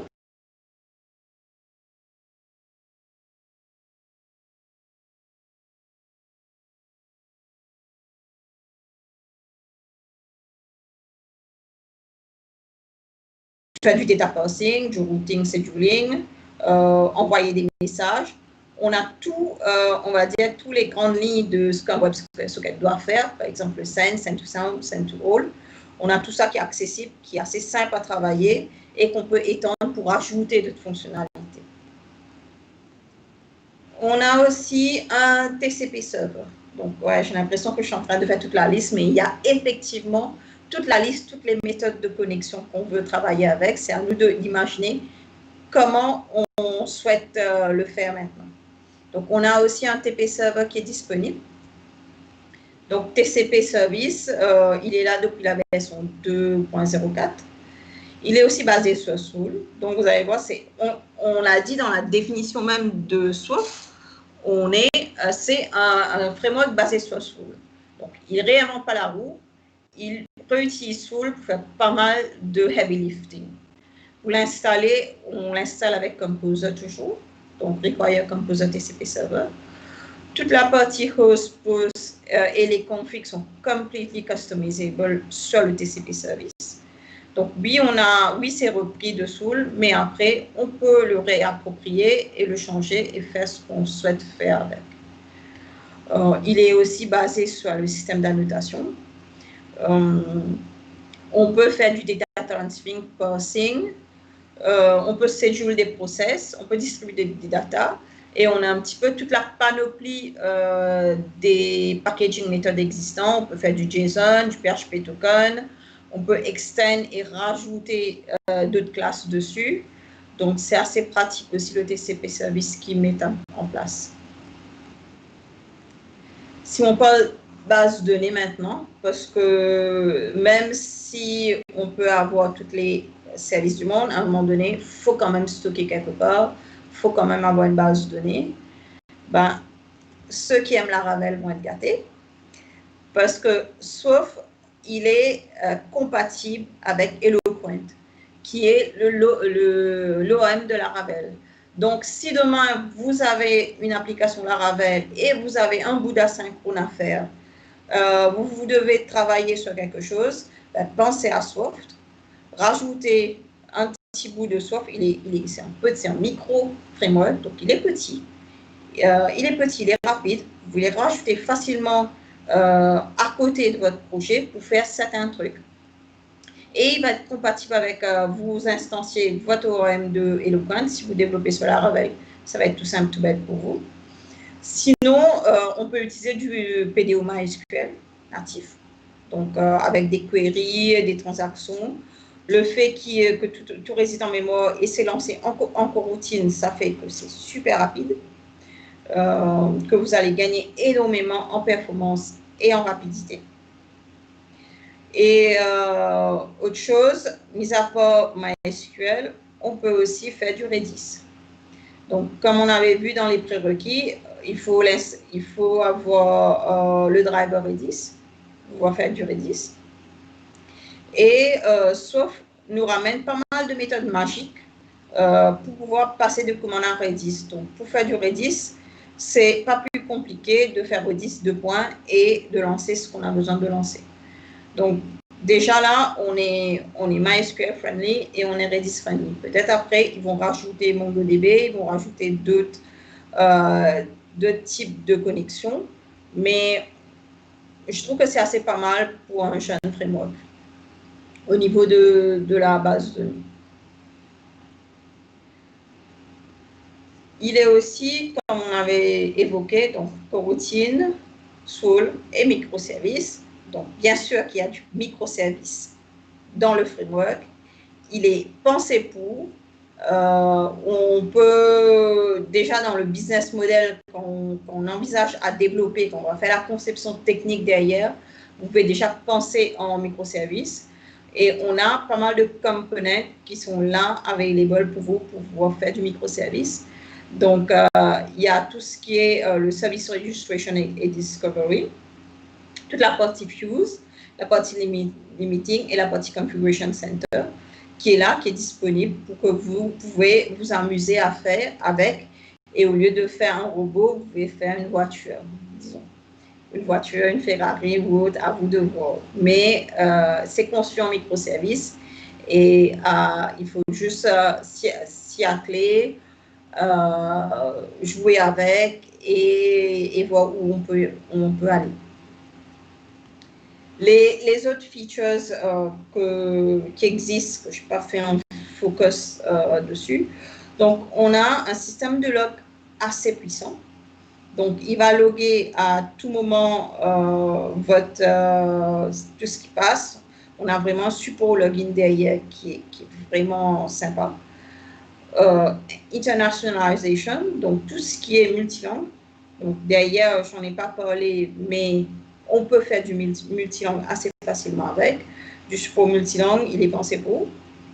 Il a un middleware qui est basé sur du PSR 15. Son event manager est basé sur du PSR 14.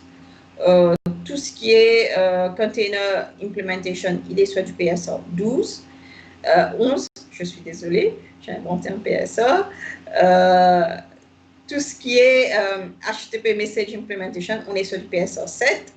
Et son cache design system, c'est PSR 16.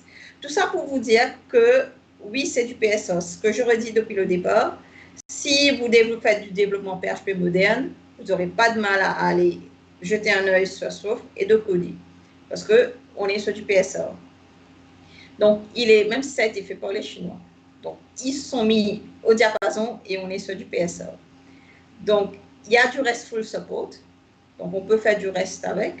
Donc, qui dit microservice, souvent, on va vouloir faire du REST avec. Donc, on a du RESTful support.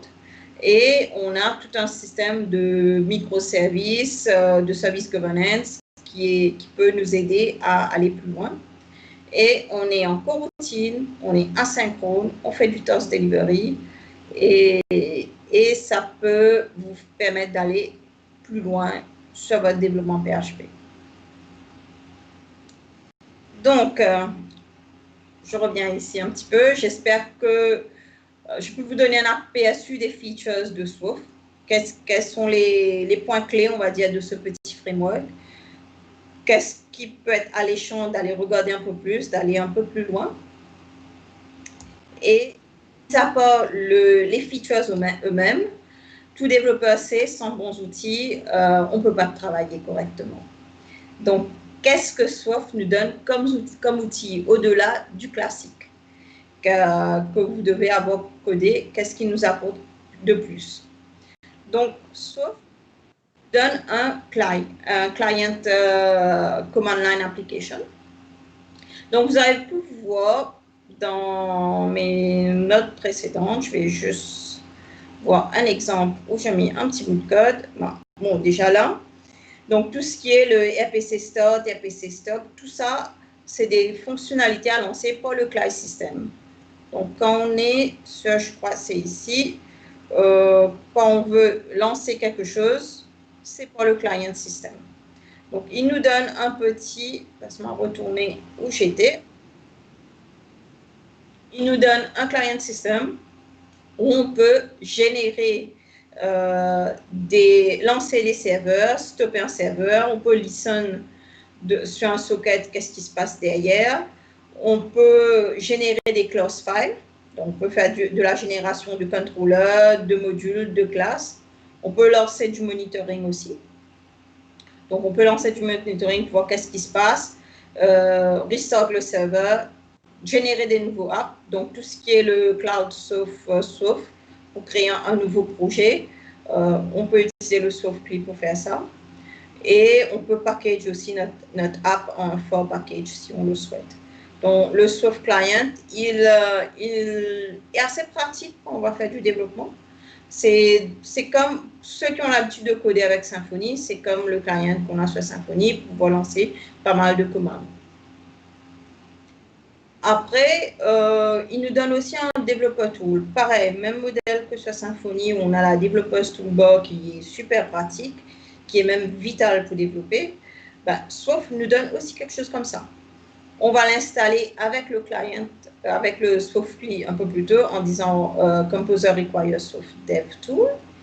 Et avec ça, on va avoir pas mal de choses pratiques. Donc déjà, le client, pas lui-même, on peut lancer on a tout le help command pour voir tous les différents, on va dire, on peut search tous les différents help commands qui sont à notre disponibilité, parce qu'on sait souvent quand on est en le mode client, c'est compliqué d'aller trouver toutes les commandes. On peut vérifier le operating system pour vérifier que tout est OK. On peut voir qu'est-ce qui se passe dans la base de données et générer des entités, des classes. On a un web UI. C'est quasiment identique à celui, on va dire, en termes d'expérience, c'est comme celui de Symfony. On peut voir les routings qui se passent, tout ce qui a été lancé par le HTTP, par le WebSocket, par le RPC. On peut tester le WebSocket. On peut voir les logs. On peut voir les logs qui se passent derrière. Et on peut faire de la génération aussi. Donc, c'est assez pratique un petit peu tout ce qu'on a à notre disponibilité pour faire on va dire, pour développer. Et au-delà du Developers Tool, ce qui est très pratique, bon, je ne mets pas de l'avant PHP Storm, mais PHP Storm a une librairie qui s'appelle PHP Annotation et ça vous sauve la vie quand vous êtes bien sûr en annotation base. Il va vous donner des tips, des automatic filling, il va vraiment simplifier votre vie quand vous êtes en train de coder. Donc, au-delà, les trois trucs assez pratiques pour coder, donc le softly, le developer's tool, et si vous avez PHP Storm, la notation plugin. Donc, qu'est-ce qu'il ne faut pas faire quand on fait du soft? Tout ça, c'est super sympa, tout ce qu'on peut faire. Donc, qu'est-ce qu'on ne peut pas faire ou qu'est-ce qu'il ne faut pas faire quand on est dessus? Donc, on ne peut pas faire du die ou du exit. Donc, pour ceux comme moi qui aiment bien mettre un die pour savoir où on est quand on est dans un bout de code PHP, pour savoir est-ce qu'on est passé par ici, on aime bien le die, ben, on ne peut pas faire de die. Donc, c'est tant pis pour nous, c'est mort pour nous, on va dire. On ne peut pas faire de die. On ne peut pas d'exit aussi. On ne peut pas utiliser les super globales. Donc, tout ce qui est de leur get, post, global, etc., c'est du grand nom. Impossible à utiliser. Il faut faire super gaffe avec les memory leaks. Donc, qui dit memory leak, donc tout ce qui est le global et static keyword, il faut l'utiliser avec précaution. Parce que, au fait, si on n'a pas mis un garbage collection en place, chose que les développeurs PHP souvent on oublie de faire, ben, le global ou le static keyword, il va vivre dans la mémoire et il va consommer de la mémoire.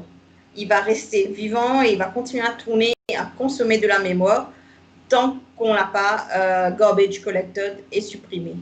Et du coup, vous allez voir que votre application super, qui est supposément être super rapide, extraordinaire, etc., ben, il va avoir un memory leak, il va devenir lourd et il va crash. Donc ça, il faut faire extrêmement gaffe. Donc si vous voulez l'utiliser, OK, mais faites votre garbage collection derrière. Et autre chose, même si on est soit de la synchrone, on est en coroutine, c'est super, on peut faire plein de choses. On est toujours sur du PHP, malheureusement, enfin, ou heureusement, parce qu'il y a plein de choses qui sont sympas avec PHP. Mais les choses qu'on ne peut pas, qu'on ne doit pas faire avec PHP, c'est intensive calculation. Donc, PHP reste un langage dynamique qui n'est pas compilé, qui va s'exécuter avec le web server. Et intensive calculation va faire tomber votre site ou votre application ou votre coroutine, on ne peut pas le faire avec. Donc, voilà quelque part un petit peu ce que j'ai vu qui sont assez ces choses qu'il ne faut pas faire avec. Je pense qu'on j'ai fait un petit peu le tour et j'espère que grâce à ça, je vais vous donner envie d'aller voir Sauf, d'aller un petit peu plus loin dessus. Ce qu'il faut garder en tête, c'est que non, ce n'est pas Go. Go, bien sûr, en coroutine, en asynchrone, il va être meilleur parce qu'il a été fait pour, il est spécialisé pour ça. Mais quand on est dans un écosystème PHP et qu'on a besoin de faire, on a besoin de plus de performance, on a besoin de faire de socket connection, on a besoin de faire de l'asynchrone, on a besoin d'avoir un messaging system, on a besoin d'avoir tous ces petits trucs qu'on disait que, OK, PHP, c'est pas possible de faire ça. Ben non, c'est possible. C'est avec Soft. L'année dernière, on avait parlé que c'est possible en vanilla. Là, c'est possible, c'est avec Soft. On peut dans un écosystème existant qu'on a besoin de faire des trucs spécifiques, pas besoin d'aller apprendre une nouvelle langue, faites-le en PHP.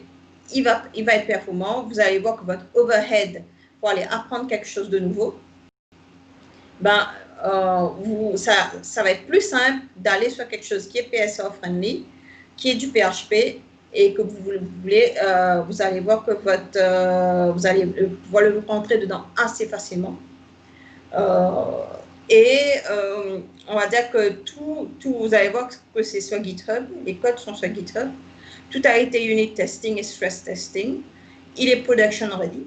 On n'est pas à la version 1, on est à la version 2.x. Donc, c'est quelque chose qui est production ready, qui peut être utilisé, qui est super intéressant et que j'espère que nous, dans notre monde, on ne fait que les mainstream, quand on a besoin de faire quelque chose d'autre, que vous avez la réflexe de penser à Sauf et d'aller vers Sauf. Un petit peu mes références. Donc, Le GitHub, bien sûr, vous allez voir tout le code est open source. Les documentations sont en anglais. Vous allez voir que soit quelques petits bouts, etc. Il y a des mots en chinois, mais c'est pas plus pénalisant que ça. C'est principalement en anglais, c'est assez bien expliqué, c'est assez simple de la prise en main. Il y a un Reddit avec qui remonte quelques articles de plusieurs personnes qui ont déjà fait, il y a 5-6 articles sur Sauf. Et après, donc ça, le dernier, c'est... Ah oui, justement. Donc, c'est de l'open source. Donc, ils sont ouverts à la contribution. Donc, si demain, vous voulez... donc là, je sais qu'on rentre dans le Hacktoberfest. Et si vous voulez faire du code open source, d'aller faire des push release et avoir votre petit t-shirt pour Hacktoberfest, vous pouvez aller contribuer sur Sauf, si ça vous dit. Ça vous permettra de voir un petit peu plus loin tout ce qui est coroutine, tout ce qui est les aspects un petit peu nouveaux qu'on n'utilise pas trop, on va dire, quand on fait du développement PHP normal. Si vous voulez aller voir par vous-même, ben, allez sur le lien Join pour pouvoir vous enregistrer et pour pouvoir devenir contributeur de Sauf. Et pendant le mois Hacktoberfest, ben, d'aller coder un petit peu et de gagner un petit t-shirt. Donc ça, c'est si vous souhaitez le faire. Donc je pense que j'arrive à la fin aussi de mon temps. Merci de m'avoir écouté. Si vous avez des feedbacks, même aux antennes, pas de souci, contactez-moi. Je pense sur le site, il y a mon Twitter. Donc n'hésitez pas à prendre contact avec moi et donner vos feedbacks. Merci Marine et Vidouche. Je vous repasse l'antenne. Non, je pense qu'il n'y a personne de l'autre côté. Marine, Vidouche. On est là. Oh, vous êtes là. Vous avez fait un petit sommeil, j'ai l'impression. C'était sympa. Non, désolé. Je t'ai muted. Sorry. Ok. Non, c'est pas grave, j'ai tendance à parler trop. Non, du tout. Merci beaucoup. Je crois qu'on a perdu ta caméra. Ouais. Ok. Si je peux réactiver la caméra. Ouais. Est-ce que je relance la caméra? Yes. Yes, c'est bon. On te Ok, voit. je pense que c'est bon. Ouais. Oui. Yes. Donc, merci beaucoup pour ta présentation. Ok. Oh, on a une question de Percy Mamedi qui te demande si c'est possible d'utiliser Doctrine avec Swift. Non, au fait, malheureusement. Moi, je suis une fan de Doctrine. C'est soit PDO MySQL classique ou Eloquent. Actuellement, ils ne sont pas compatibles avec Doctrine. Par contre, Percy, si tu veux join et rajouter l'ORM Doctrine, bienvenue. Je pense qu'ils vont être contents. Tu peux le développer et on peut voir ça ensemble si tu veux. On a un mois pour le faire et pour pouvoir le soumettre. Mais non, c'est que Eloquent pour le moment. Ok, d'accord. Merci beaucoup. Vidouche? Ouais, pour moi aussi, c'était très inspirant. Hein. J'utilise pas vraiment PHP, mais enfin, j'aime quand même voir les différentes technologies. J'aime apprendre sur les différentes technologies qu'on a. Donc, Swift, j'ai entendu parler, mais pas vraiment utilisé. Définitivement, si j'ai l'occasion, je vais y jeter un coup d'œil. Sur ce, je pense qu'on peut conclure. Ok. Merci beaucoup pour ton temps, Vanessa. Il n'y a pas de souci. Ça a été un plaisir, comme d'habitude. Allez, pareil. Bon courage pour la suite. Merci. Faites un boulot jusqu'à présent. Enfin, j'aime bien, on suit à l'agence. Et courage. Merci beaucoup. Allez. Allez, Bye. ciao.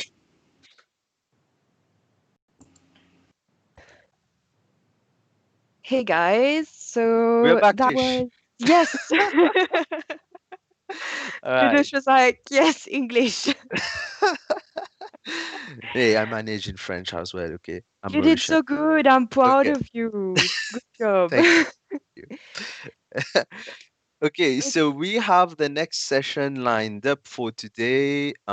It's gonna be Maya Shavin with The zen of getting Nux in your Jamstack. This, yeah, this Hey, more next for you. next for me. This relates a lot to what Debbie O'Brien covered regarding Nux and statically generated website. So SSR. No, that's server-side rendering. My bad. Thank Statically you. generated website. So I think she's actually gonna go into how how it's done.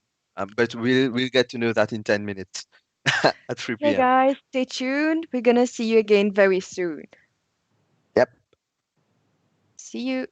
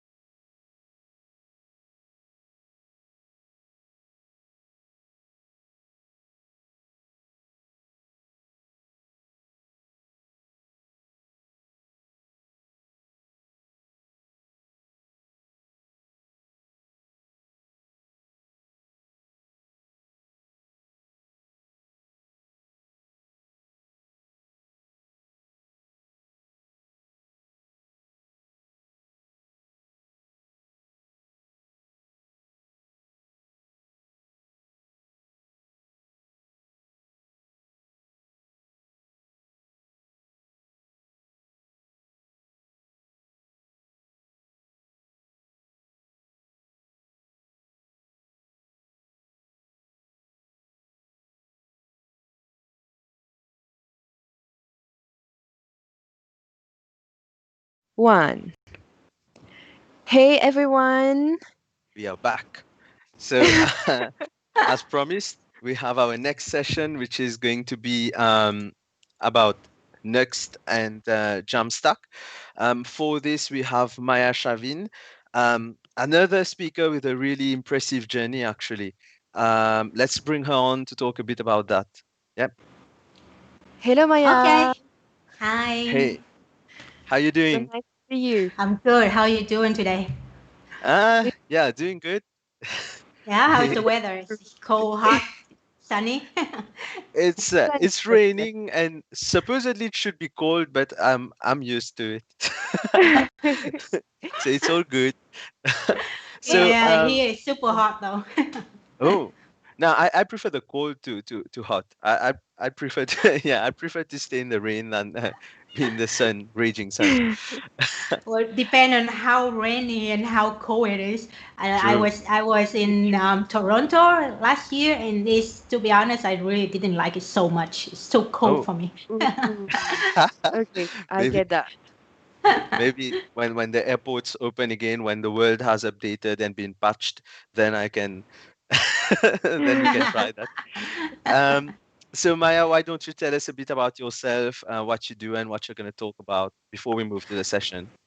Okay, so sure. Well, I'm a senior front-end developer in Cloud Engineering, and I'm Vietnamese, and I'm living in Israel for about 10 years already. And I've been developing for about 5 and 6 years now in front end. Oh, it was fun. So far, and I I'm going to talk today about how do you get your inner peace. You know, you watched Kung Fu Panda before, right? Yeah, of So you course. heard about inner peace. So this talk is about how to be inner peace while getting nuts. Yeah, it's another nuts talk. Awesome. No, we need more Nux talks. I love Nux. So, I guess let's jump right into the session and well, have fun.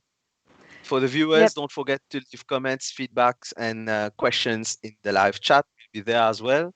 And yeah, let's go. Maya, the floor is yours. Okay, thank you guys. So hi again, everyone. Well, like I say, we're going to talk about inner peace with Next. I know it's really hard to understand what the connection with inner peace and Next, but go on. First and foremost, I need to make a small disclaimer for you guys. This talk, as you can, and you heard about Next, but this is not exactly what it is.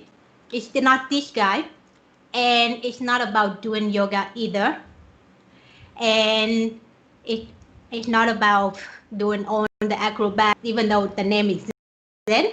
It's actually about how we going to, like you say, find inner peace and love when you have nuts.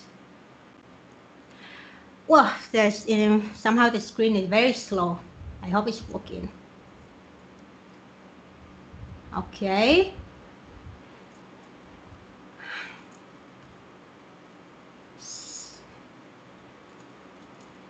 Okay, so before everything, let's go back to myself for one moment.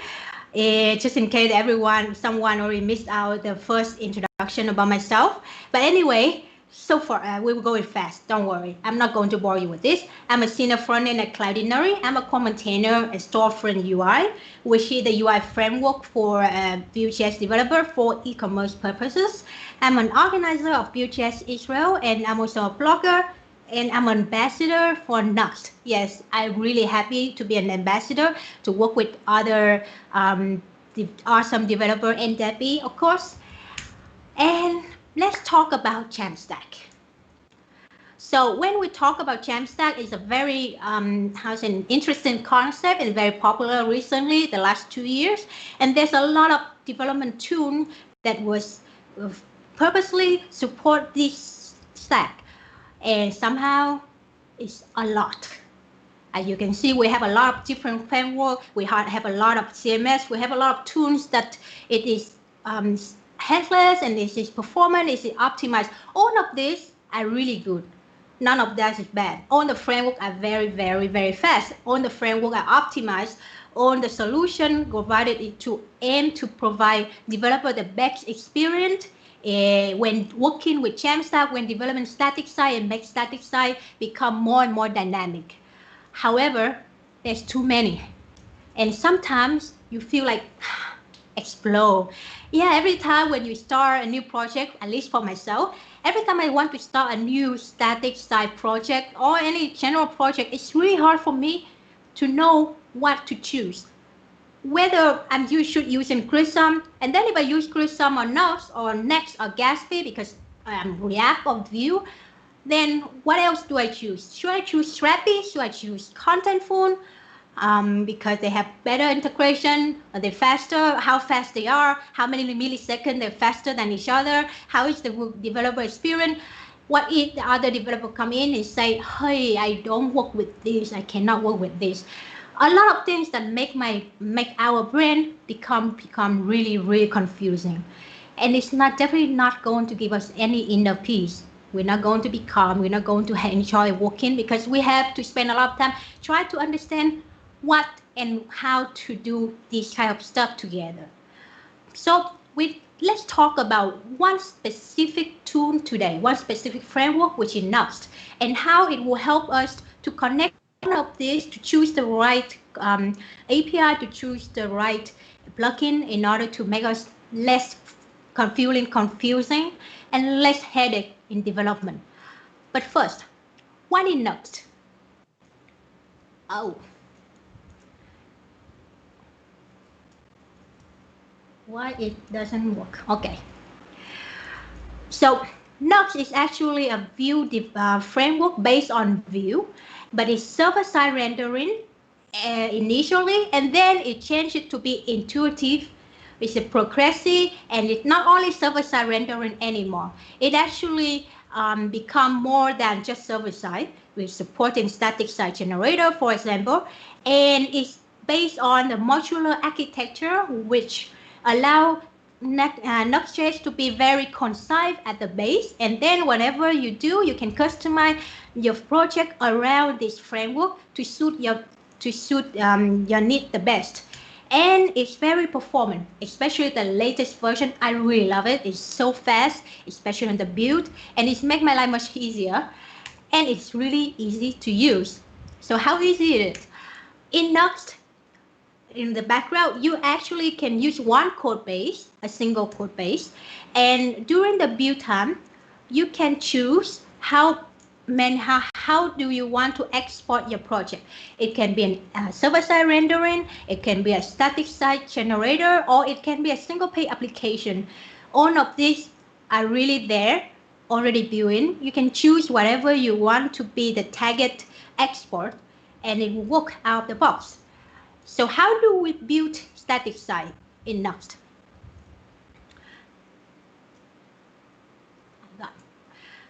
First, assuming that we have the code base and we have template and we have content, when you run the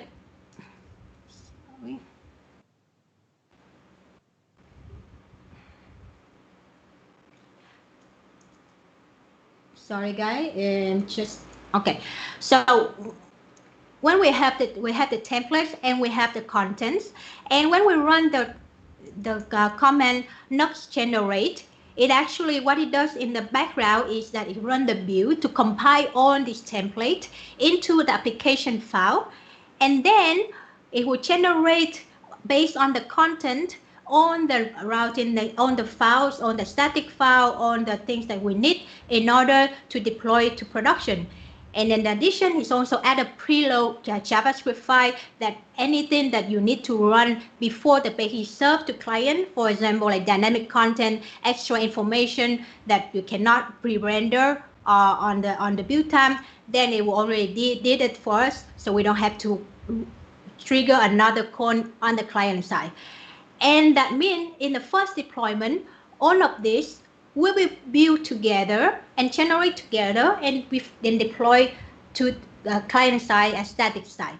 However, the nice thing about Next is that the next thing, when you do the next deployment, you have a content change and the codes remain the same, which is most likely the code base will remain the same.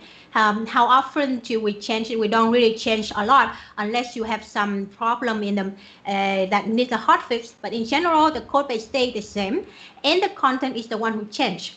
So which for the next deployment, Nux actually catch the previous build, and it is detect that there's no code change were done before. It would just use the catch view, and together with the content, it would generate the static side only on the content. It will skip entirely the build process, would make everything much faster.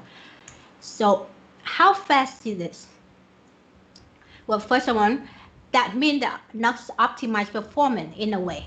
Fast with fast building time, and it has smaller generate HTML file size, which, like I said before, it actually separates whatever client-side JavaScript that we need to run before the page is load into a specific file called payload, preload.js, I think so, and it's run on the header when it's served to the client, which means you don't really see it on the network anymore. It's nowhere to be seen. It's more secure now, but you still make it very dynamic. And the static HTML will be really small. It doesn't have external client-side data API call this way. And the next thing is that it's it have crawler integration automatically, which means whenever instead of trying unlike Corsham and other static site generator, it doesn't have its own data layer. So normally when we do we want to generate dynamic routes at static site, we need to build our own mechanism to fetch information from the server. However, with Nux newer generation, newer version, you can use content. And you can also mention the link. It has the crawler installed inside, which means it will crawl and detect on the link and pre-generate the dynamic route before we build and deploy. So this way, you don't have to worry that if you have a blog post that you don't want to publish, but you want to keep the file in your system, it will not generate because you don't mention it. No mention means there's no reference. So in general, the build time of Nux improve a lot. The first deployment, I did a test, a small test. Obviously, if you want, you can do a bigger test. This test I'm doing in a demo project, and the first deployment take about half a minute. Yes, it's half a minute. It's not that faster than Corsham or any other static site generator dedicated for it, but half a minute compared to 1 and some minute or 2 minutes previously that Nux used to do was amazing improvement. And not only that, in the second deployment, everything went down to less than 12 seconds, or sometimes it's about 10 seconds or sometimes less, depending on how big your content change. This is a huge improvement. From the second time onwards, the build becomes faster and you pay less for the build because some of hosting platform will charge us on the building time, building minutes, right? Okay. And as you see,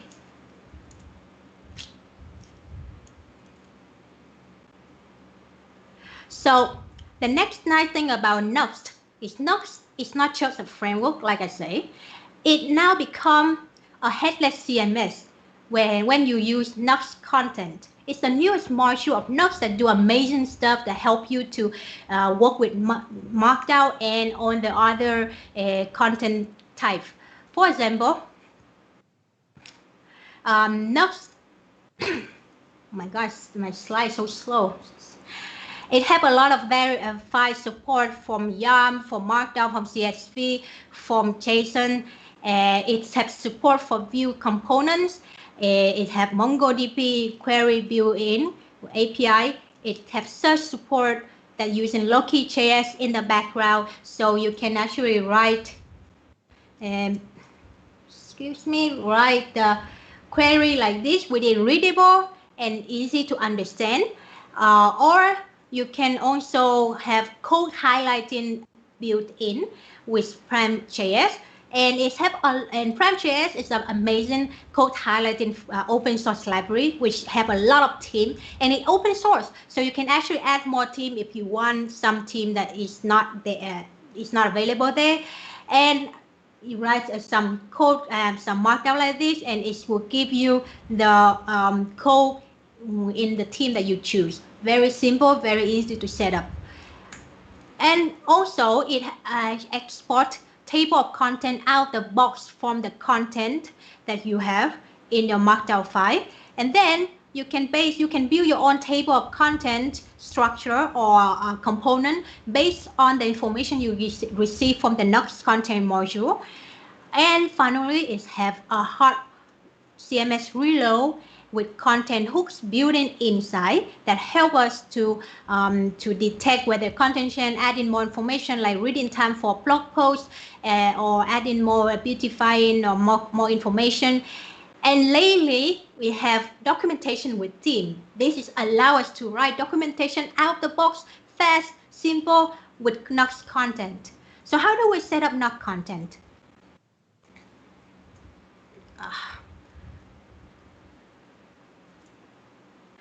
And first, you use the yarn. Yarn install Nux chat content.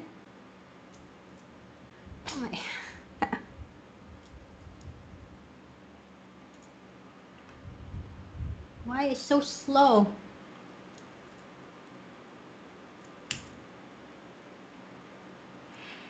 And then you used to go to nuxconfig.js and change it into add the Nux content to the module. I believe now it's become build module, and then you can configure how you want the content to receive from, how you want the module to get the configuration from, like directory of the content. By default, it will be content, but you can always change it to a different name and then put it inside the configuration. You can also set up the full text search field depending on what you want it to be.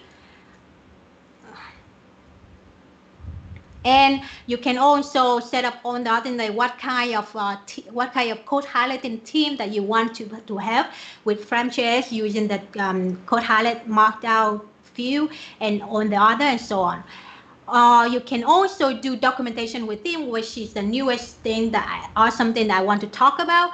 Like here, you can have a documentation with theme, the same framework, everything out the box, everything in the same standard, but different color. Like we can have one for Strappy, one for Storybook, one for Cloudinary. All of these are module, but it's based on the same structure, but you can already customize it. Like you can have the different theme, different color, a different section, all different, but it's based on the same module. Which you can install it by doing yarn create content docs and put it your document directory or project name, and that's it. Here we go. The next thing I want to talk about is the Nux community. The one of special thing about the Nux framework is that the Nux community is very active. We have about 48 people that maintain it all the time integrate new module, all the time create a new plugin for the Nux to match what developer are looking for. And it's open source, so everyone can welcome to come in and contribute to it. But as I talked before, Nux can be served as headless CMS. However, not every time when you want to use Nux as headless CMS, it fits your needs. Let's say you want to, for the marketing team to use headless CMS using Nux, it's not actually that, Nux content is not actually that great because it requires a bit of technical knowledge.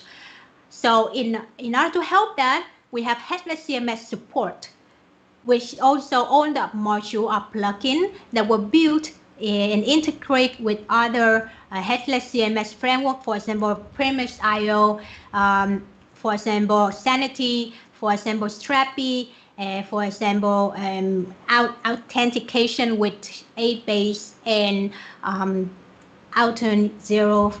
All of this is just go to set it up. It's very fast. Just go with one single line, yarn art and Node.js / and then put the name of the module that you want to do, and here you go. Plug in and go. That's not in a request. Well, of course you will have to configure it, but it's not something that very hard to do. Next thing is how you styling and theming your application. Yes, CSS is very hard to do things in general. It doesn't matter whether it's Jamstack, whether it's non-Jamstack. It's styling with CSS, theming with CSS is never easy. Luckily, especially dark and light mode. Luckily for Node.js, we have Node color mode, which enable doing dark and light mode out of the box. And together with Node Tailwinds, and if you haven't let me say, if you haven't tried Tailwind CSS, I really recommend you to try it. In the beginning, I was really skeptical about Tailwind CSS, but now I'm in love. I just love the way Tailwind work out the box for you, give you the ultimate control over on the class you create, and it's remove all your unused CSS from your code during the build time. That's awesome. So how do we use Node color mode? And what is Node color mode? Node color mode is allow us to use switch between different color mode like dark, light, and sepia, whatever we want to define using CSS variable create with Tailwinds. And to set it up, you just need to run yarn add Node.js /color mode as usual, and then you start to put the config declared in the build module, and then configure it with color mode. If you don't configure it, it's also okay because it's already have the default setting. If you want to have more customizable, feel free to do it. But for me, it's already enough. You don't have to do more than what they provide for the default setting, and it's on to go. So what Node color mode provides to use? So first, it provides the whole the instant global instant for every component inside Node application that you can access it with $ color mode, and it will and then it will provide us all the information about what the color mode at the moment that the user choosing or the system are choosing. In addition, it injected to your application to the class selector, color mode, and on the which based on like dark mode, light mode, and then you can use CSS variable to configuration it according to what you need. Like here, I have root. I declare the color, and then I declare the rewrite the color again in the selector for dark and light mode, and then I just keep the base of the body of the application using the same CSS variable. I don't have to change a lot of things. I just need to change the root declaration of the selector. Okay. So Tailwind CSS, how do we do it? So with Tailwind CSS, you need to add Node Tailwind CSS, and then you can add Tailwind CSS dark mode in order to work together with color mode, which enable the dark mode for Tailwind, and declared in build module also. And then in the Tailwind config, you need to make sure that you declare that the dark selector is dark mode, which is the class name we receive from color mode. And then declare the variant for the dark in order to use in the class name for the component, and using plugin, add the plugin Tailwind dark mode in the plugin section of Tailwind config. And here we go. We can use write dark border white to have the border white when it's user switch to dark mode. Okay, that's for Tailwind and for styling and theme. What about SEO? I know a lot of people, is thinking that SEO is so important, but SEO is not an easy thing to do. SEO, to be honest, it sounds very abstract to me. Like I have to configure how service worker, I have to do progressive web app, I have to do sitemap, I have to do robot. All of these things I don't need to know. These are really related to marketing. I just want to make sure that it's go in one go, and I don't have to worry ever. So with Node, we have this also provide all the plugin for us. at our convenience. For example, Nox PWA for progressive web app, Nox sitemap, Nox fit, Nox robots, and of course Nox internalization. What happened to my screen again? Okay, that is for SEO. For media optimization, which is one very important section of media for performance for static site. On your image nowadays, any website will have a lot of image because, like we say, image speak 1,000 words. It's very important. You cannot say that you cannot find a website that don't have any text because it will be boring. Sorry, don't have any image because it will be really boring, right? So media optimization is very important because not all the time you understand that this website is using a super large resolution for its main image component, but the image component is only 500 pixels. So it's something that we need to pay attention to. And it's not easy also because then you cannot just use CSS because CSS only shows the display. It doesn't show the performance issue.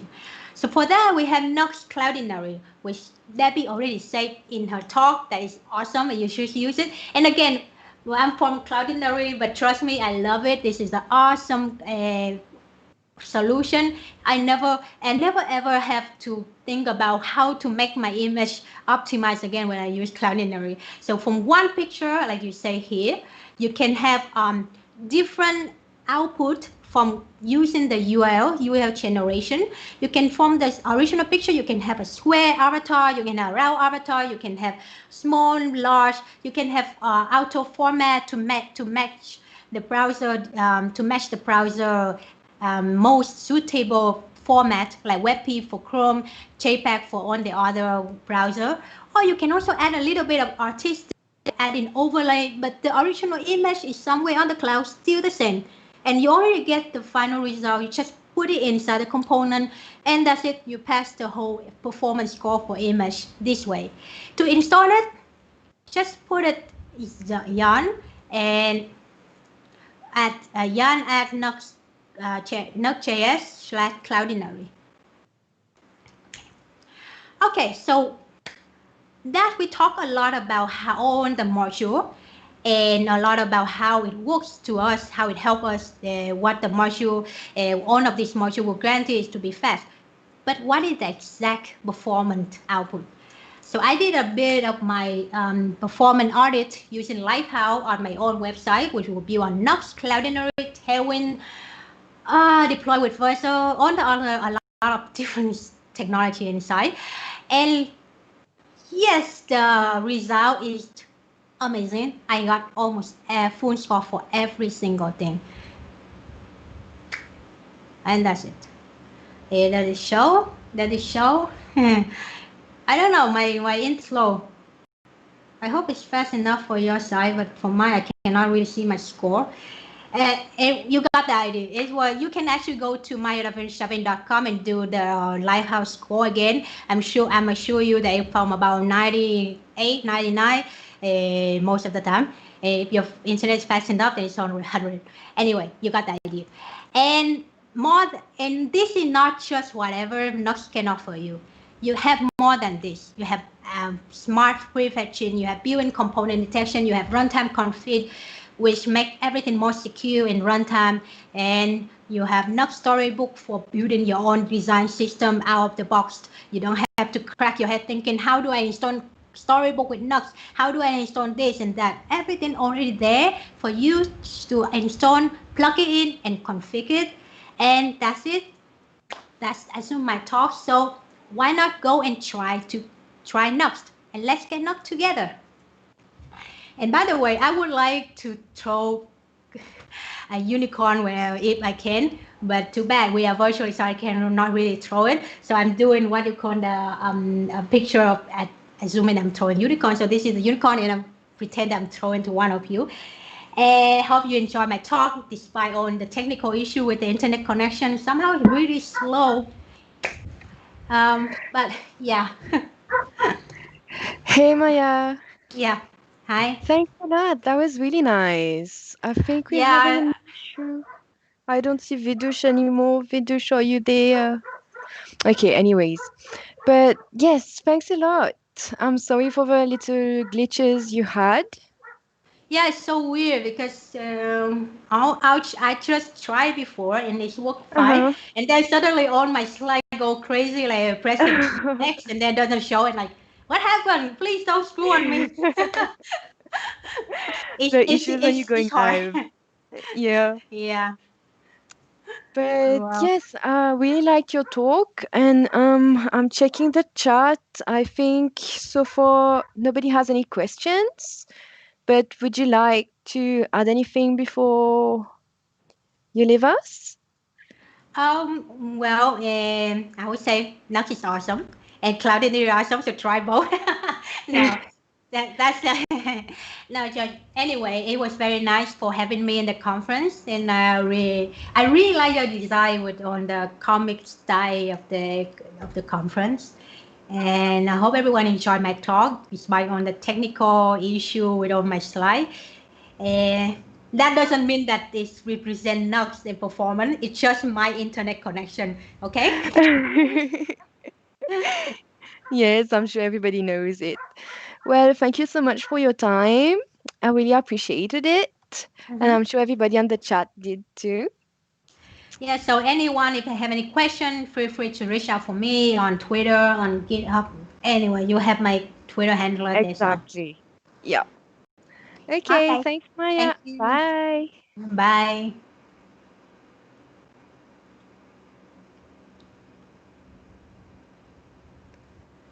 So, guys, I'm going to see you in 30 minutes.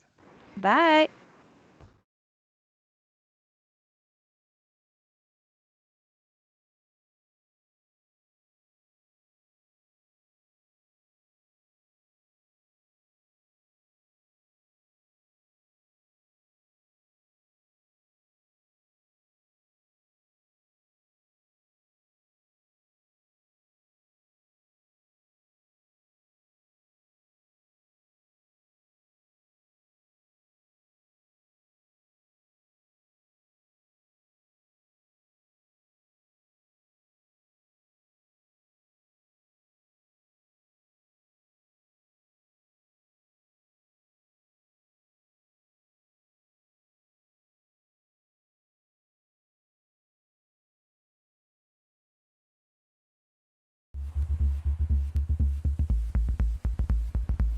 There is a core belief at the heart of Liquid Telecom. The belief that every individual has the right to be connected.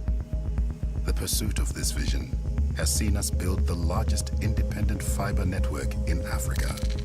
From Cape to Cairo, we are connecting more of Africa. Liquid Telecom, building Africa's digital future.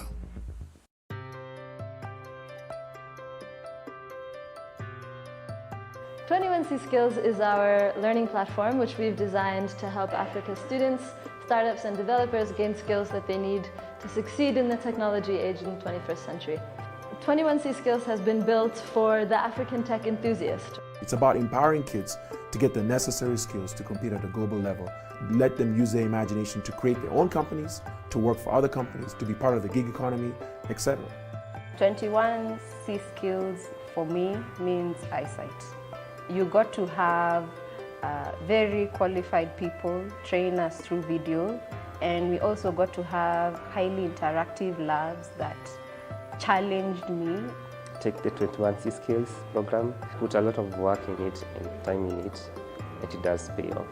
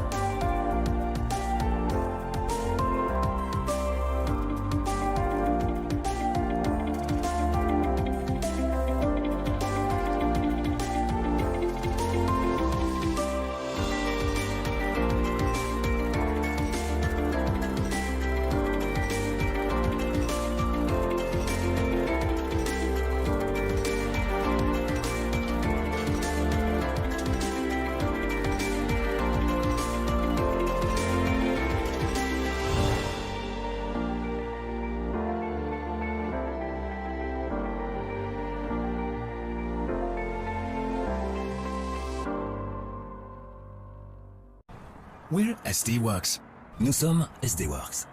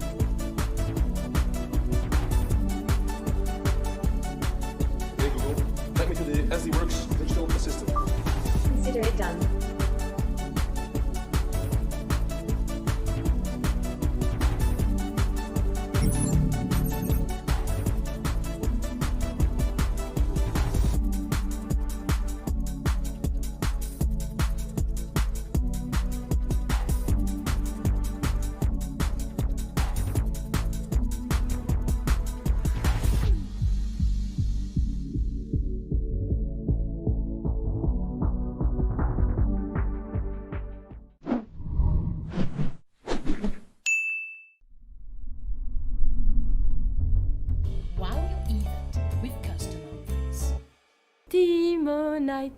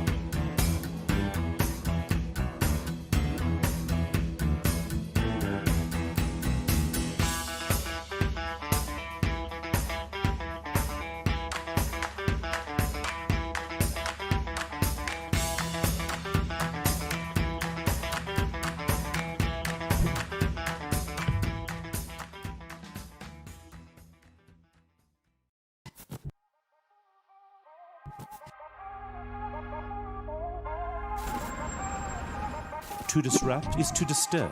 To disturb is to unsettle. To unsettle is to dislodge. To dislodge is to challenge. To challenge is to reshape. To reshape is to play. To play is to create. To create is to invent. To invent is to innovate. To innovate is to succeed.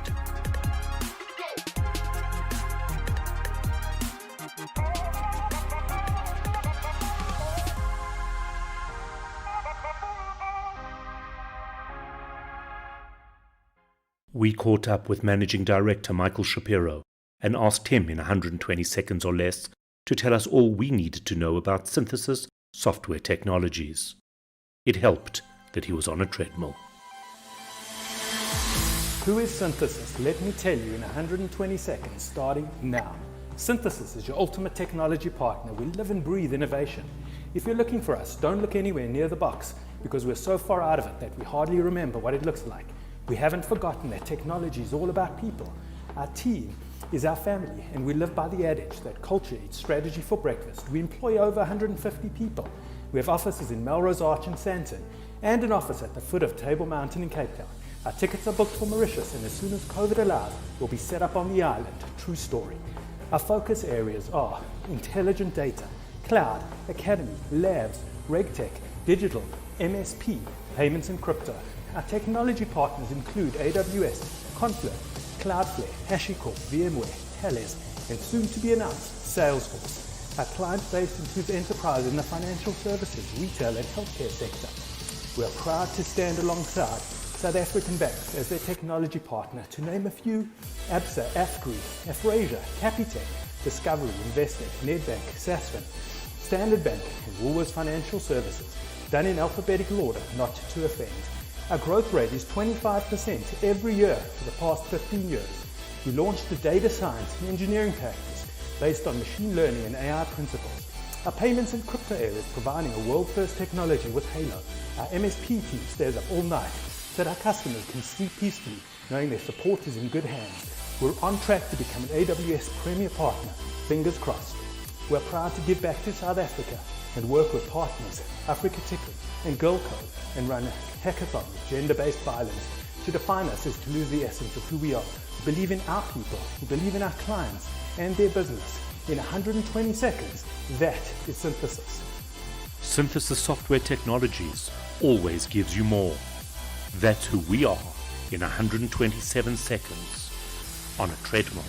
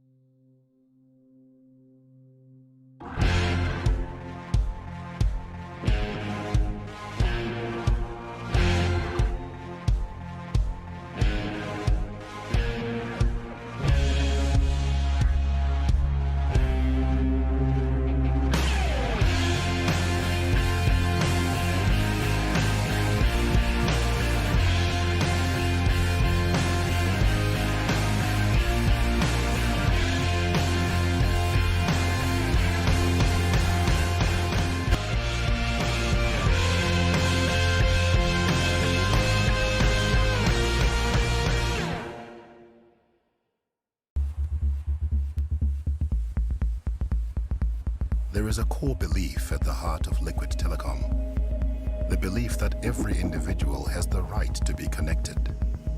The pursuit of this vision has seen us build the largest independent fiber network in Africa. From Cape to Cairo, we are connecting more of Africa. Liquid Telecom, building Africa's digital future.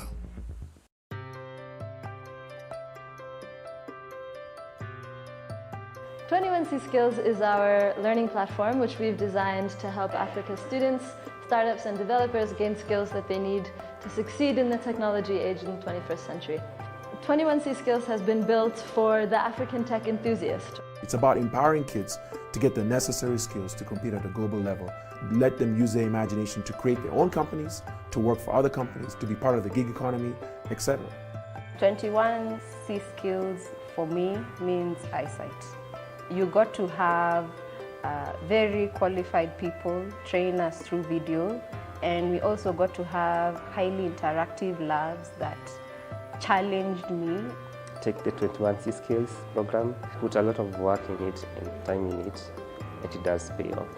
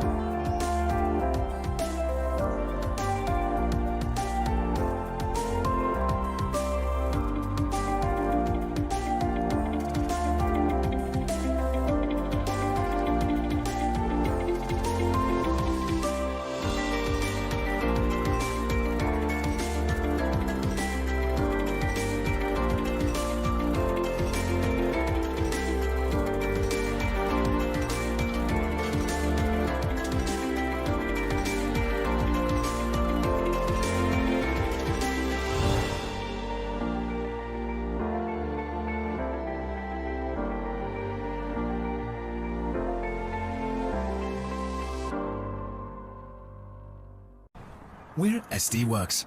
Nous sommes SD Worx.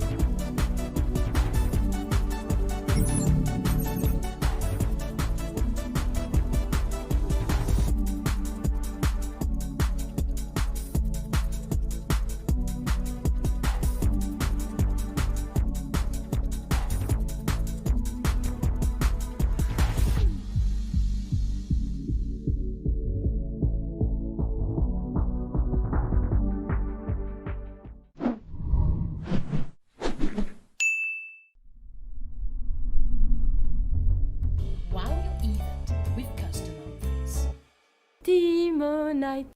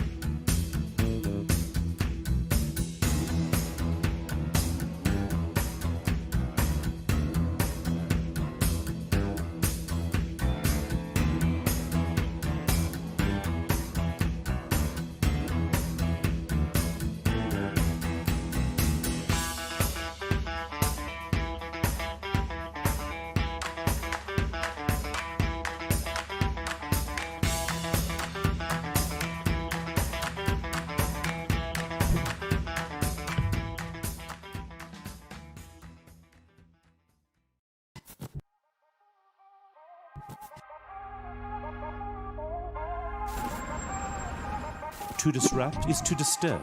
To disturb is to unsettle. To unsettle is to dislodge. To dislodge is to challenge. To challenge is to reshape. To reshape is to play. To play is to create. To create is to invent. To invent is to innovate. To innovate is to succeed.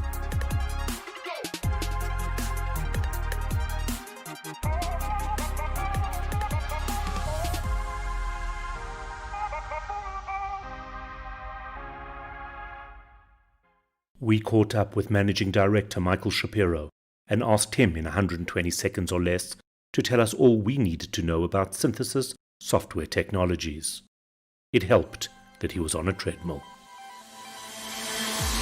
Who is Synthesis? Let me tell you in 120 seconds, starting now. Synthesis is your ultimate technology partner. We live and breathe innovation. If you're looking for us, don't look anywhere near the box because we're so far out of it that we hardly remember what it looks like.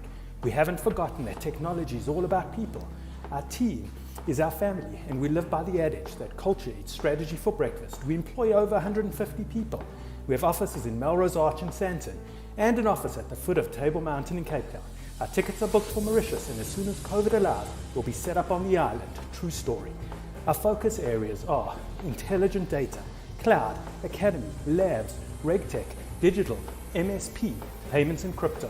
Our technology partners include AWS, Confluent, Cloudflare, HashiCorp, VMware, Thales, and soon to be announced, Salesforce. Our client base includes enterprise in the financial services, retail, and healthcare sector.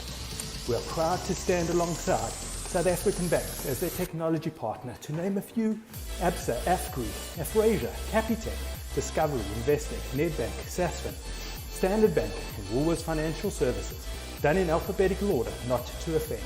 Our growth rate is 25% every year for the past 15 years. We launched a data science and engineering practice based on machine learning and AI principles. Our payments and crypto area is providing a world-first technology with Halo.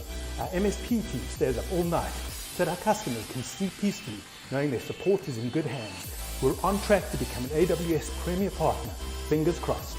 We're proud to give back to South Africa and work with partners, Africa Ticket and Girl Code, and run a hackathon with gender-based violence. To define us is to lose the essence of who we are. We believe in our people, we believe in our clients and their business. In 120 seconds, that is Synthesis. Synthesis Software Technologies always gives you more. That's who we are in 127 seconds on a treadmill.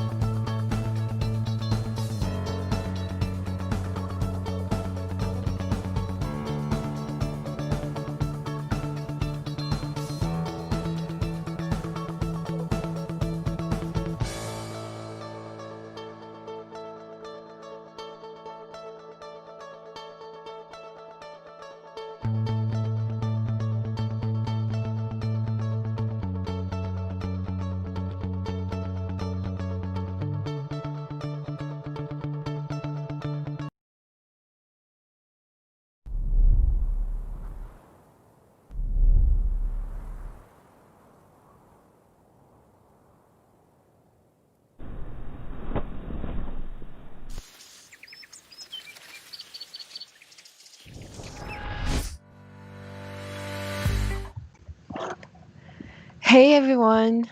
So I'm back and I'm alone because my co-host is going to be presenting soon. So I'm not going to talk to you a lot. So I'm just going to let Vidush and Neha do their thing. See you soon. Hey everyone, welcome to our first ever virtual developers conference. First time we are doing this. I hope it's going well and you guys are having fun. And welcome to our session. So on mobile optimization using Google technologies, Google Analytics and Google AMP. Myself, I'm Vidush Nama. I recently founded my own agency, Orion Consulting, where we focus on mobile and web development, along with a few IoT and desktop projects. So here in Mauritius. And for fun, lately I've been working on a few robotics and smart home automation projects, just for fun. And during the lockdown, I was the tech guy at home. Yeah, that wasn't nice. But yeah, and joining me today is Neha Ganu. She is actually a digital marketing consultant, which is nice, a nice addition to see to DevCon this year. Seeing someone from the marketing side coming in to talk about technology. She actually recently co-founded her own startup, Le FinTech Limited, which well focuses on fintech. Um, and what I'm going to do now is I'm just going to hand over to Neha. She's going to do the first part of the session about Google Analytics. And afterwards, I'll join you guys again to talk about Google AMP. Just a side note, feel free to tweet your questions at VHNama or at Nehaganu or both. And at the end of our session, we are gonna, well, take a few questions and, discuss a bit. Well, till then, I guess, cheers. Thanks, Vidush. Hi everyone, I'm Neha. I'm a brand content strategy, so I'm the marketing world, social media marketing and digital marketing. And I'm going to speak about mobile optimization today. So first time speaking at DevCon from a marketing standpoint. So what is mobile optimization? So we are going to talk of what is mobile optimization, how we can use it with Google Analytics, the tips and tricks and best practices that I'm going to share with you. Mobile optimization is as important as your SEO. So 77%, this is based on statistics, that smartphone shoppers are more likely to purchase from companies whose mobile sites and apps are well optimized for shopping.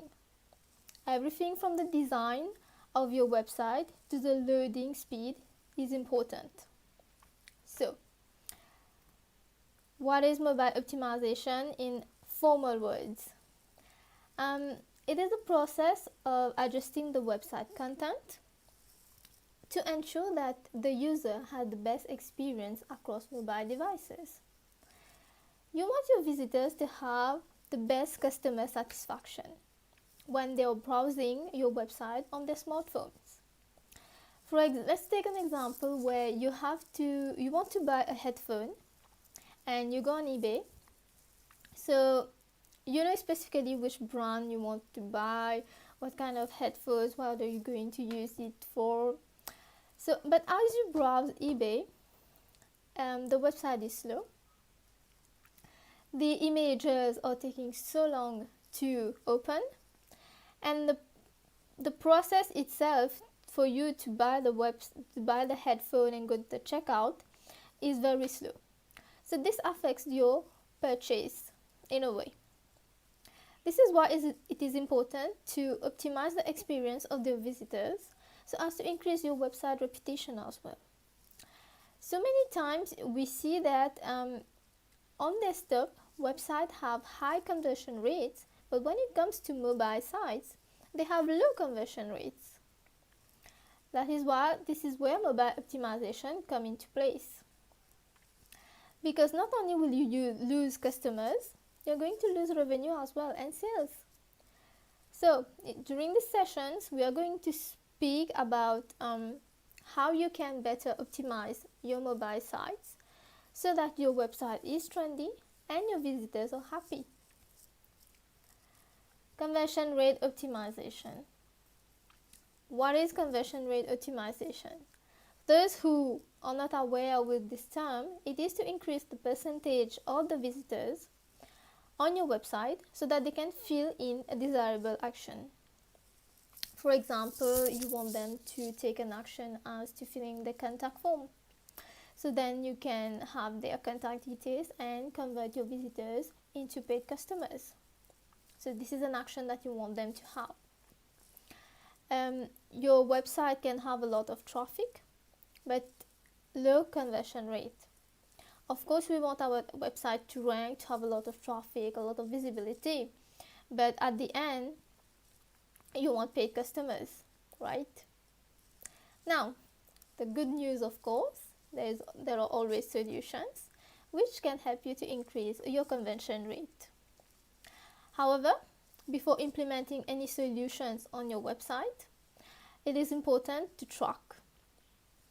In the marketing world, analytics are very important. Analytics, metrics, they are very important. So how do you track conversion rate optimization? Simple as that. Signing into your Google Analytics, you'll find audience, technology, and mobile devices. There you can compare also against other metrics. So let's see what solutions you can use to better optimize your website for the mobile version. Alright, mobile speed, of course. Mobile speed is very important. We all know, we are all aware that customers' expectations have grown over mobile. It is much more easier to browse through website, to look for something via our smartphones. It is more convenient, it is more quicker. And of course, you would like your mobile to be to have a rapid speed.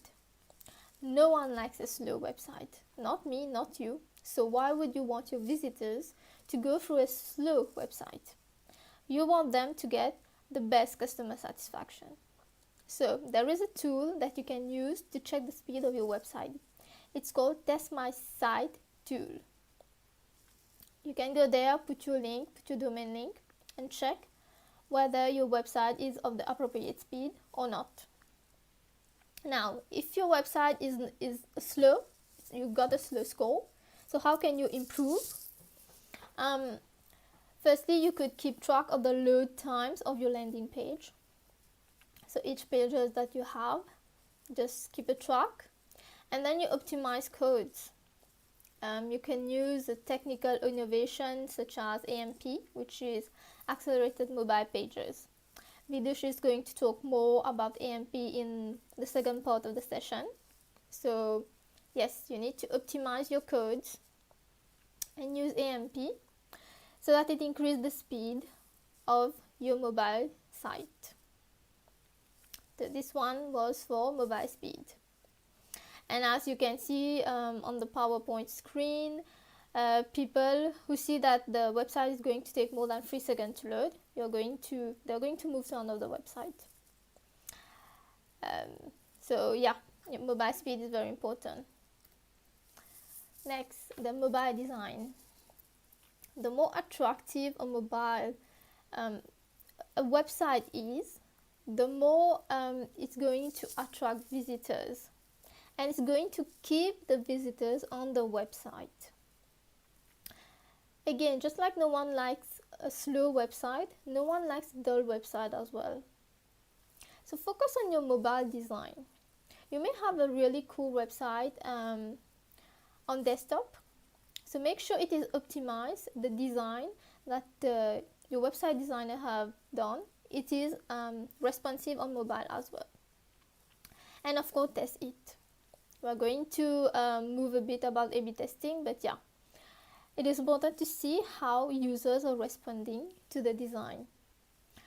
We all know that sometimes when you see a website on desktop and when you see it on mobile, it's broken. It's very different. This is where you lose customers. And when you lose customers, you lose sales and you lose revenue. Alright, so mobile speed, mobile design. Now we are going to talk about A/B testing. Why A/B testing? You're a developer, you know how important it is to test a website. Not just a website, to test everything before you put something live. So, understanding behavior is key. This is why it is important to carry out simple usability tests on your mobile sites. And I'm going to give you some tips on how you could do that. First, you can assign a user a specific task on the website. For example, if you have a retail website where you sell clothes, you can ask the tester to find themselves a specific type of item, such as a winter coat. So from there, it activates the cognitive purchase process, and it makes the test more genuine. You're going to see the process, how it is when someone has a specific intent, specific buying intent. And this is one of the tests that you could do. Also,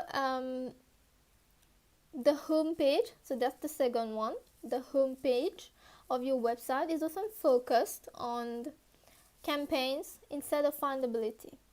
What I mean by that is sometimes when you go through on websites, you see a lot of special offers which are bombarded, a lot of campaigns, deals, sales.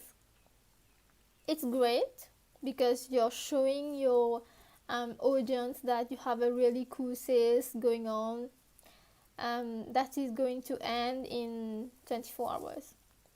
But what if when you have visitors who have a specific intent, when they want to buy something specific and it's kind of difficult to find what they are looking for? See, the key is user satisfaction. So from the beginning, from the moment they are on your website, you want them to have the best user experience till when they check out, till when they buy their item. So that process, you want it to be as seamless, as quick and simple. Basically, you want to facilitate the buying process of the visitor, of the customer. So what you can do is, if you have popular categories that you know a lot of people buy, you can put it on the upper page of the website, so customers can go quickly and find what they need. So facilitate their process. This is the way of optimizing your website for mobile. Next, thirdly, we have automated sliders. What are automated sliders? They are images where your visitors can just scroll and see. And images sometimes takes very long time to load on the slider, especially if there are several images. So then you get a risk of visitors staring at a blank screen. So I would say a test that you could try is removing the automated sliders. That's another A/B test, and then you see how visitors are responding to your website. And fourth, functionality to your search. Let's say again the example of a customer who knows exactly what he wants. He's going to go directly on the search bar because he's looking for something specific. He already knows what he wants. So instead of having a range of products where he needs to browse a lot among products, among categories, to actually find what he's looking for, and we want to simplify his buying process, so it is important to have a search bar. Sometimes we see that on desktop the search bar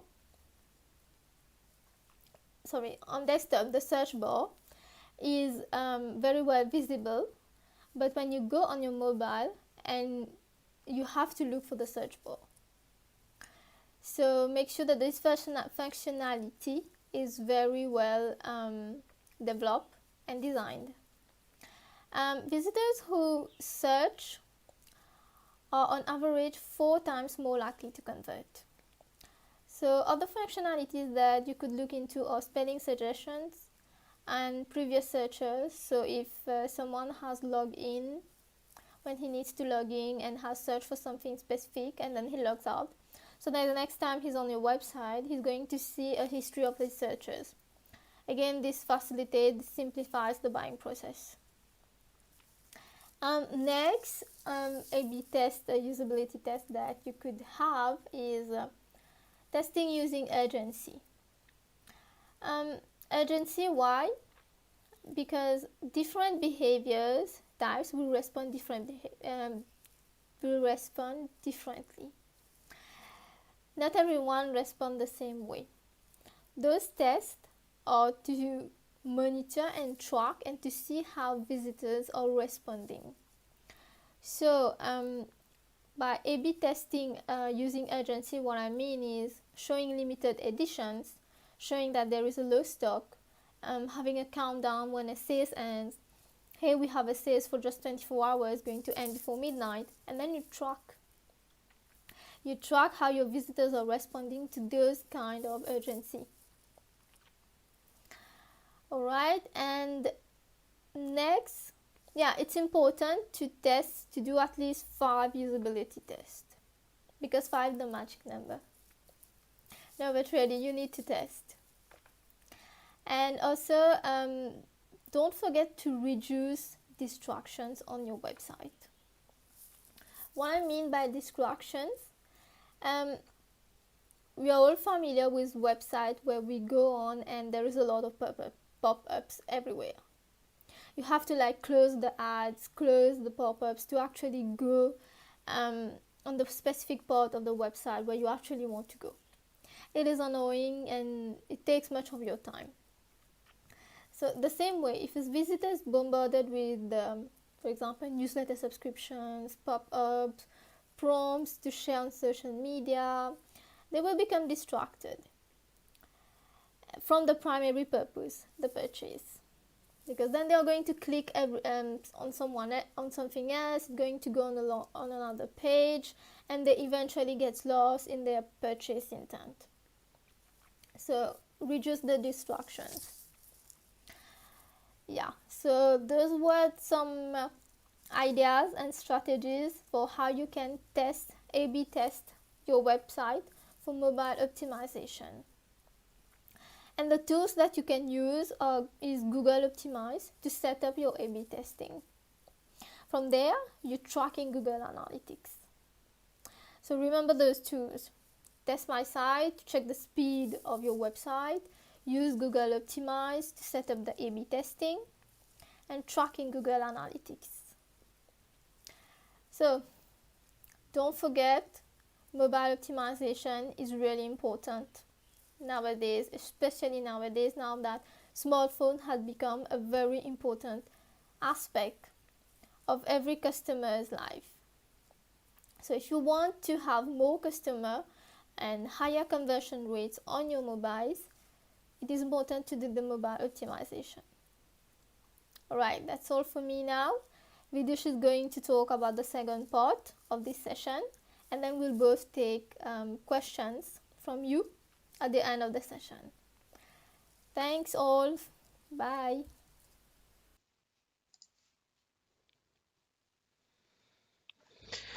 Hello, I'm back. So I'm going to be talking about Google AMP, which is Google's accelerated mobile pages. It's not something new. It's something that's been around for a while now, and quite a few people are familiar with it. It's basically the Google AMP project is basically a way to make sure that the mobile experience of browsing the internet, viewing websites, e-commerce, or whatever, is a lot better, a lot faster. So we're gonna just dive into what AMP is, how does it work, and in this whole marketing focused session, I thought it's a good idea to just go a little bit technical. really introductory level into what can you use to improve your website, for example, conversion rate and so on. So Google AMP, what is it? Well, I already said a bit about what it is, but the question that surrounds it often is, well, is AMP a good thing or a bad thing? And a sub question that crops up is AMP Google's way of trying to take over the web? Is the web still open? That's debatable. From my perspective, is there are actually two different point of views that you can take on this or any technology really. There is the development, the technical point of view, in which case there are conflicting opinions. Different people, different developers have their own way of thinking, their own bias, which is something completely normal for any technology, not just AMP. And there's the business side. So for this session, I won't go into the technical development side, but rather I would stay on the business aspect of AMP. And in that direction, is it a good thing or a bad thing? So speaking about the business point of view, if you have a website, whether you are a blogger or you have an e-commerce or whatever the reason you need to have an online presence via a website, normally that would mean that you have certain expectations from your website. Most websites, the bottom line is always the same. You want more traffic, you want more engagement, you want more visibility. So these are normally the things that drive your website, that defines the success of your site. And from a business point of view, you will always work towards improving those statistics, those traffic and engagement and so on. So a few things that you do that would help you is working on your loading speeds. Neha has already talked a little bit about that. And normally, if your website is fast, it's responsive, you are sure, well, it's more likely rather that your customer or your user is going to stay on your website and interact with your website. And the second thing, which is a basic thing, is making sure that you have mobile-friendly interfaces. I'm not talking about having your website loading on a phone just like it normally loads on desktop. No, it's not just about your website loading. It's about your website being optimized for the mobile experience. It needs to be adapted. You need to make sure that given you have less real estate, screen real estate, you are making optimum use of that, presenting what's important. So it needs to be properly designed and adapted for a mobile phone, not just it should not just load. That's it. One last thing that is really important is working on the user experience that your website delivers and the convenience for your users. So your website needs to be easy to use. What's important needs to be upfront, it needs to be accessible, and so on. You need to basically make sure that your users are having a good time and easily they can use your website. One final thing, which is not on the slide, is also about, well, visibility, which normally you would want to have some kind of, or several kinds of SEO optimizations, search engine optimization, put in place just to make sure that your website is more visible and people can access it easily. Okay, so that's about your website's bottom line, what you want and how you can do that. But how does AMP fit into all of this? So the purpose behind AMP, the Google's AMP project, was well, to tackle most of these issues and others that are not mentioned here, but like some of them, tackling the clunky advertising that we see way too often on websites these days, pop-up ads that hinder your experience, that basically make the website a bad experience overall to use. You want to get to the content, you don't want ads to just get in your way every time. Ads are good, but they need to be placed correctly. Poor responsiveness, so slow loading time, slow response time. When you do an action, you have to wait and wait, and then it responds. So this kind of thing drives away your users. And AMP aims to improve the responsiveness, improve the loading time, and so on. And a bit related to that is catering for slow internet connection. It's commonly underestimated how many people in the world still use 2G connections and maybe 3G connections. So when you are developing for the web, you are not developing for a single country or a single place. You are developing for the world. So you need to make sure that you thought about those people, which again, it's not a negligible portion of the market. So this is what AMP tries to do, among other things. So how does AMP do that? How does AMP work? To put it simply, instead of loading your site or your page rather directly from your site, from your servers, normally what happens is Google caches, so it saves a version of your site, of your page in as a CDN, so in a CDN, a content delivery network. So it holds it, and then what happens is when someone is trying to access your website, instead of loading from your servers, it's going to load from the CDN held by, for example, Google or Cloudflare. If I'm not mistaken, Microsoft has joined the list of CDNs that basically supply AMP pages as well. So this is kind of what it does. This is the basic concept behind it. Of course, there are a few other things, but this is the basis of how AMP works. Loading anything from a CDN, which is super fast, basically it's almost guaranteed that it's going to improve the loading time. Now, how do they know which pages should they cache? Because, I mean, they don't have unlimited space either, so they are gonna select their pages.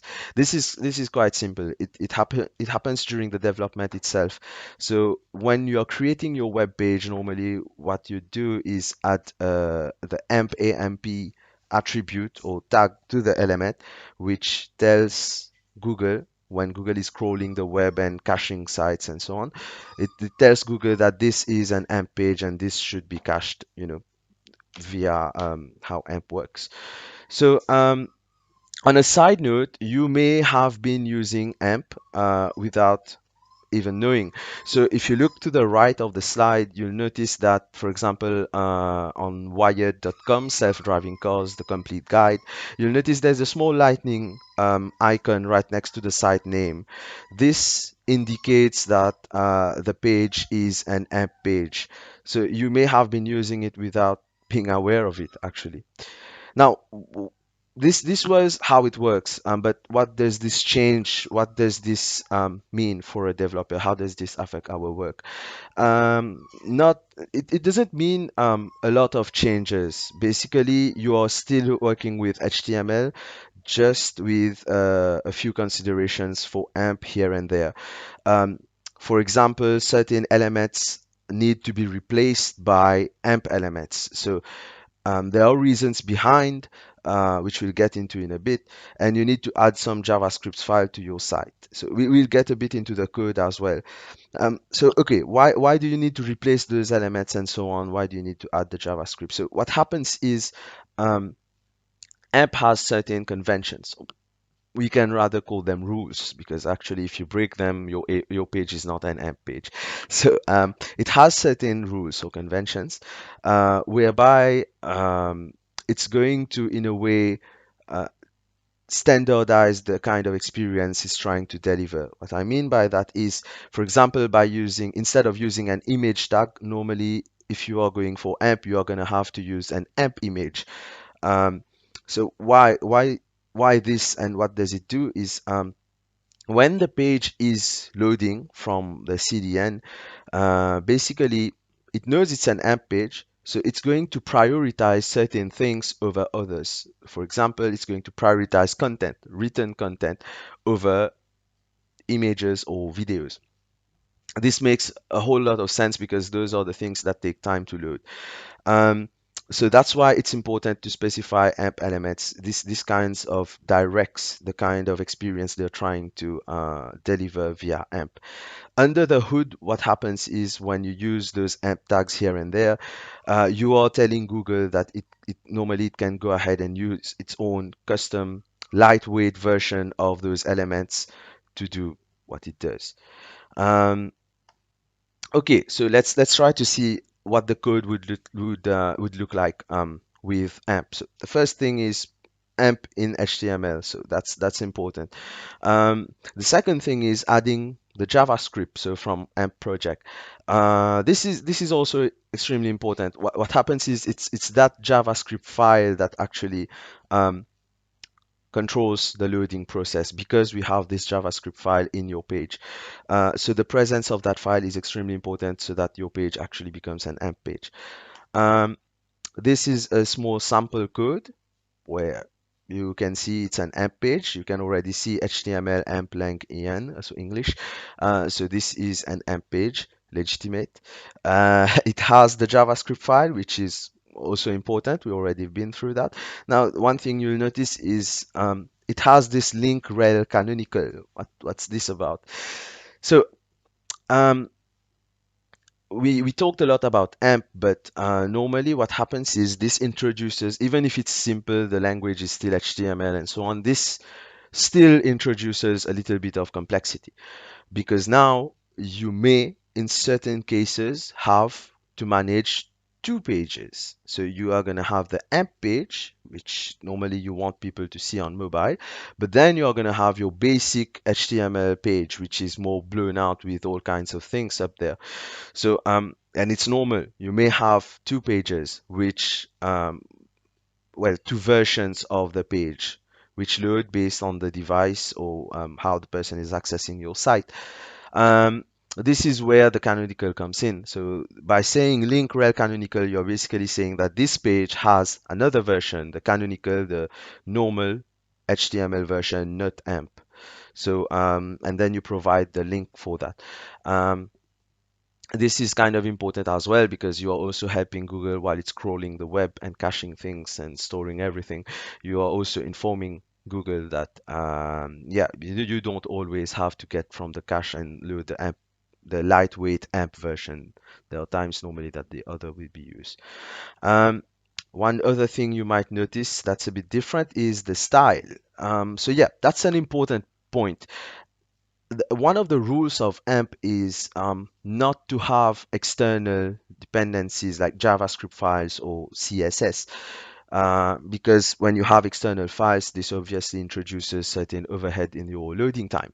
So this is why normally when you are using AMP, you are going to have your style in the same file. So either in the style tag in the head, in the style element in the head, or as an inline style. You'll also notice that there is a small attribute added to it, the AMP boilerplate. So this is basically to inform Google that this style, for this particular style, well, it's meant to use AMP conventions. So this is an example of what you might see in terms of the style AMP boilerplate. You'll see it's already trying to in a way control how your site is being loaded. If you can read, if you can understand the code that's there. So yeah, that's a bit about the tags, the format of the page rather. So one thing we mentioned is the replacement of certain tags. So actually on Google's documentation on amp.dev, if I'm not mistaken, normally they have a list of which tags are replaceable. When I say replaceable, it's not always an option. A lot of the times it's actually a necessity. You need to use the AMP versions. For example, image. You have to use the AMP image if you want an image in your AMP page. And this comes with certain restrictions or rules. For example, if you are using an AMP image, if you want your AMP page to be valid, you need to make sure that you specify the width and height, basically specify the layout of that image. Why? The reason is quite simple and it makes a whole lot of sense. Imagine, I mean, we've all probably been there, but you're using a website, you want to read some kind of content. The website has technically loaded. You can see the text. So you start reading. Not everything has loaded yet, but you start reading. So you start scrolling. And then at some point, the image finally loads. And what it does is the image loads like on top and it displaces everything. Suddenly, while you're scrolling, you see things just shifting around to make place for that image that decided to load. It happens. It's something very common on sites, especially on mobile and on slow connections. And it's not a good experience. You are already into the content, you're already reading. You don't want things to move around. You have to basically you get thrown out of context, and it's not good. And obviously, a bad experience means a lost user, a lost customer. You don't want to lose them. So what happens is by using AMP, they have these kind of rules, like specify the width and height, specify the layout, that takes care of this kind of problem issue. So as I mentioned, it tries to take over how things are loaded, prioritize certain things over others. So it's going to prioritize text over images. Makes sense. But what happens is it creates a placeholder, as you can see, for example, on the right. Normally, it's a bit something like that, where it creates a placeholder, a grayed out image that already takes up the amount of space that your actual image is going to take. And this solves this whole displacement shifting problem, because when the image loads, it's just its place is already reserved, so it just loads there. Nothing moves, nothing changes. There are other things besides AMP image. There is AMP video, AMP audio. There is even certain restrictions on how you want to add advertisements, ads to your website. So yeah, a list of all that is easily available. A lot of examples are available on their site. It's really well documented, and they even have certain tutorials. So now, let's say you got into AMP, you are developing AMP. How do you know if your page is AMP ready, is valid? And what if it's not? What does this change for you? This is also extremely important. What happens is if your page is not a valid AMP page, so for example, you try to create an AMP page, but you left an image as image. You did not use AMP image because you're smart. So what happens is your page is not a valid AMP page because they don't allow image tags. So what does this? Should you care? You should, because actually, if there is even a single one error on your page that basically says this is not a valid AMP page, your page is not AMP. So you don't get any of the benefits from amping up your page. Your page does not get cached, nothing happens. So your page is just treated as a regular HTML a web page. So if you want to take the benefits of AMP, you need to make sure your page is a valid AMP page. How do you do that? Is actually quite easy. There are a few ways. There is an AMP validator tool online where you can specify your page's URL, and well, basically it's going to validate that page and say if it's AMP or not. But that's for the pages that are already deployed already on the web. For development, there are things like, for example, a Chrome extension for the AMP validator. So basically, it integrates the AMP validator into your Chrome browser. And when you are developing, you can run that extension to check if your page is AMP or not. And it provides you with all of the errors and what's going on and so on in the console. So just regular familiar experience for a web developer. Yeah, so AMP validator, really useful and not to be ignored. Final thoughts. Is AMP for you or for me? Yeah, we've been talking a lot of good things about AMP, about how it works and so on. But the short answer is no, not necessarily. What happens is, why is AMP here? The reason for AMP is to make sure your site loads fast, is responsive, your site is not cluttered, your users have a good experience, and so on and so on. So if you already have a fast and responsive website with the normal HTML, or maybe you're using HTML2 technology. So if you already have a fast and responsive website, or if you have like something like a PWA, a progressive web app, then maybe not. You don't really need to go into AMP because you don't have those problems. Your site loads just fast. your users are they don't get bothered with popping ads. And so if you have a good site and you don't have this kind of feedback that your site takes too much time to load and so on, then no, you probably don't need AMP. But if you do have a website that takes a few seconds extra to load, or you're getting some feedback from your users that it's not as good as they want it, then maybe you need to consider AMP. But it's not a rule set in stone that all sites need to be AMP. You need to basically evaluate what is AMP going to do for you, and do you really need it? There are alternatives. So yeah, is AMP for you? Maybe. You have to take into consideration everything. So that's it for me. A small introduction about on AMP and how it works. Thank you for watching and for attending our session. We are gonna try to see if there have been a few questions on Twitter, and we are gonna take up those questions. So if you want to send them now, go ahead. And thank you. So guess I see you guys in the next one. Cheers.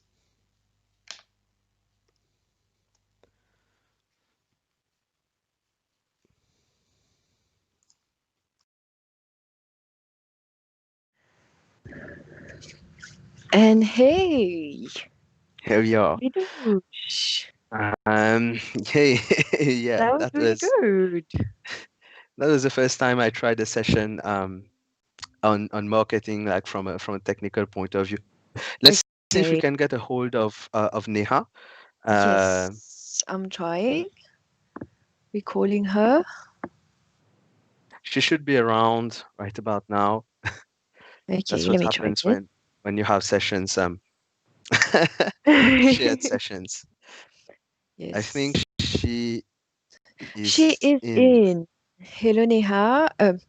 Give me 2 seconds to your Get you screen live. is updated. Yes, exactly. So, Hi. oops, it seems like the screen is frozen.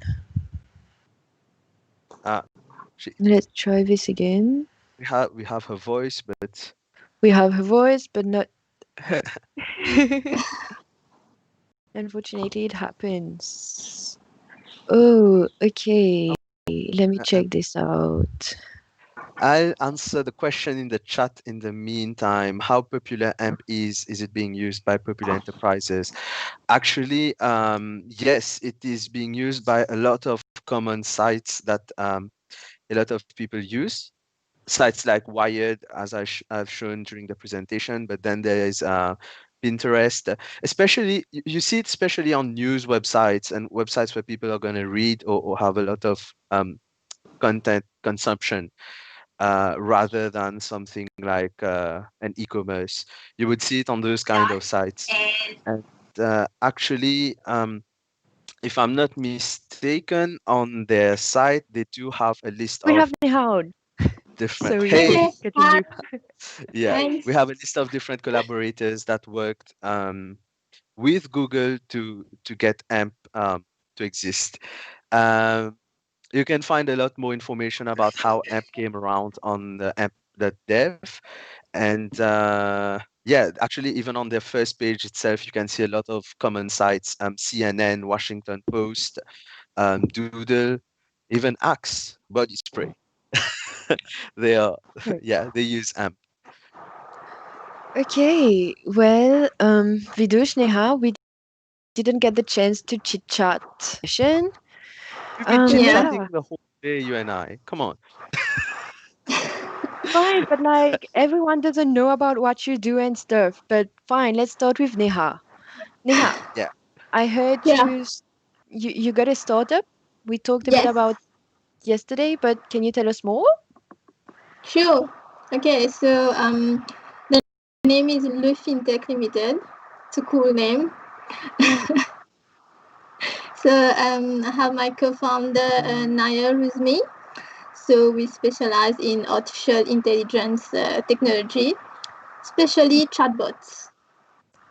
Okay. So It's like you have a robot who talks to you, a cute robot Oh, who's going wow. to answer your questions and guides you through everything.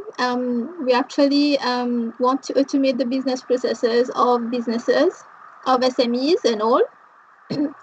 So, for example, we have one cool product where if you want to order a pizza or burger or anything, you just have to ask the chatbot, and then it's going to guide you to order your pizza, and then you can even proceed to a payment gateway. So it's really quick and very easy for customers as well. So That's in a nutshell, this impressive. is what the startup does, chatbots. That's I'm telling you awesome. guys, in one of the sessions in the other rooms, they are building a robot. Here she's building a chatbot. That's how it starts. I'm That's how it saying started. that's how. That's how robots are going to take the world. Yeah. Yes. 2020 Yes. hasn't ended, right? Oh no. Yeah, true. Yeah, Neha, it was great. First time presenting in DevCon for you, if I'm not mistaken. Yes, So it was my first time and it was really cool. So, too many more. Thank you so much. I'm Vidush, getting some yes, you're interesting getting some questions. questions. Yeah, nice banner behind. When are you buying drinks? This banner was here before DevCon. It's staying here. And the, Okay. and So it's you already owe me gone. drinks from like way before. No, we invested it in DevCon. Hmm. Ah. Okay, so I'm not gonna do the host because this was a shared session. Marine, do your thing. Yes. So Vidush, now you tell us a bit about your startup or your consulting, I think. Um, yeah, it's not really a startup. I don't like to call it a startup. It's just an agency. What happens is, well, what happened is, I used to work as a freelancer, and I used to get quite a couple of projects. Then I started teaming up with other freelancers and consultants, and we were working together. And then at some point, we are getting so many projects that you basically, I wanted to not, I can't get involved in all of them. So I wanted to be able to leave the project with people who I'm working with. So the good thing to do is to legitimize all of that and register it as a business. So that's when we launched Orion Consulting. But speaking of startup, it's true that as Orion Consulting, we are working on actual startups, so new things that are trying Okay. to innovate in different fields. Uh, if I'm going to be honest, if the lockdown and all of that did not did not like push us a bit behind, we would already have a first release, but we are still planning to do it before end of year. Let's hope it gets Okay. done. Let's wait and see. Okay. Awesome. Feels like you guys Yeah. got a lot of stuff prepared. Oh, Really yeah, looking yeah. forward to Yeah. it. Yeah. First off, Shervin, when the startup gets launched, that's when I'm gonna buy you drinks. And secondly, if you guys are a bit more interested, like the viewers, if you are a bit more interested in how this happens, how someone goes to work independently, how do you go to startup, what's the thought process behind it, this kind of thing. There is actually a very interesting podcast tomorrow. I'm advertising for tomorrow's session right away. Awesome At job. 1, yeah, it's at 1 p.m. So on this channel on in New Asgard itself. So be sure to Yeah. tune in and check that out. I'm advertising it too. Everyone should tune in. It's gonna be great. I'm not sure if I'm gonna play Thanks. the host or I'm gonna play the other side during that session. I'm warning you. All right, Okay. so let's. Thank you guys. Do you have any more Thanks. to add before we leave? Neha, I'm gonna leave you to add any Yeah, closing notes because Neha. I'm gonna still be here. Nice. It was very great speaking for DevCon this year for the first time. So like I said, too many more. And it was awesome to go speak with Vidush. I hope it works. Yeah, it Okay. was. So yeah, thanks everyone for listening to our sessions. Even if you have questions afterwards, if you're watching afterwards, you can always tweet to me or Vidush, and we'll answer your questions, of course. Yeah. Okay, maybe Vidush can add your Twitter handle on the chat. That Yeah, way sure. people can contact you after. Yeah. Yes, sure. Okay, well, thank you Right so much, then. Neha. Thanks, Gonna tell you Vidush. bye. Thanks, Maureen. Bye. Yeah. Bye. Bye. Bye. Hey, Vidush. I'm back as a host now. Yeah, this Yeah, was you're a back as really a host interesting now. session. It Hmm. covered it covered some topics that a lot of people needed to know, wanted to talk about. I feel Great like your job. head is getting bigger. I don't know if it's just me. Guys, the webcam, it happened. Mhm. It But was yeah, nice though to go it speak was with a good Neha. It's session. the I first. was listening, and yeah, you guys did a good job. And I sent the Twitter handles to the chat, so if anyone wants to get in touch with us.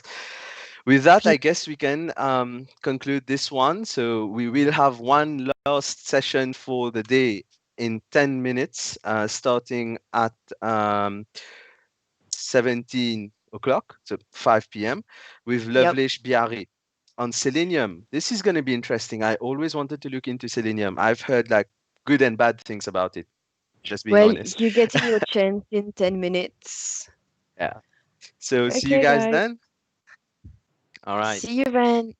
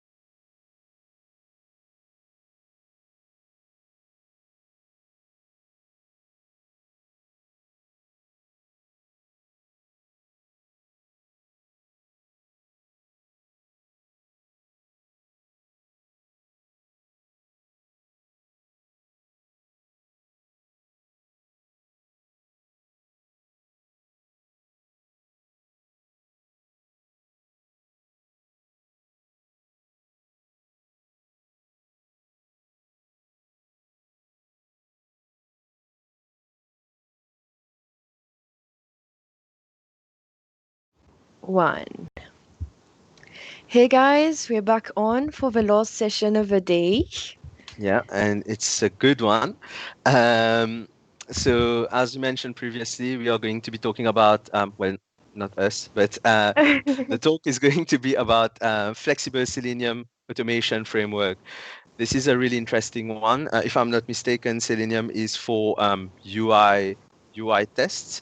And it's something that's really helpful and really important in all kinds of development that we do. So for this, we are going to bring in Lovelace Biarri. Actually, let's let him bring talk a him in. bit more about Yeah. yeah. Hello, Lovelace. Hey, Hello, you're live. hello everyone. We're happy All to right. have you with us. How are you doing? I'm doing fine. It's a pleasure to be here. Yeah, it's a pleasure Awesome. to have you on. And Thank it's you. a really nice topic that you chose. Huh? I'm personally looking forward to it. I'm going to follow this closely. I did not use Selenium before, but I looked at it recently. Actually, was planning on looking into how to integrate it into my my development pipeline. Okay. So you've been checking out some sessions this morning. How are you feeling Yes, about actually, this one? I will be able to comment on this at the end, I guess. Okay. No, Yeah. we are cool here. We are all casually relaxed and we are having fun. So Nice.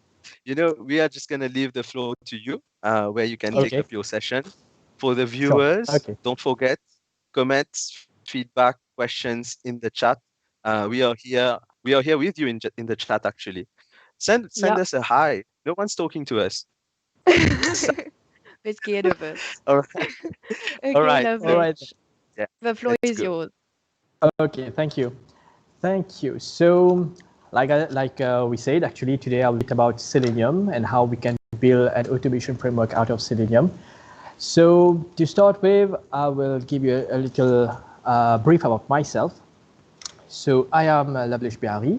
I work at IQera in the NFT team, which is a non-functional testing team. I'm a test automation engineer. I have around 11 years of experience in the software testing field in different companies across Mauritius. I'm experienced in manual automation and performance tests. And last year, actually, we started a local chapter for IQera for Mauritius, and I'm the founder and the current president for that local chapter. So I'm passionate about testing and automation, so this is what we'll be talking today about. All right, so to get started, just a few realizations actually about how the world is evolving. We have software all around us. We have software being developed every day, every minute actually, mobile apps, etc. Everything is being developed concurrently and in mass. So all these potential, all the potential actually stored in those software, and the potential for the testing team as well is very, very large in terms of effort, in terms of estimate, in terms of budget as well. So just imagine that all these testing, actually we could leverage some of those testing effort into automation. So it's a huge market as well for automation testing. So to start with, I will clear some misconception that we have currently across the market on automation testing. All right, so some common misconception across different public talks that I've given in different locations in Mauritius. After the talk, there are some people who we meet, who we come across during networking, etc. So their concern actually about automation is its high development cost. Indeed, automation has a development cost. It is high at the start, but if we have the right design and the right skill set to develop a good automation framework, actually decreases over time. So the cost of maintenance and development actually decreases over time. It's not high all the time. So that's a major misconception that we have across the market. Also, automation testing actually is thought not to give as expected gain from it. This is also dependent on the design. If an automation framework is designed following the guidelines actually that is recommended, the gain is quite significant. For example, at IQera, I can say that we measured the gain through our automation test, the framework that we have, etc., benchmarked it with the manual test team, we came across like a gain of 50% in terms of effort. So let's say a test team would take like an hour to test a feature.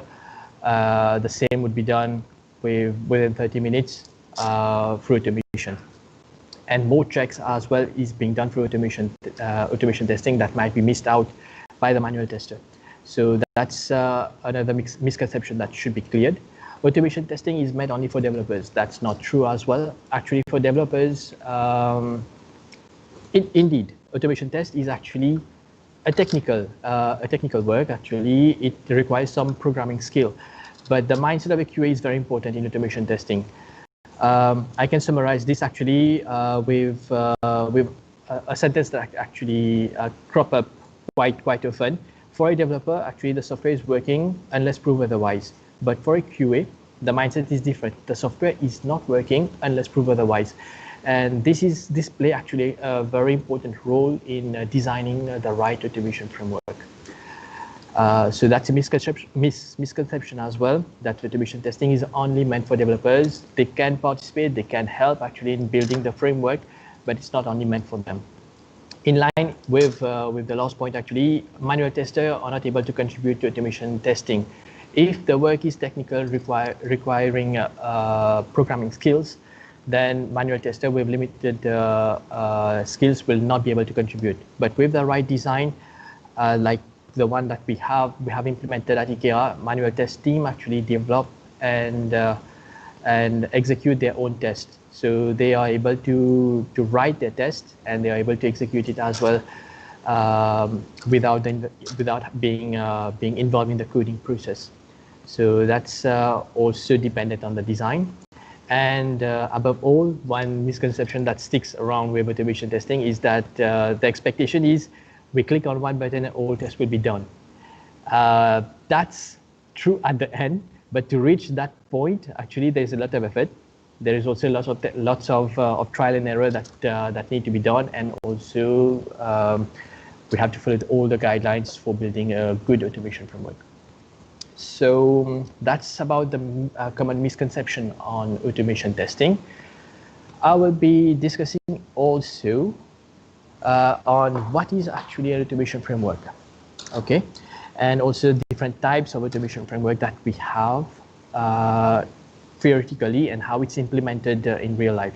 So automation framework, well, this is a very simplistic diagram. What we have is actually we have an underlying technology, automation engine. For example, in my case, it is Selenium, okay, the Selenium engine. That's the underlying technology.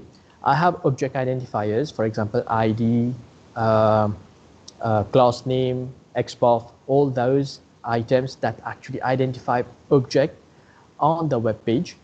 The web page actually behind the web page is actually DOM, okay. It's a data structure which is a tree data structure. So we have to traverse that document object model to find the right object we want to interact with. So that's described in the object identifier. And we also have the test data. The test data is important as well because it actually channels our testing. For example, entering a username, entering a password, all these, the username and the password are actually the test data. The object identifier would be the XPath or the ID, the class name of the text box where the username and the password would be entered. And a framework has another module called automation test control.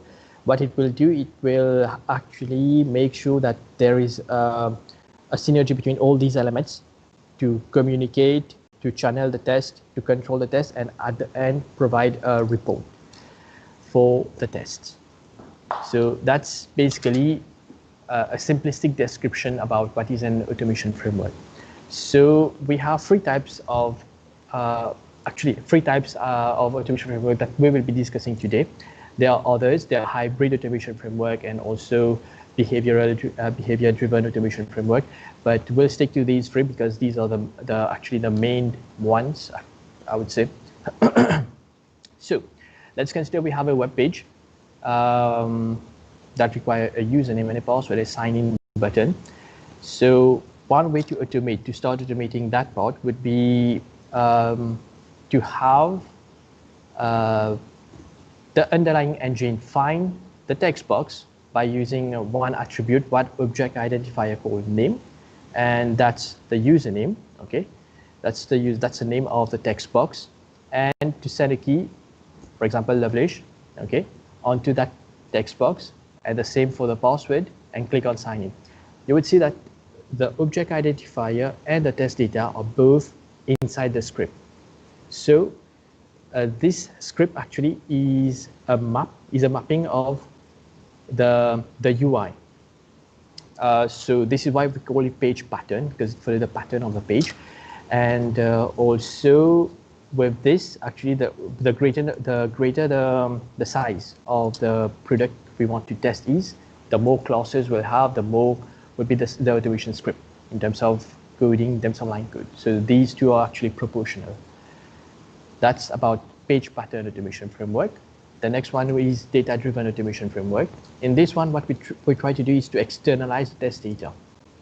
The aim of doing this is actually to have control on the test data so that someone with limited programming skills could still maintain those test data without having to dive into the codes. So that's also a good approach. We could externalize the test data into an Excel or a text file or an XML file. Doesn't matter, but that's the concept. The concept is actually to separate the test data and the script. That's data-driven.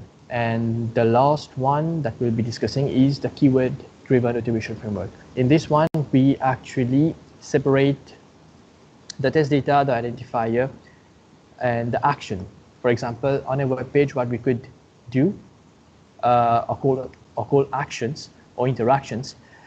For example, we could enter text. We could enter text in a text box. We could click on a button. We could drag and drop. We could double click. We could also do right click. All these are interactions with the web page. Instead of coding the framework in a way that would be based on the data or on the page pattern, we would actually code the actions itself. We could reuse those actions multiple times for different scenarios. For example, a click on a sign-in button would be the same would be the same interaction for a click on a logout button. That's the aim behind, is to reuse those actions over and over again and sequence them in a way so that they become a test case. So we'll stick with the keyword-driven automation framework because this is where we have the highest flexibility in terms of maintenance, in terms of upgrade as well to the framework. So what are the guidelines actually to build a robust and flexible automation framework? These guidelines are based on some research I've done and my experience in automation. Actually, there are a few things that we've implemented with success at IQera, and I will be sharing those with you in this part. So to start with, a modular framework. All right, so the framework in itself is quite complex to build, but the work becomes easier if we break the framework into different modules. For example, let's say we are externalizing the test data and the identifier into an Excel file or a spreadsheet. So there would be a class, there would be a module that would be responsible for reading that spreadsheet. There will be another module that would be responsible for execution of the test case. There will be another one that would be responsible for creating reports. Having a modular framework actually make it scalable and adaptable because we are able to update bits and pieces and upgrade bits and pieces without actually collapsing the whole framework on itself. That has proved to be very useful at my company right now. So that's an important point to have, a modular framework. The next point is a strong object identifier. Yes, actually this one, it's also a misconception that XPath or identifiers need to be unique. It's not necessary. It's the way that we handle it. Okay, But what it needs to have is actually the least dependencies on the other items on the page. Let's take, for example, yes, this one, this XPath. Actually, what it does is look for an object having the text Selenium, move to this object, the object container, which is the ancestor of that object, moves to that object, and then drill down towards a text to look for another text, which is called framework. So in this case, what we are looking at the end is for the text framework, okay? But we are navigating through the text Selenium first, and then to its ancestor, and then drilling down to the framework. The problem with this type of XPath, this is actually an XPath expression. The problem with this type of XPath is that we have dependencies on two items. If one of them change, let's say Selenium tomorrow changes, the capital letter S becomes small letter s, this XPath is no longer valid then. In that case, we'll need to maintain this XPath. So having a strong object identifier is important to make sure that we have the least dependencies.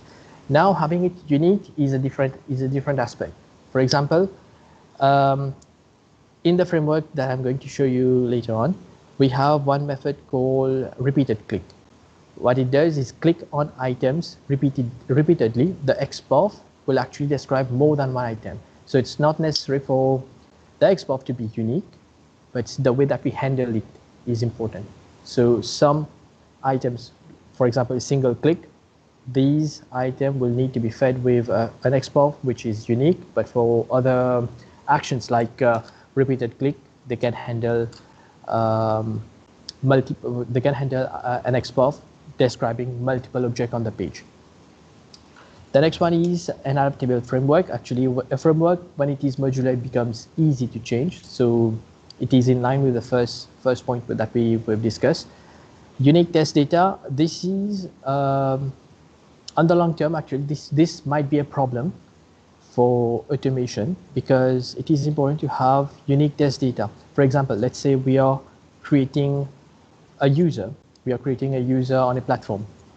If there is a constraint in the database that the username or the email address of the user need to be unique, if we use the same test data over and over again, it will definitely at some point in time fail.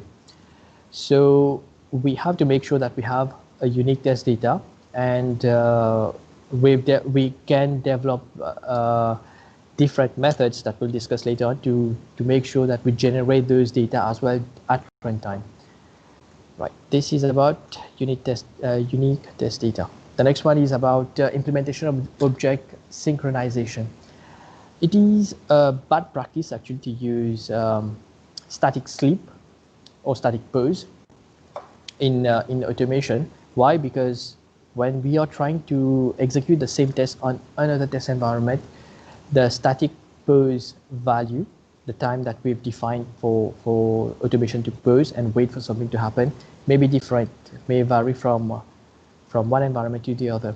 So to allow that we can swap environment easily during testing, we have to find a way to implement a dynamic wait, something like wait like for a small amount of time, and then check again whether it's present, whether the object is present on the page. If not, wait a little more, then do this looping over and over again till the object doesn't appear.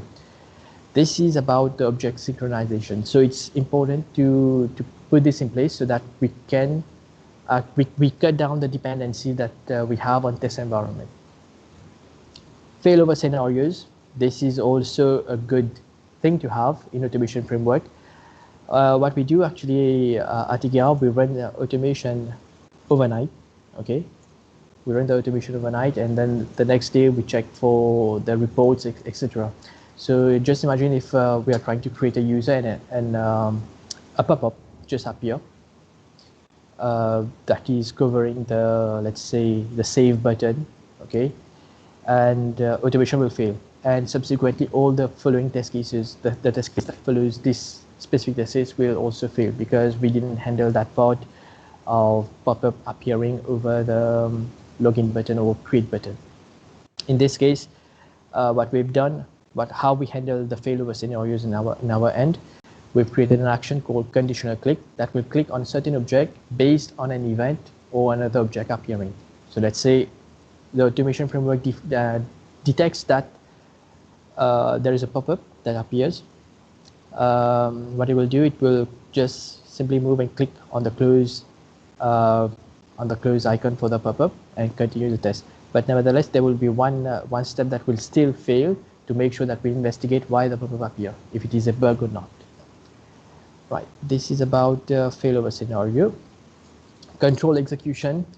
Well, it will be useless to have a framework if the execution is a control. If there is, for each time we are running, we are getting different exception, and the framework in itself is just crashing at a certain point in time. We don't have any report to feed and so on. So we can implement a control execution by the try-catch construct to just flag different exception that we are getting and continue the execution, and at the end produce a report that will enable further investigation in that sense. Independent test case. Yes, it is a good practice actually to keep test cases independent, so that if one test case fails, the others can still execute. So one way of implementing test case dependencies, test case independencies actually, is to implement different actions. For example, skip if found. Let's say we are trying to create a new account on a platform. The creation part failed, and the next test case that would be executed is actually the modification of the created account. So that also will fail.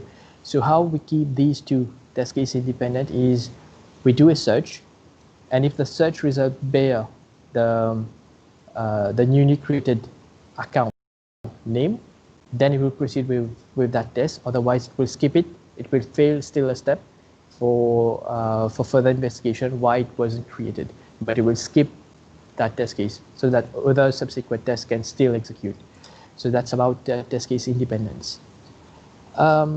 Global configuration, yes.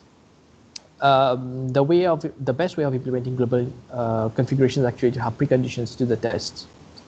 That's the way that we do it over here, is to have preconditions. We execute one test case that will go around, search for the test data that is required from the database, acquire those, store them in variables, and then start the execution. This gives a better control, and it also gives a significant cut down in terms of test data maintenance. That's about global configuration. Setup and tear down. Well, when creating an automation framework, there is a module that need to be responsible for initializing the browser and giving that browser different desired capabilities, and also that module will be responsible for providing a clean exit to the automation. So a clean exit and a clean entry to automation actually will give the automation framework a certain level of stability, and we can define different desired functionalities, like to clear the cache before a web driver or a browser is initialized, etc. This will give the test a better execution. Right, and yes, separation of test environment for automation. Well, it is often not very obvious to have, but it is recommended to have a specific test environment only for automation. Why? Just to avoid the glitch of having the test team and the automation framework using the same test data or the same users to do certain action on the platform. This is one of the problems that we actually experience when we don't have a separate test environment. Right. The next point is actually the abstraction of the core framework and the business logic. This will give one fundamental advantage for the framework, is it's about using one automation framework to automate different products. Let's say one company is actually is developing multiple products, and they won't have an automation framework for each product. It will be one single automation framework that would be customized for, that would be actually customized for the test data, the externalized test data to be used for different products. This will also reduce the effort of developing multiple automation framework. Externalization of test data. Well, abstraction of the business logic is important, but keeping the test data as well in a spreadsheet or text file is also helpful in cutting down the test data maintenance, because this part actually manual testers with limited programming skills can still maintain. Right. Well, like development, naming and coding convention is important in automation framework as well, because that work is a bit technical. So for maintenance, for future development, enhancement, etc., those conventions would be handy to have. Re-execution of logic for failed test cases. How we can come around is actually we keep another module that is responsible for logging all the test cases that fail and then re-executing it at the end when all the test suites are executed. So the automation framework keep track of all the tests that fail for re-execution later on. This will reduce the effort that we need to invest on finding false positives. False positives are actually bugs that are flagged as being bugs but are not actually bugs. For example, automation framework may flag a functionality that is not working as a fail, but it's not actually a fail. Maybe there is a loss of connectivity when the test was being run, etc. But these need to be checked manually. So re-execution logic will definitely help in cutting down the manual check that is later required for checking of a false negative. Right, informative execution report. Yes, and what I would expect from an automation framework is actually at the end is a report that helps me drill down to the cause and effect of the test. Help me to also reproduce, if there is any bug, to reproduce it on the test environment manually. How it can help me by providing screenshot for all the failures, by giving like the test step on which it was failed, the corresponding test cases, etc. So I would expect those to be in the execution report. Commenting guidelines, like the convention, commenting guidelines help to maintain the framework on the and implementation of logs in the framework. Well, while the test is being run, it's always good to have a console that will pop up and give you the step and give you the status of the test being carried out. This will help also in like estimating when the automation run will be completing, etc. and so on. Right, video recording of execution. Again, this will help in reproducing false positive. A video recording will show step by step what was done to reach to that false positive or bug. Right, and the implementation of CI/CD, continuous integration and continuous deployment. This is where we actually are trying, what we are trying to implement in the company right now. So we could use automation framework to do the tests once there is a deployment or once there is a commit. We could commit and a compile. Automation framework could automatically be kicked off and run a report, run the test and send a report by email to the team so that they can have a check on the quality of what was deployed or what was committed. So this also brings about the concept of early testing, which definitely saves time and money. Right, the last two is actually parallel execution. Parallel execution is a very good way to cut down the execution time. Let's say there is a test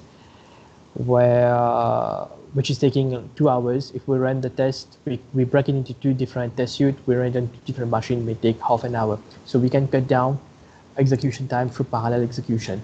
We could have an automation framework define it to open 2 browsers and perform 2 different test suites concurrently. That's also feasible with automation, with Selenium automation framework. And test iteration, well, exhaustive testing is not possible, but we can loop on test case in itself to cover the maximum permutation combination of test parameters. For example, we could do, let's say we are creating a user again on a platform with different roles, okay? So one role could be a user, another one could be a client or something. Different user role had different access to different modules on the platform. So instead of creating one test case for client, one test case for a user, one test case for another type of user, it is more useful actually to create only one test case and loop through it with different test parameters.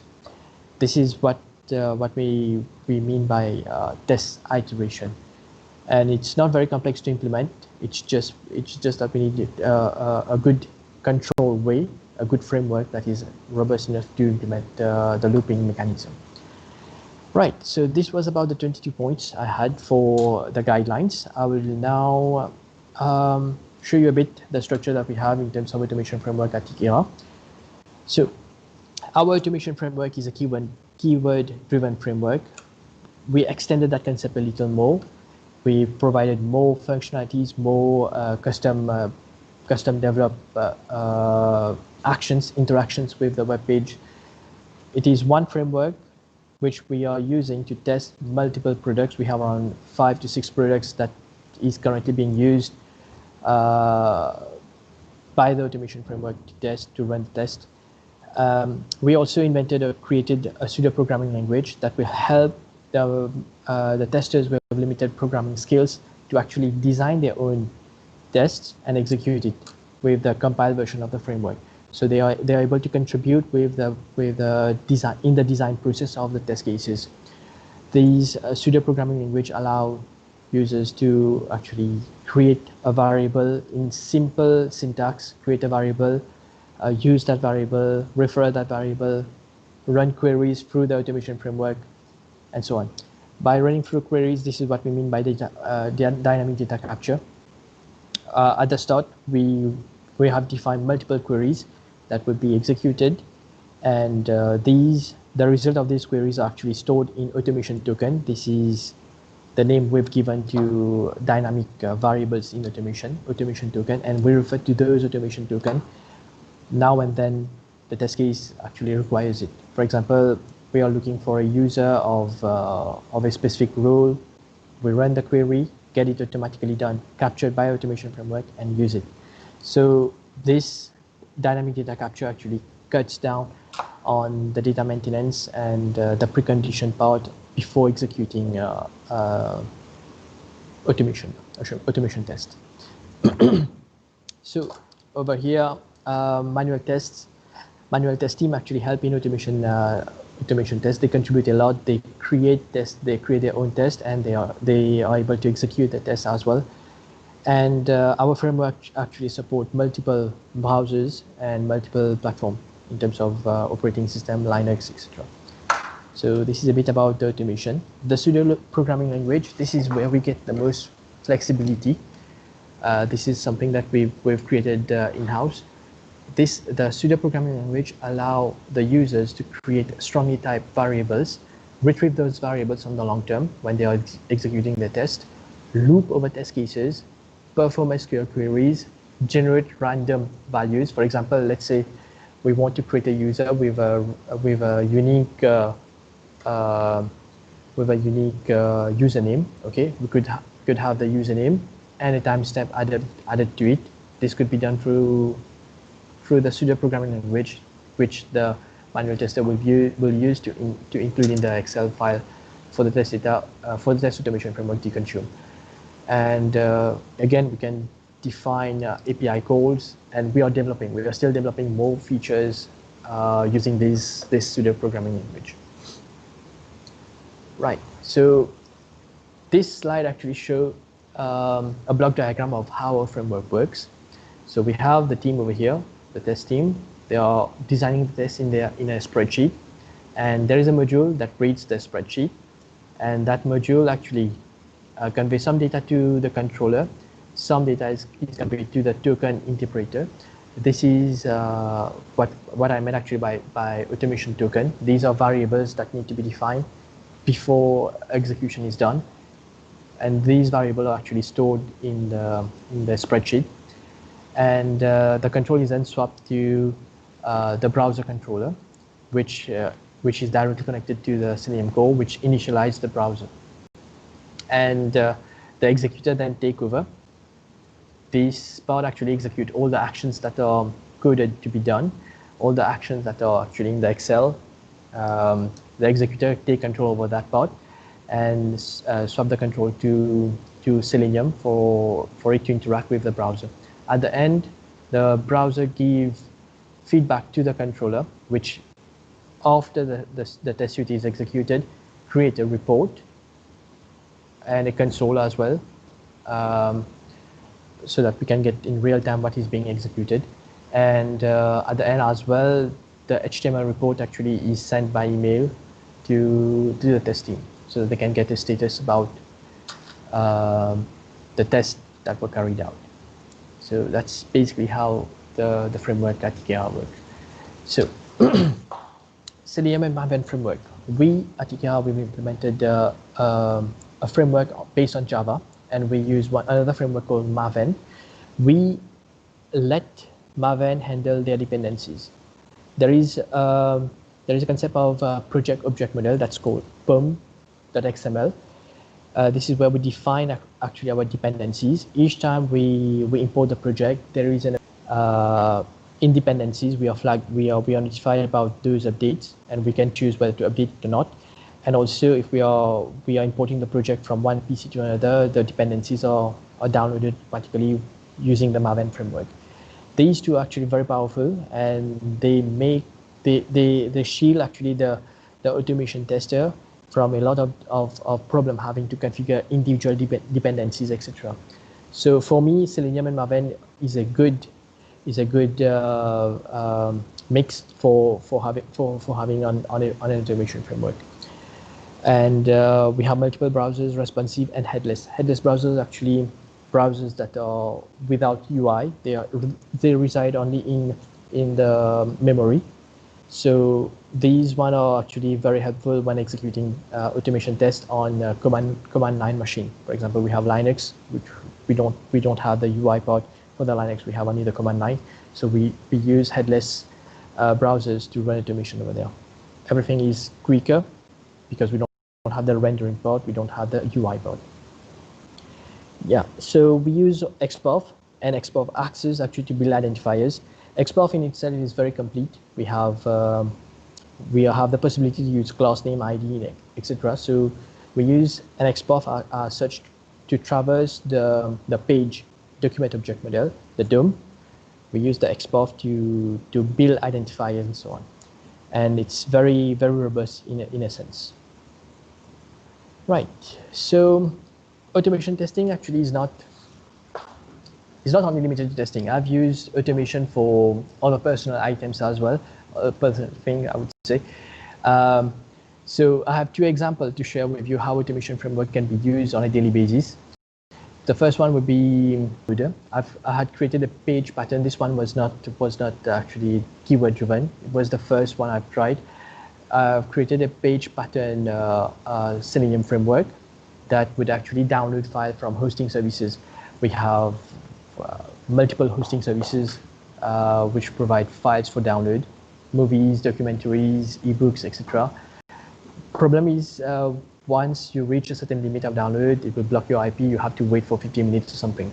So I've used this framework that I've designed to actually continue the download. It will wait for that time and then click on download again and so on. And it was unattended. That it means that I was just launch a program and go to university or go to work or something. It would still run. At the end of the day, I would get my files. This is how I started with automation. And the other one is more interesting. Actually, this one is not working right now, but I have to maintain it. So it's still a Selenium-based page pattern project that helped me find the best deal on different shopping platforms. We have eBay, AliExpress, we have Banggood, etc. and so on. So what the framework would do is they will log in onto my account on those platforms. They will search for the keyword that I've supplied earlier. They will search for it. They will look for the best deal. They will add the price of the product and the cost of the shipping cost, and they will actually do some comparison. And at the end, it will compile the best deal that I can get from different shops and send it to me by an SMS through one API I've used is Twilio. It's very user friendly to use. So it will send me an SMS, and I get a shortlisted links of deals that I can buy, and I can just click on those links and buy it. So these two actually used to save me hours daily, but it did take some time actually to code them and to implement them in place. Right, so last few words about building an automation framework. Well, innovation in automation is continuous. We have so many tools now. Selenium is still the most popular. But there are other tools that are gaining in popularity. For example, we have Catalan Studio, but we have to note that Catalan Studio is still based on Selenium, so they are using the same Selenium API behind. So innovation in the sense of automation, building an automation framework needs time and space. How we built our framework over here, we tried first, we failed, we learned from our failure, we tried again, and we succeeded. This is the way that we build our performance test automation framework as well. We have another framework. Maybe this one would be a different talk for next year. And we have, it's very important to have the whiteboarding session. Actually, most of the time, when we have to develop a feature, you will see that me and my team sitting near the whiteboard trying to draw block diagrams, etc., to come up with the best design that we could implement. The problem with having an externalized automation framework, like having a keyword-driven, have the test data and actions and test data actions and identifiers outside the code, is to have the mapping done.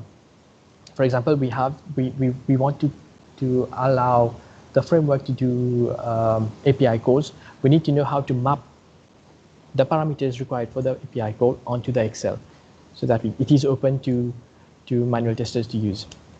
And this is the most complex part once we have a mature automation framework.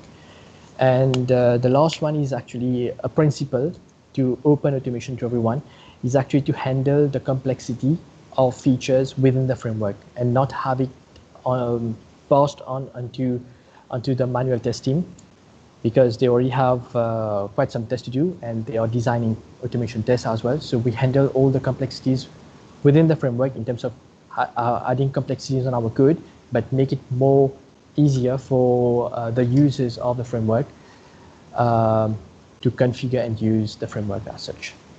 All right, so let me check. I can still show you a small demo about our framework. So this is the framework that we use. I've designed a test case for Facebook. Actually, it will go on Facebook, and we'll simply try to verify the login page. Okay, it will go on the IQera Facebook page, and then try to log in from there and verify that page. I've created two test cases the same way. The first one will pass. The second one, I've created some dummy XPath.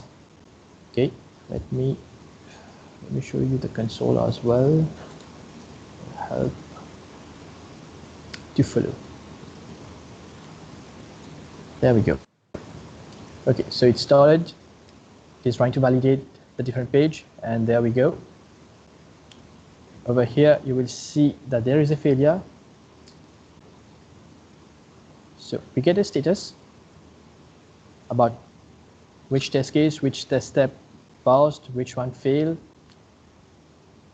In the 7th step, in the test case 2, actually I've created a dummy XPath. So this one is failing, but the framework is trying to do is to check whether that XPath still is present. So we'll fail, and it will create a report, give me the stack trace as well. Here it is. Here is the failure, right? And it will give me the stack trace. It is trying to zip and send me the report. So the test case was designed over here. This is my test data sheet. Okay, So we have the test suite. We define which test will be executed. We have the different test cases as well over here. So you will see verify element present. There it is. So the XPath is not valid because the valid one is current password. The invalid one is current passwords with S. So this step will fail, and it generated a report as well for me. Here it is in there is my drive. There we go. Test result. I'll sort it with the latest one. There we go. Here it is. So that's the report that was generated. Okay.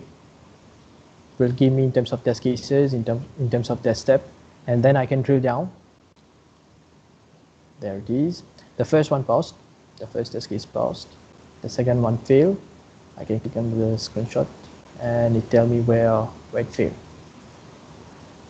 Right. So that's pretty much what I had about how to build an automation framework which is robust and flexible at the same time, and definitely it will help in cutting down the effort for the manual testing. So I'm open to your questions. If you have any, I would be glad to answer you.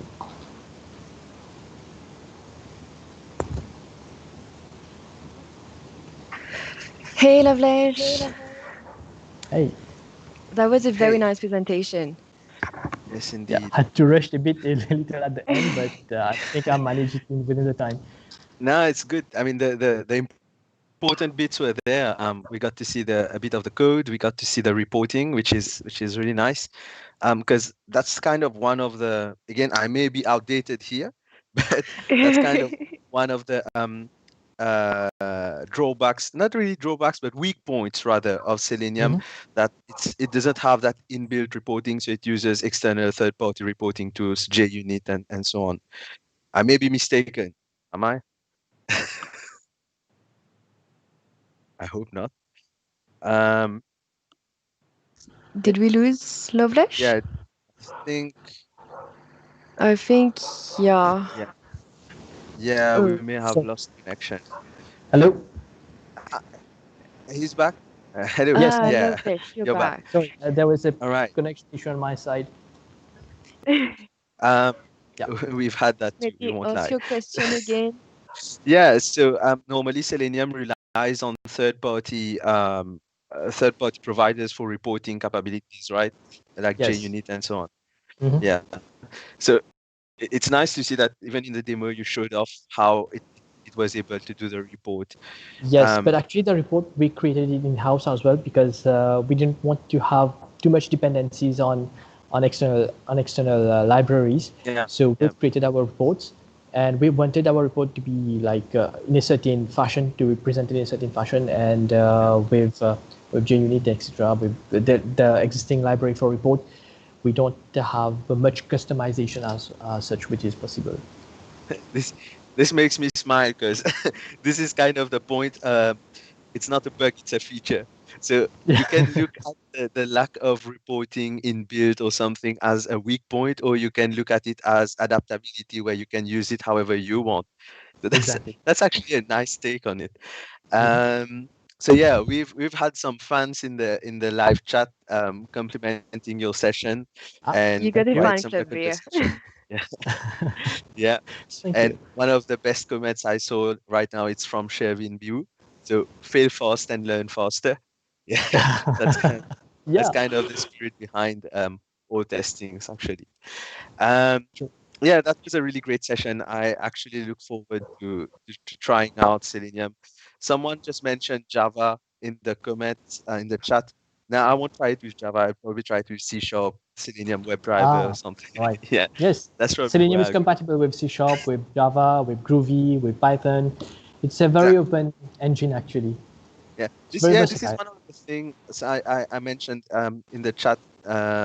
It's one of the very few offerings that is open source. It's free, and it can play right on the playground of paid alternatives. It can compete with them. So For the last 16 years, actually, Selenium is the market leader in terms of automation. It was founded in 2004, and for 16 years, it has been the leader in the automation. Yeah, I mean, it's not something to just disregard. It works, and that's why, and it has some obvious advantages, even business-wise. So it makes all the sense. All right, so thank you very much for this great session. My pleasure. My pleasure. Thank you so much. Thanks. Do you want to leave some closing comments for the crowd before we end the session? Sure. Actually, like you said, actually, the learning process is actually failing first. So even when I started with automation, automation and performance, actually, we built both framework in-house. So we failed quite a lot. We learned from our failure, and then we're building in a better way. So it's just taking a few steps back and then jumping right over the target, right? So that's what I had to say at the end. Yeah. Awesome. That's a nice motto to leave for the viewers. Well, with that, I need to copyright it then. Yeah, true. With that, we can conclude this session. Thank you for being here. Thank you so much. Thank you, everyone. Have a great evening. Same to you. Take care. Bye. Bye, Lavlesh.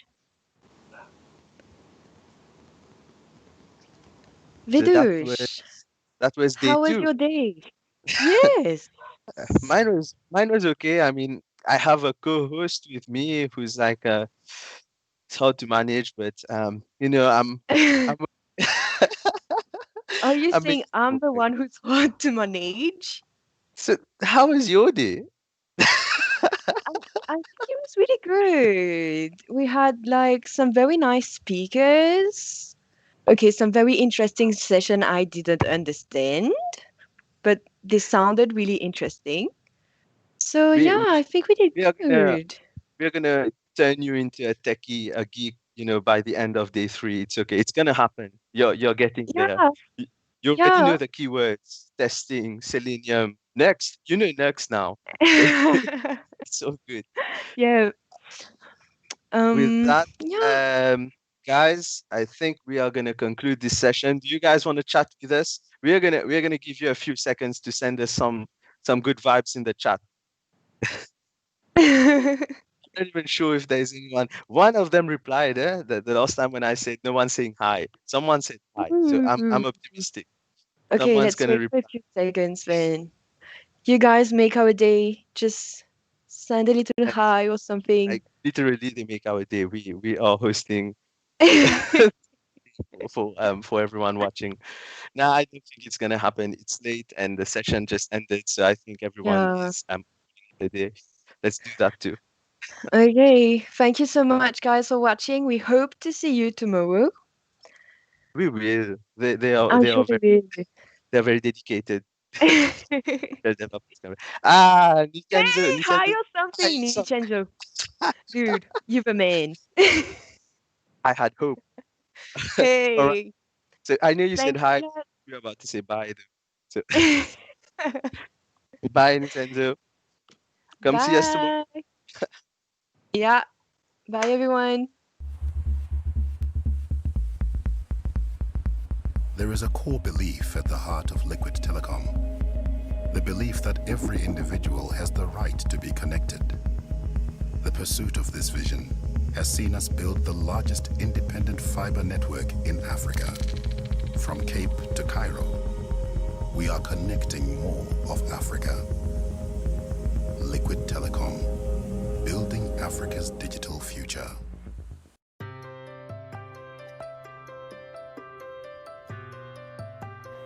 C Skills is our learning platform which we've designed to help Africa's students, startups and developers gain skills that they need to succeed in the technology age in the 21st century. 21C Skills has been built for the African tech enthusiast. It's about empowering kids to get the necessary skills to compete at a global level. Let them use their imagination to create their own companies, to work for other companies, to be part of the gig economy, etc.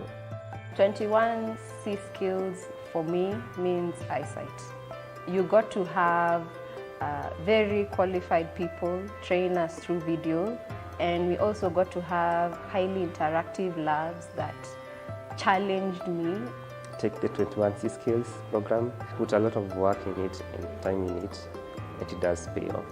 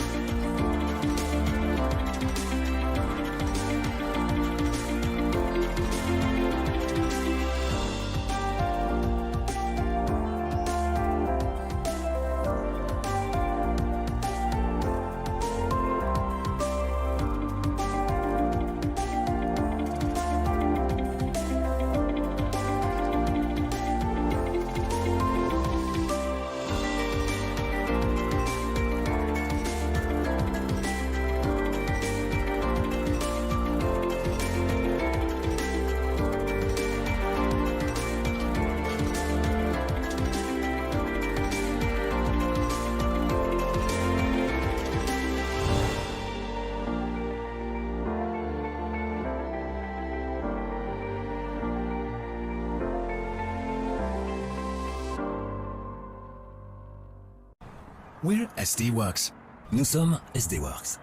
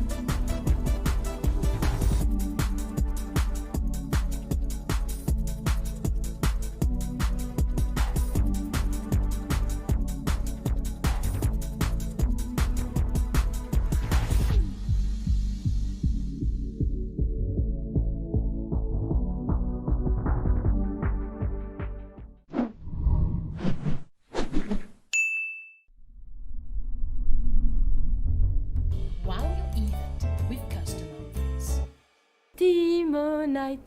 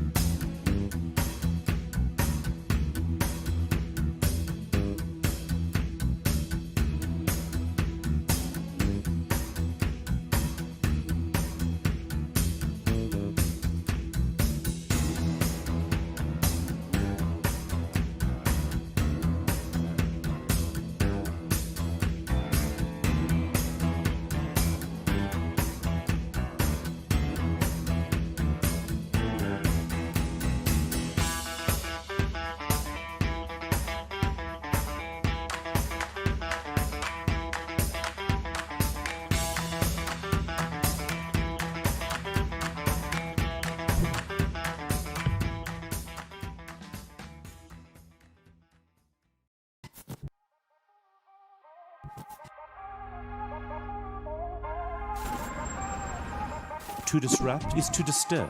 To disturb is to unsettle. To unsettle is to dislodge. To dislodge is to challenge. To challenge is to reshape. To reshape is to play. To play is to create. To create is to invent. To invent is to innovate. To innovate is to succeed.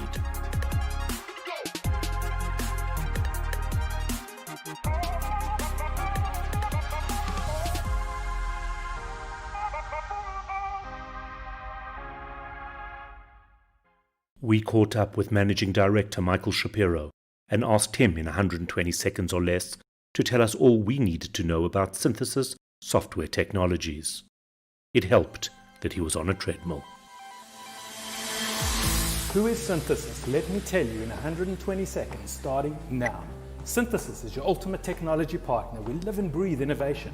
If you're looking for us, don't look anywhere near the box because we're so far out of it that we hardly remember what it looks like. We haven't forgotten that technology is all about people.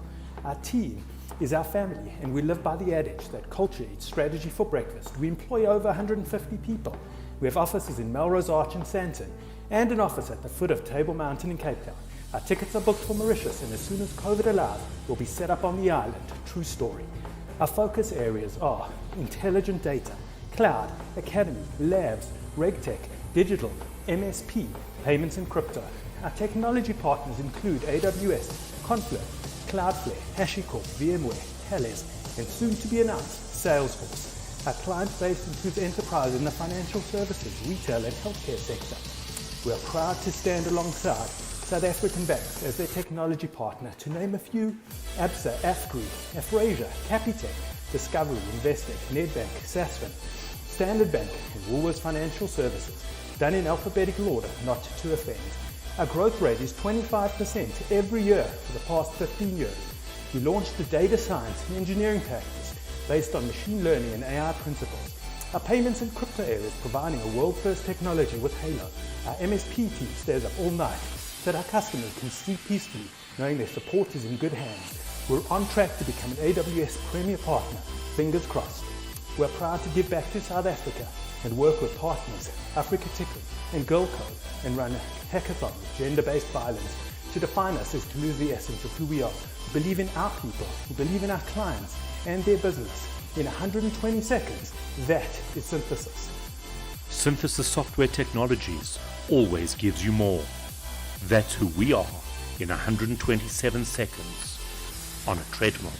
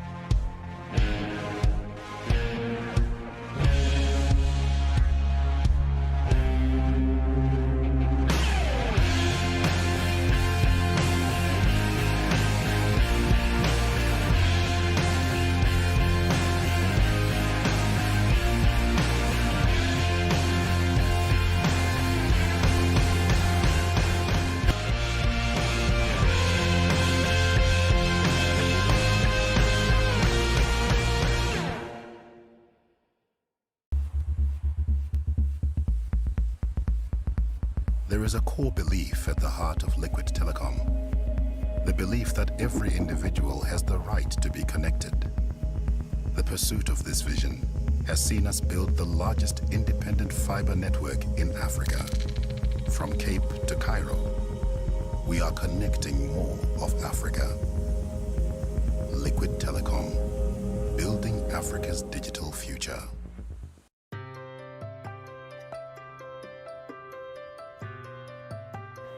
C Skills is our learning platform which we've designed to help Africa students, startups and developers gain skills that they need to succeed in the technology age in the 21st century. 21C Skills has been built for the African tech enthusiast. It's about empowering kids to get the necessary skills to compete at a global level. Let them use their imagination to create their own companies, to work for other companies, to be part of the gig economy, etc. 21C Skills for me means eyesight. You got to have very qualified people train us through video, and we also got to have highly interactive labs that challenged me. Take the 21C Skills program, put a lot of work in it and time in it, and it does pay off.